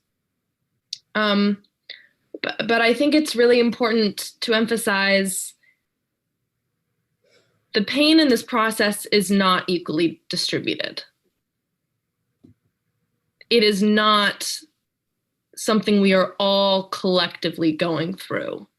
It would be ignorant to say that we are all going through this equally, because that is not the case. What I know is that these next few years are going to be hard, regardless of what decision you make, not only for this district, but for a whole country while we recover from this extremely trying and unprecedented time. What you can do is you can show the community that you do care about their long-term support and their long-term investment in this district. Because it is not, in my opinion, a cut and dry solution. It is not a ripping the Band-Aid off, because you are leaving a large section of the community and a larger section of your tax base feeling as though they have been entirely discounted. Whether that is what is in your heart or not, I am not to say, but that is how it will feel. I want West County to thrive. I want West County to come out of these next few years changed. I think changes have to be made. I think a lot of positions will be lost and seats will be lost. And I think that those should be the things you sacrifice before we sacrifice a home. Because that is what Almelino is. It is a home. So I will leave it at that.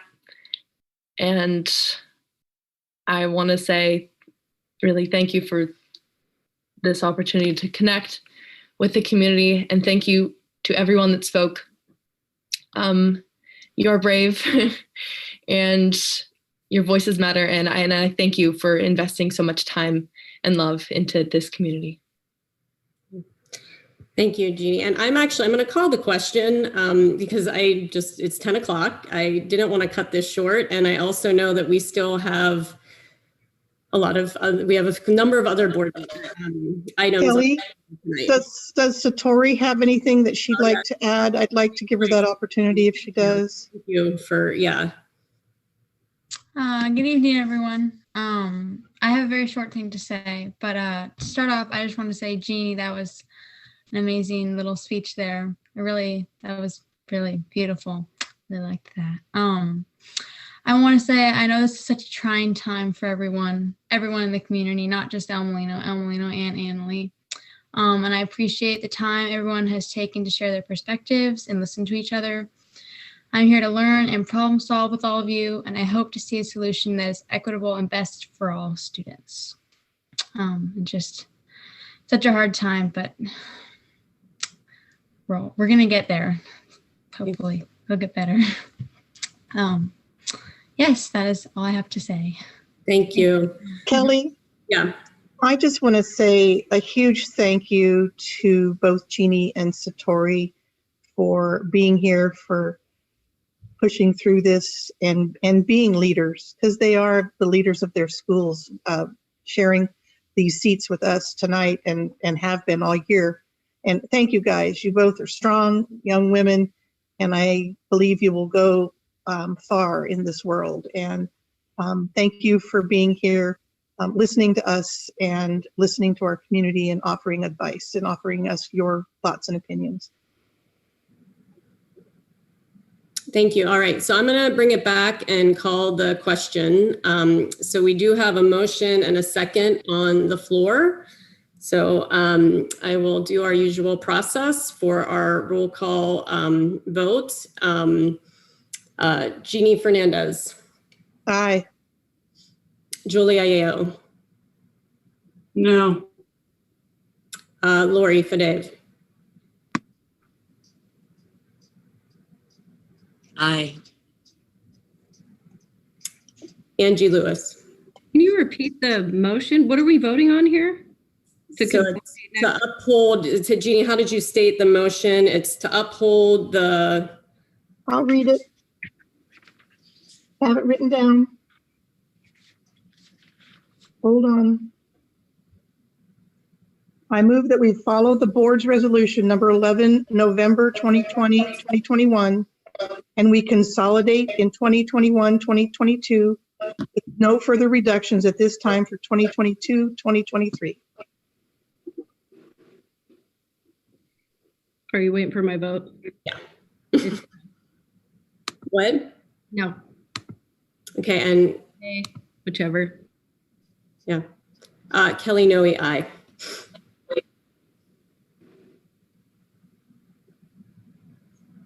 Okay, I need a second.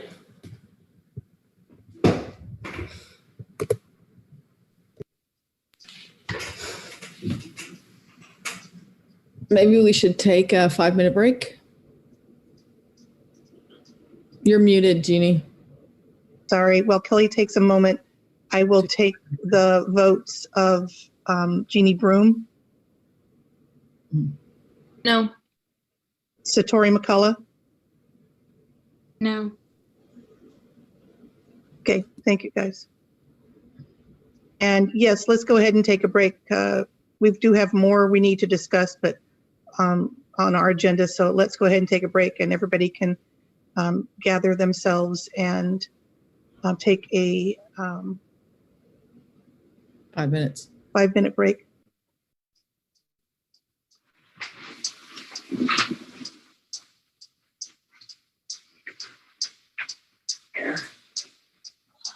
Yes.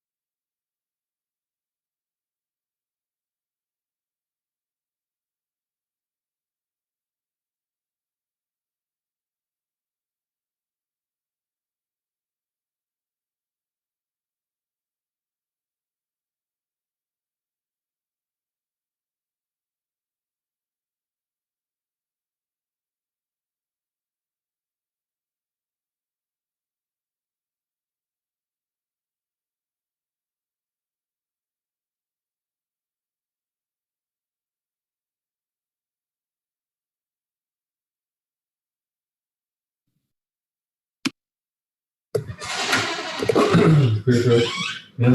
Yep. I'm glad you took her out. Little mute.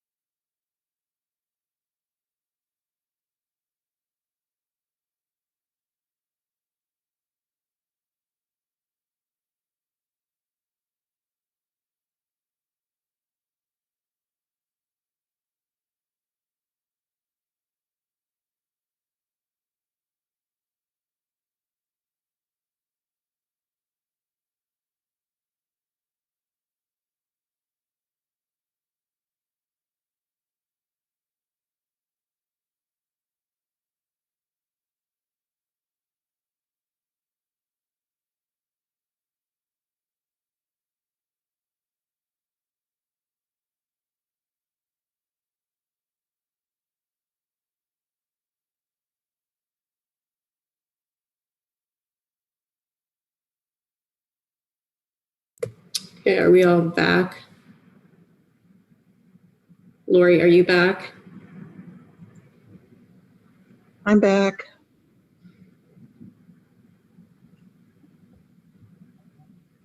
Well, I guess if 4 of us are back, I think just given time, even if Lori's not back, let's just, if everyone's in agreement, let's just go ahead and get started with Jeff's consideration of approval of monthly budget update.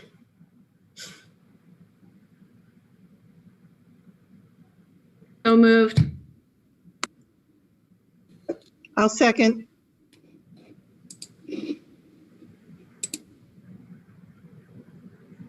Good. You're on. Okay, yeah, sorry. Yeah, this is just the monthly budget update report that comes to you guys every month. There's nothing that stood out in these months' changes. Okay, any questions or comments from the board? I'm just saying I am back, but my video won't restart. Okay, thanks, Lori. Well, and wait, I figured you'd be okay if we move forward with the budget updates. Well, I could hear you fine. I just couldn't get my video to reboot. So. Lori, you should be able to start it again. I got it. Yay. Thank you. All right. We have any comments from the public on this item? Any questions or comments from the board?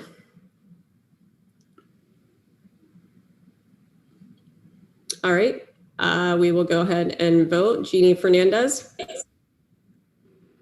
You're muted. Yeah, thank you. Aye. Julie? Aye. Angie? Aye. Lori? Aye. Kelly, aye. Jeannie Broom? Aye. Satori McCall. Satori. It's okay. Aye. Aye. All right.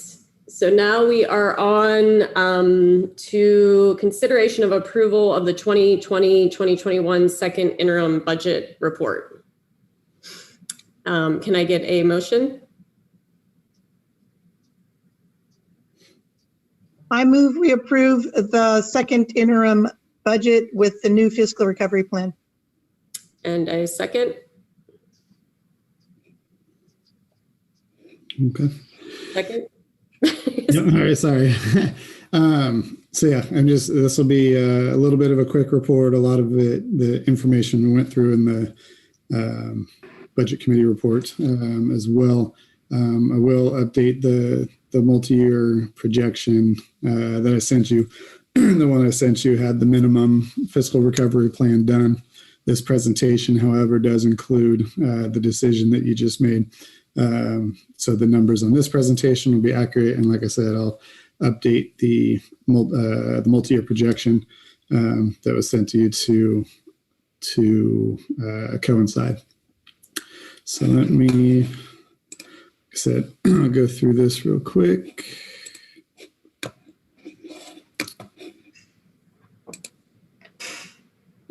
And We should all close our videos so that everybody can see better.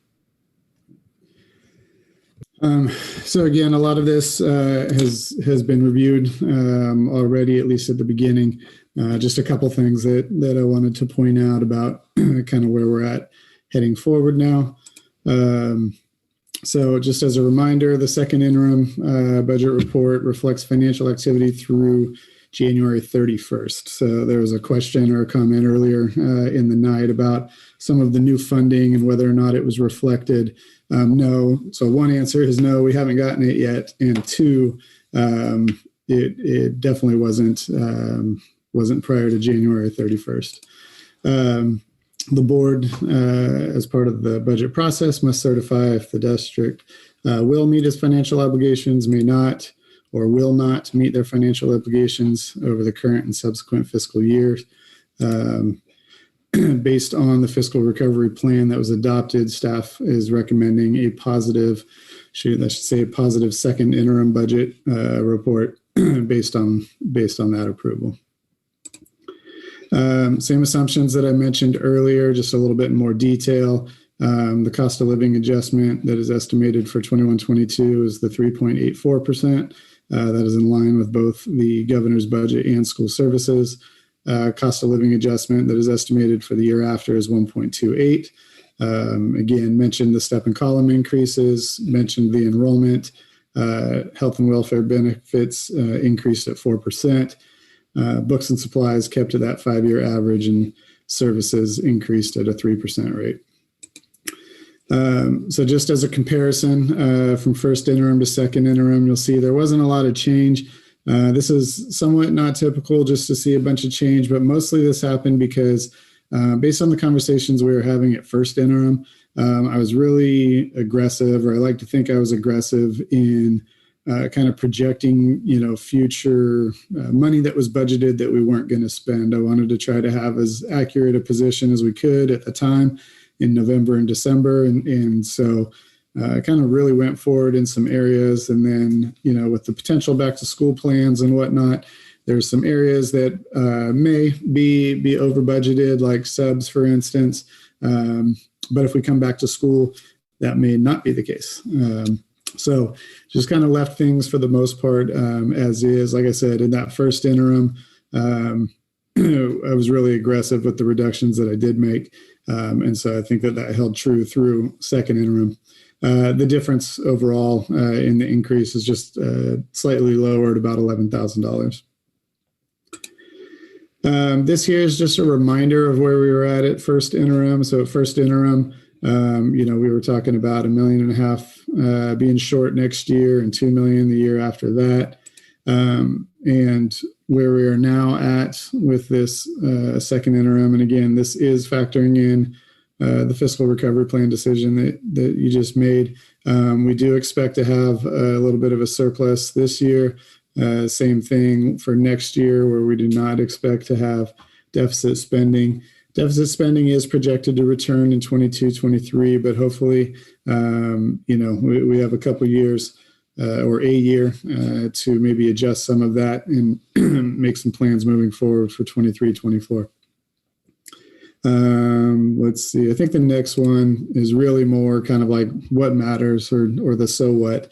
So this is just a summary of the ending fund balance, and this is total. So this net ending balance, this is both unrestricted and restricted.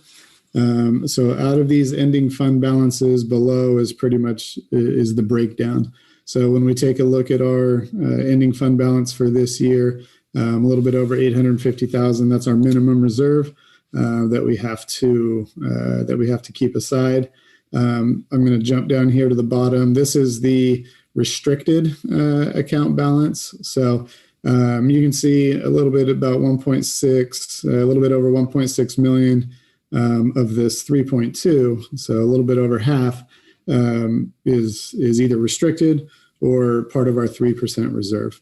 So this number here in this middle, this assignment number for all 3 years, this is that number that's as of right now, again, kind of above and beyond the 3% reserve. So that's kind of the choice money of how we build moving forward. Again, next year looks good as far as not having deficit spending. Deficit spending does return the year after that. So I do think it's still something to keep in mind moving forward. Just based on this for the second interim report and why the positive, just a summary is that we will meet our minimum reserve requirements this year without deficit spending. We will meet our reserve requirements next year without deficit spending. And we will meet our reserve requirements in 22-23 with deficit spending of $746,000. And that was it.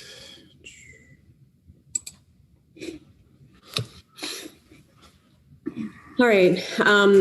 We will before we open it up for public comment, does anyone from the board have any clarifying questions for Jeff? Okay, we will move it over to public comment. So as usual, please take a moment right now to put up your hand if you would like to make public comment on this item.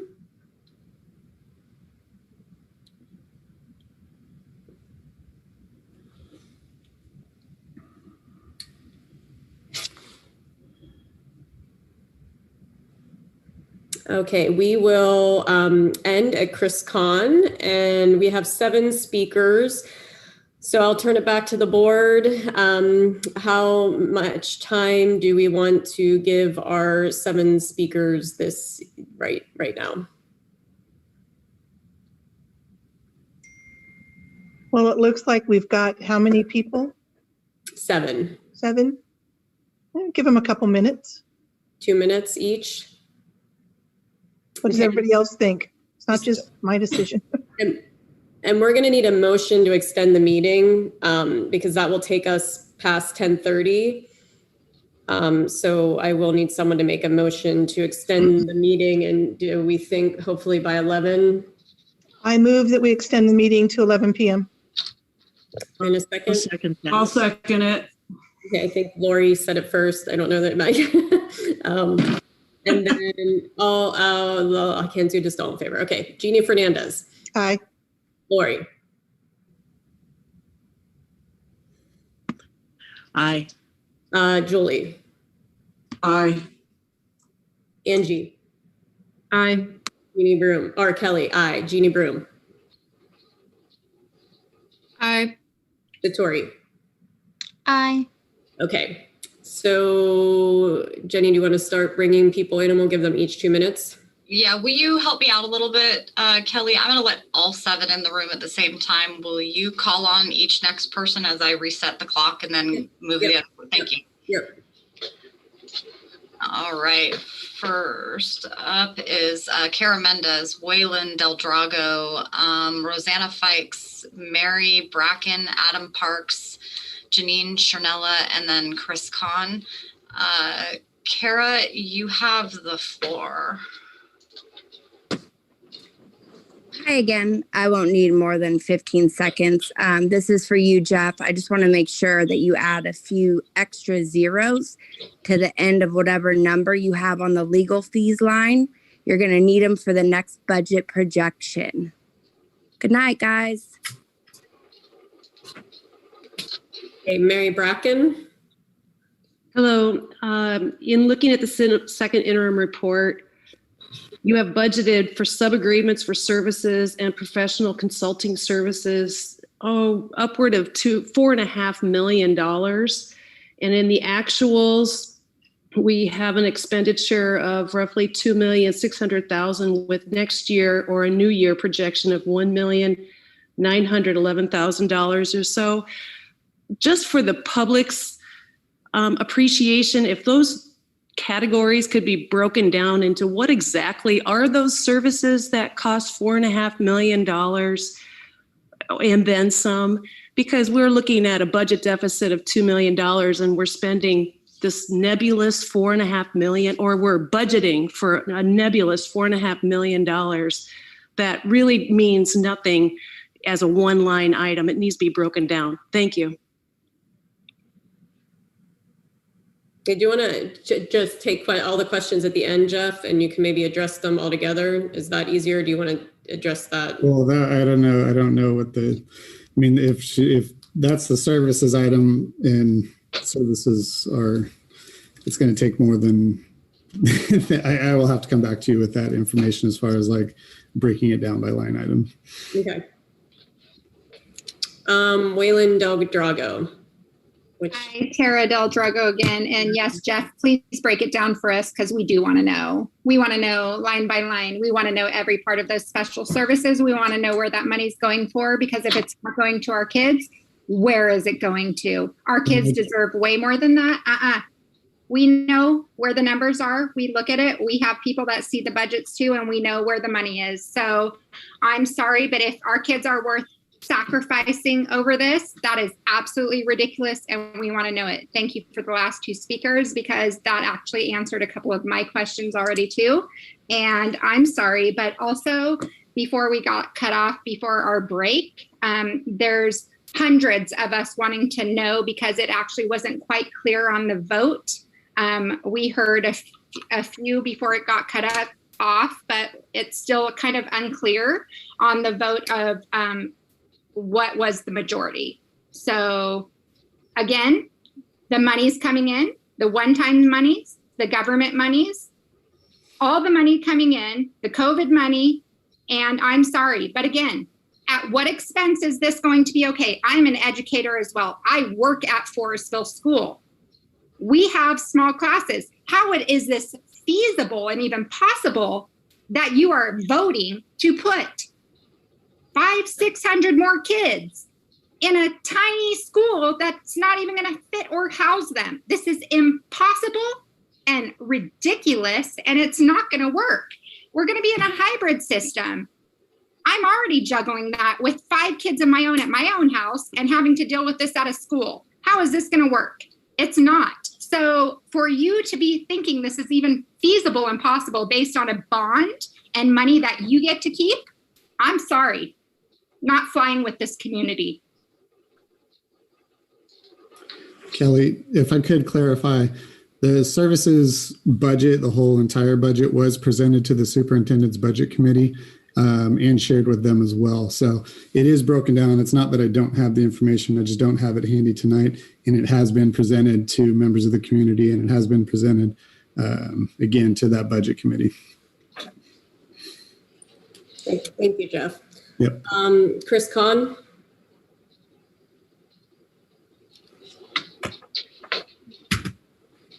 You'll have to unmute yourself. Is that better?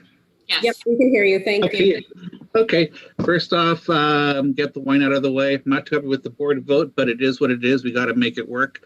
Jeff, I just want to say thank you very much for all the hard work you've done in putting in the budgets over the last very troublesome year, et cetera. I know the data is out there, is available, but I want to let you know that I do appreciate all the hard work that you've done on this. And just to let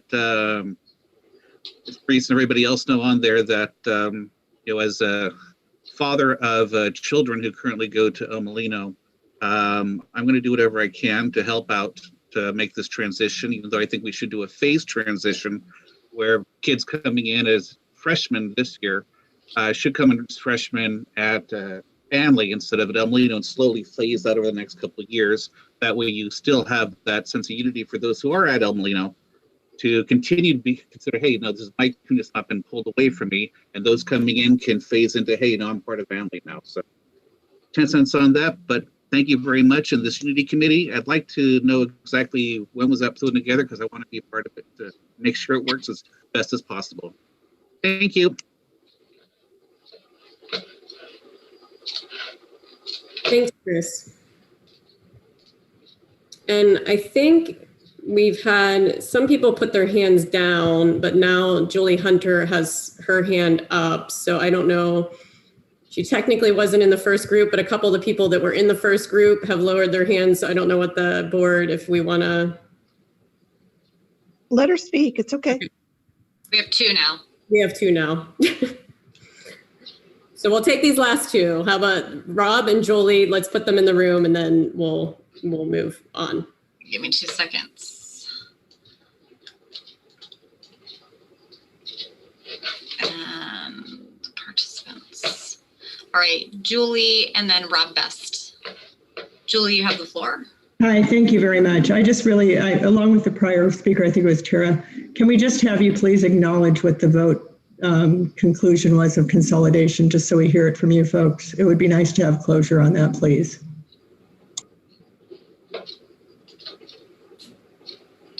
And then Rob Best. Hi, this is Heather Best. I'd like to say the same that Tara said and Julie said. It's not clear. There was a vote. The students' votes, unfortunately, which so should count, do not count. So let's make it clear. Just say it. We know where you sit and where you lie, but you may as well state it clearly and for your entire community, the one that you completely and totally represent. Thanks. Please resign, Tony. Kelly, I think you can share with them what the vote was. Yeah, that's fine. So it was 3-2 for the trustees with 3 yes votes, 2 no votes, and then two no student votes. And it should be made known that by law, the students' votes cannot count. We do appreciate their votes, but by law, we can't accept that as part of our vote.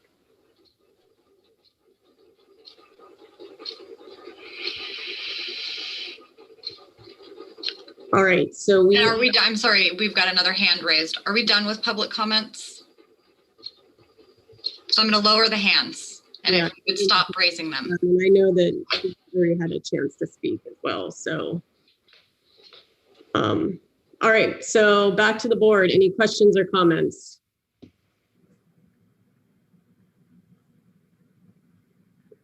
All right, so we will go ahead and vote. Kelly? Yep. I just want to thank you, Jeff, for all your hard work. I know I've tortured you. We've gone round and round, so I appreciate all you do. Thank you. Yeah. All right, so we will go ahead and vote. Jeannie Fernandez. Aye. Julie. Aye. Angie. Aye. Lori. Aye. Kelly, aye. Jeannie Broom. Aye. And Satori. Aye. Thank you. All right, now we will move on to human resources. So we have consideration of approval of monthly personnel report. Thanks, Kelly. The only addition that I have to the report that was presented in the board agenda packet is I received a resignation from Andres Alvarez, who is the woodshop teacher out at El Molino High School, and he is resigning at the end of the school year. Okay, thank you. I need a motion actually for that. Oh, that's right. Here. Anyone want to make a motion? I move we accept the monthly personnel report. In a second. I'll second. Good. All right, any comments from the public? Okay, any comments or questions from the board? All right. So, I got a comment from Steve Sumner. Oh, okay, go ahead. I'm just going to do it without doing the whole shebang. Okay. Steve, you have the floor. Thank you. Thank you. Andreas has a great woodshop program. So when I think of all the conversation tonight, there are a lot of kids who are going to suffer because Andreas is leaving. I'm sorry he's leaving. Thank you, Steve. And then we have another comment from, I'll get it right this time, Tara Del Drago. You have the floor. As a CSBA member, I would also just like to say, don't we have monies coming from that funding to get to retain and bring back anybody that is being let go, laid off, or has been feeling like they don't have a job based on COVID? Thank you.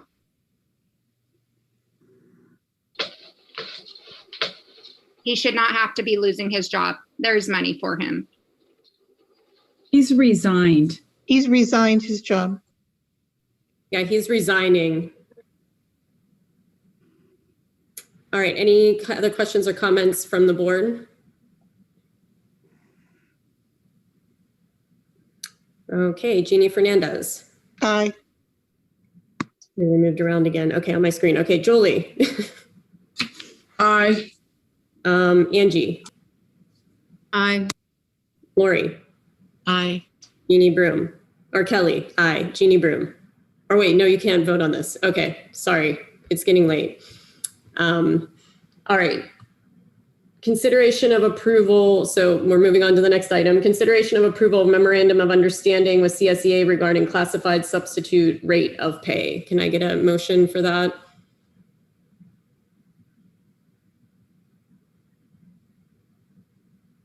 So moved. Second? I'll second. Thank you. Okay, Mia?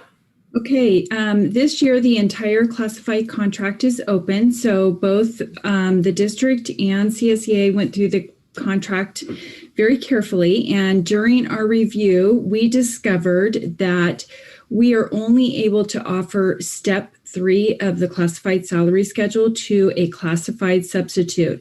And the classified salary schedule only has 6 steps on it. So both the district and the union acknowledged the difficulty in hiring classified substitutes. So we agreed to the MOU that is presented in the board packet. And the classified union has voted on it and has approved it. And this is the next step in the process, is asking for the board to approve the MOU that was presented in the board packet. Great, thank you. Anyone from the public that wants to make a comment on that item? Okay, any questions or comments from the board? All right, Jeannie Fernandez. Aye. Julie? Aye. Angie? Aye. Lori? Aye. Kelly? Aye. Jeannie Broom? Or wait, you can't, no? All right, moving on to the next item. Sorry.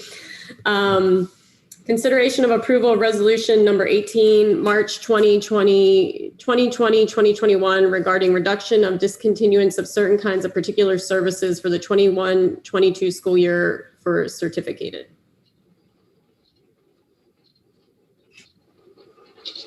You want to call for the motion first? Oh, motion, yes. Sorry, it's getting late. Thank you. Can I get a motion?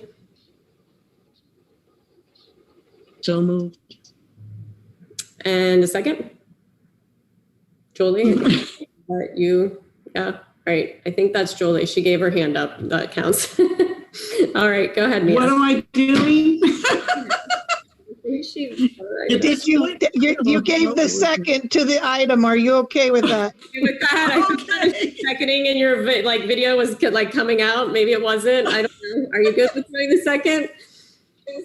Sure. All right. Okay, so based on the board's decision with the fiscal recovery plan, the resolution that I'm presenting tonight is in regards to our particular kinds of services, and this is based on consolidation for next school year. I'm going to read through the FTE for each one of the sections or classes. Special education is a reduction of a 0.60 FTE. English instructional services is a reduction of a 1.0 FTE. Social science instructional services is a reduction of a 1.0 FTE. Physics instructional services is a reduction of a 1.0 FTE. Physical education instructional services is a 0.20 FTE. Academic support instructional services is a reduction of a 2.0 FTE. Stagecraft instructional services is a reduction of a 0.20 FTE. Band instructional services is a reduction of a 0.20 FTE. Instrumental music instructional services is a reduction of a 0.20 FTE. Orchestra instructional services is a reduction of a 0.20 FTE. Choir instructional services is a reduction of a 0.20 FTE. AP music theory instructional services is a reduction of a 0.20 FTE. Spanish instructional services is a reduction of a 1.60 FTE. Leadership instructional services is a reduction of a 0.20 FTE. And athletic director instructional services is a reduction of a 0.20 FTE. This is a reduction of 9.0 FTEs, which equates to 45 sections.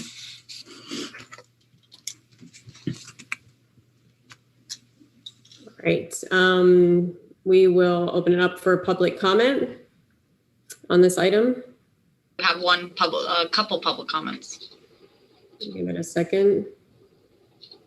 Okay, do you want to bring them both in the room? First speaker is Kara Mendez. Second speaker is Julie McLeland. Third speaker is Chris Kahn. I'll be using the 3-minute clock, correct? Yeah, I think that's fine. Can they? Yeah. And Kara, you are good to start. Okay, last comment, and then I'm going to bed. I'd like to suggest the board remain professional. Stop giggling and laughing. You have an entire community and student population who just lost their school. Some teachers, as we just heard, will be losing their jobs. We're all still here. We are all tired. Stop laughing. There's nothing funny about what's happening tonight. It's super disrespectful. Okay. I'm done. Next speaker is Julie. Hi, thanks. Julie McClelland, librarian, Amelino, Annalee. So we voted to prioritize music. The music program was the big push for Annalee to go ahead and consolidate.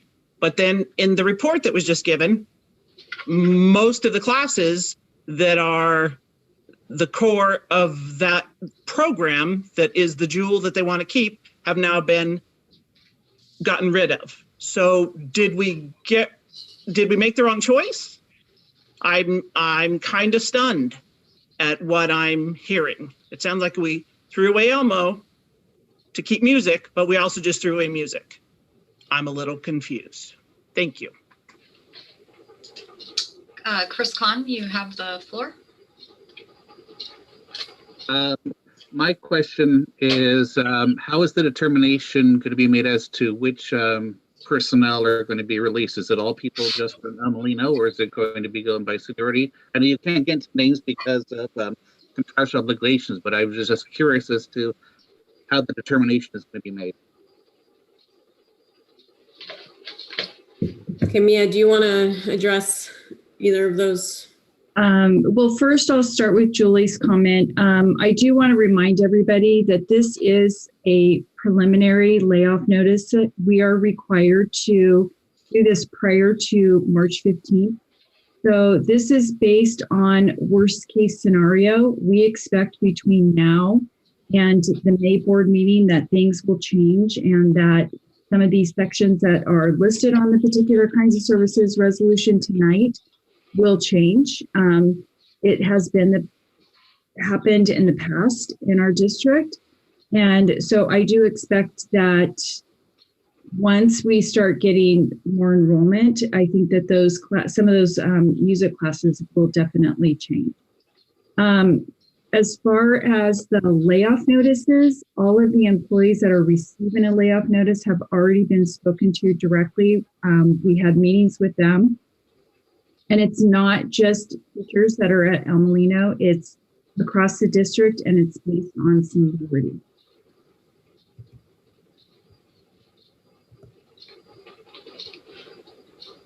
Kelly, it looks like we got 4 more comments. Are you wanting to take additional?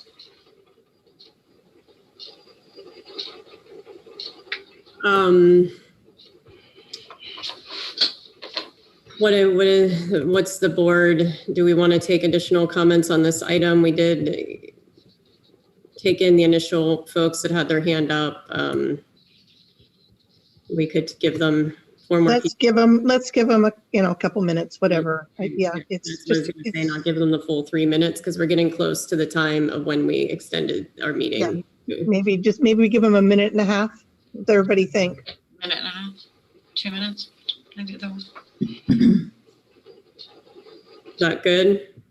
Okay. A minute and a half. A minute and a half. Yeah. Okay. Next 4 speakers are Casey Jones, Steve Sumner, Tara Del Drago, and Randy Marquette. Casey, go ahead and. Thank you. I'll try and be brief.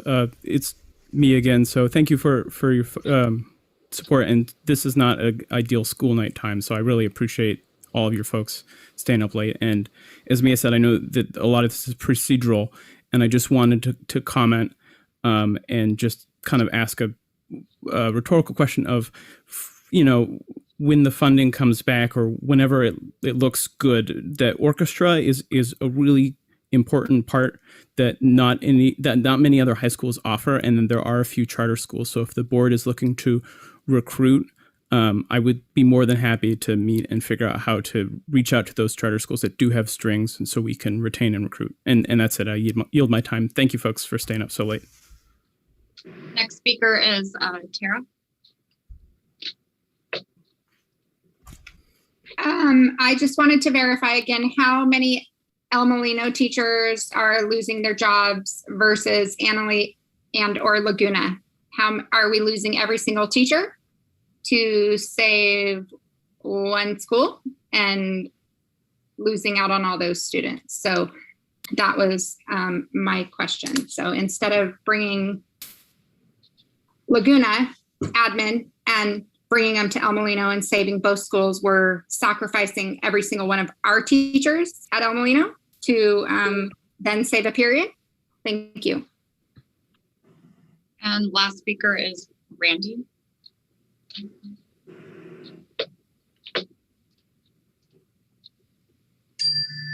Randy, are you with us? Oh, whoops. There you are. Go ahead and unmute yourself again. Wonderful. Thanks. Sorry about that. Sorry. Late. We're all tired. Digital forgiveness. You know, the Zoom technology is not perfect, but I did send you all my notes about public-private partnerships. And I think given the reduction in staff or the exposure to some of these beloved programs, as we start looking outside of the box, it's not clear to me where I can volunteer to help going forward. There's a number of teachers who have reached out to me, so I'll use that as my way in. But I do think there's more that we can do to not only solve this problem, but also as you're going through the next phases, do a course correction, because under these COVID times, my business almost failed and I got outside help. We faced bankruptcy and the state helped with some of their funds. The feds helped. So though you've made a decision tonight, I would hope that the spirit of the comments that I heard throughout this evening about thinking about things you haven't thought about yet and bringing in new people lands with you well, because this course could be corrected with better resources. Thanks.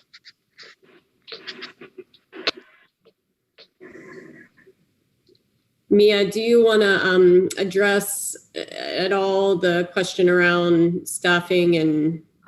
Well, you know, Kelly, I don't really feel comfortable doing that, because I think based on the FTE, we're trying to protect our employees. And so I can say this, that the layoffs are based on seniority. It's not based on a school and where those sections are being cut. Legally, we have to do it based on seniority date. And I'm not going to say that it's this number of teachers. I think that's a good explanation. Opposed to another school site. Yeah. It's purely based on seniority, and it's across the district. Yeah, no, I think that's a great, thank you, Mia. I think that answers the question. Sure. Ellie? Yeah. And if I'm not mistaken, this right now is purely based on the registration that our students put forth. Correct. This is preliminary. This is, we're required to notify people by the March 15th date, and things will change between now and the final layoff notices that won't be issued until May. All right. Thank you. Any other questions or comments from the board?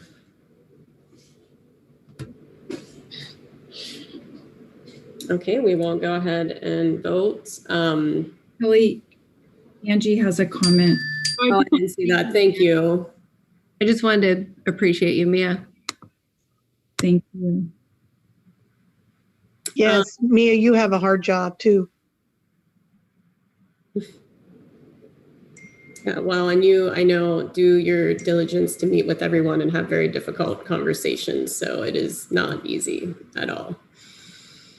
All right, so we need to vote on that item. Julie. Again. Aye. Jeannie Fernandez. Aye. Lori, Aye. Angie, Aye. Kelly, aye.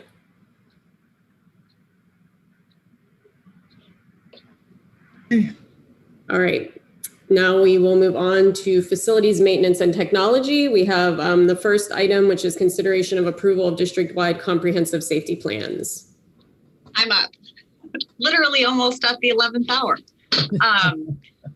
What I'm presenting for you guys tonight is consideration of the district-wide comprehensive safety plan. We're required to review our plans on an annual basis and adopt them typically by March 1st, which is some arbitrary date that the legislature made up, and it doesn't always coincide with when we have board meetings. So this was the next available board meeting to do so. I have been able to share this plan with the Annalee Site Council. I have a meeting set up in a few weeks to do it with Laguna, and I'm trying to coordinate the same with El Molino. We've shared it with all of our stakeholder groups in terms of the city of Forestville, the city of Sebastopol, the fire departments, the police departments, and we've actually received feedback from the sheriff department SWAT team and said that our plan looked good from a tactical perspective. So I've pretty much detailed out the areas and sections that I have updated. A lot of it is just updating it to our most current policies and administrative regulations. And then the biggest addition this year was the inclusion of the COVID safety plans. And as soon as we're done with we added the COVID protection plan. As soon as the COVID safety plans are done, we will add it to that document. It will be posted on our website and available for everyone to review. And I won't belabor you with going through each and every section, but we have updated all the appropriate areas relevant for today, and I'm happy to answer any questions. All right, thank you. With that, we will open it up to A motion. We did get a motion. No, I didn't get a motion, did I? Okay, can we get a motion?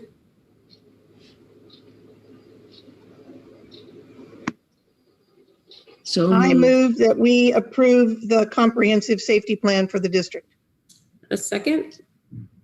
I second it. Well, thank you, Lori. All right, now we'll open up for public comment. I see we have one public comment. Anyone else that would like to make public comment on this item? Not making a comment on this item. Oh, I think she lowered her hand. Okay. All right. Any comments or questions from the board?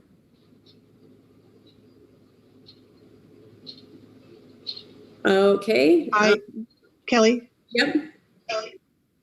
As a former safety officer in my former life, I wanted to say great job, Jenny, and I always look forward to this item. I know that's strange, but you know I'm always there to help. Just me geeking out. That just sent me. Me too. All right, so let's go ahead and vote. Julie. Aye. Lori. Aye. Angie. Aye. Jeannie Fernandez. Aye. Kelly. Aye. Jeannie Broom. Aye.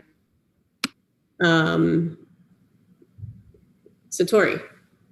Aye. Left. It was like, oh, maybe she's gone. No, but thank you for sticking it out. Yes. All right. So now we will move on to our next item, which is consideration of approval of resolution 19/2021, authorizing emergency procurement of air purification systems and other necessary products and services to address the spread of COVID-19 to allow for the reopening of schools. So this item is pretty much just like it sounds. We have a bid threshold that we're required to go out to bid for anything above the bid threshold, which is somewhere in the neighborhood, and don't quote me on this, $93,500.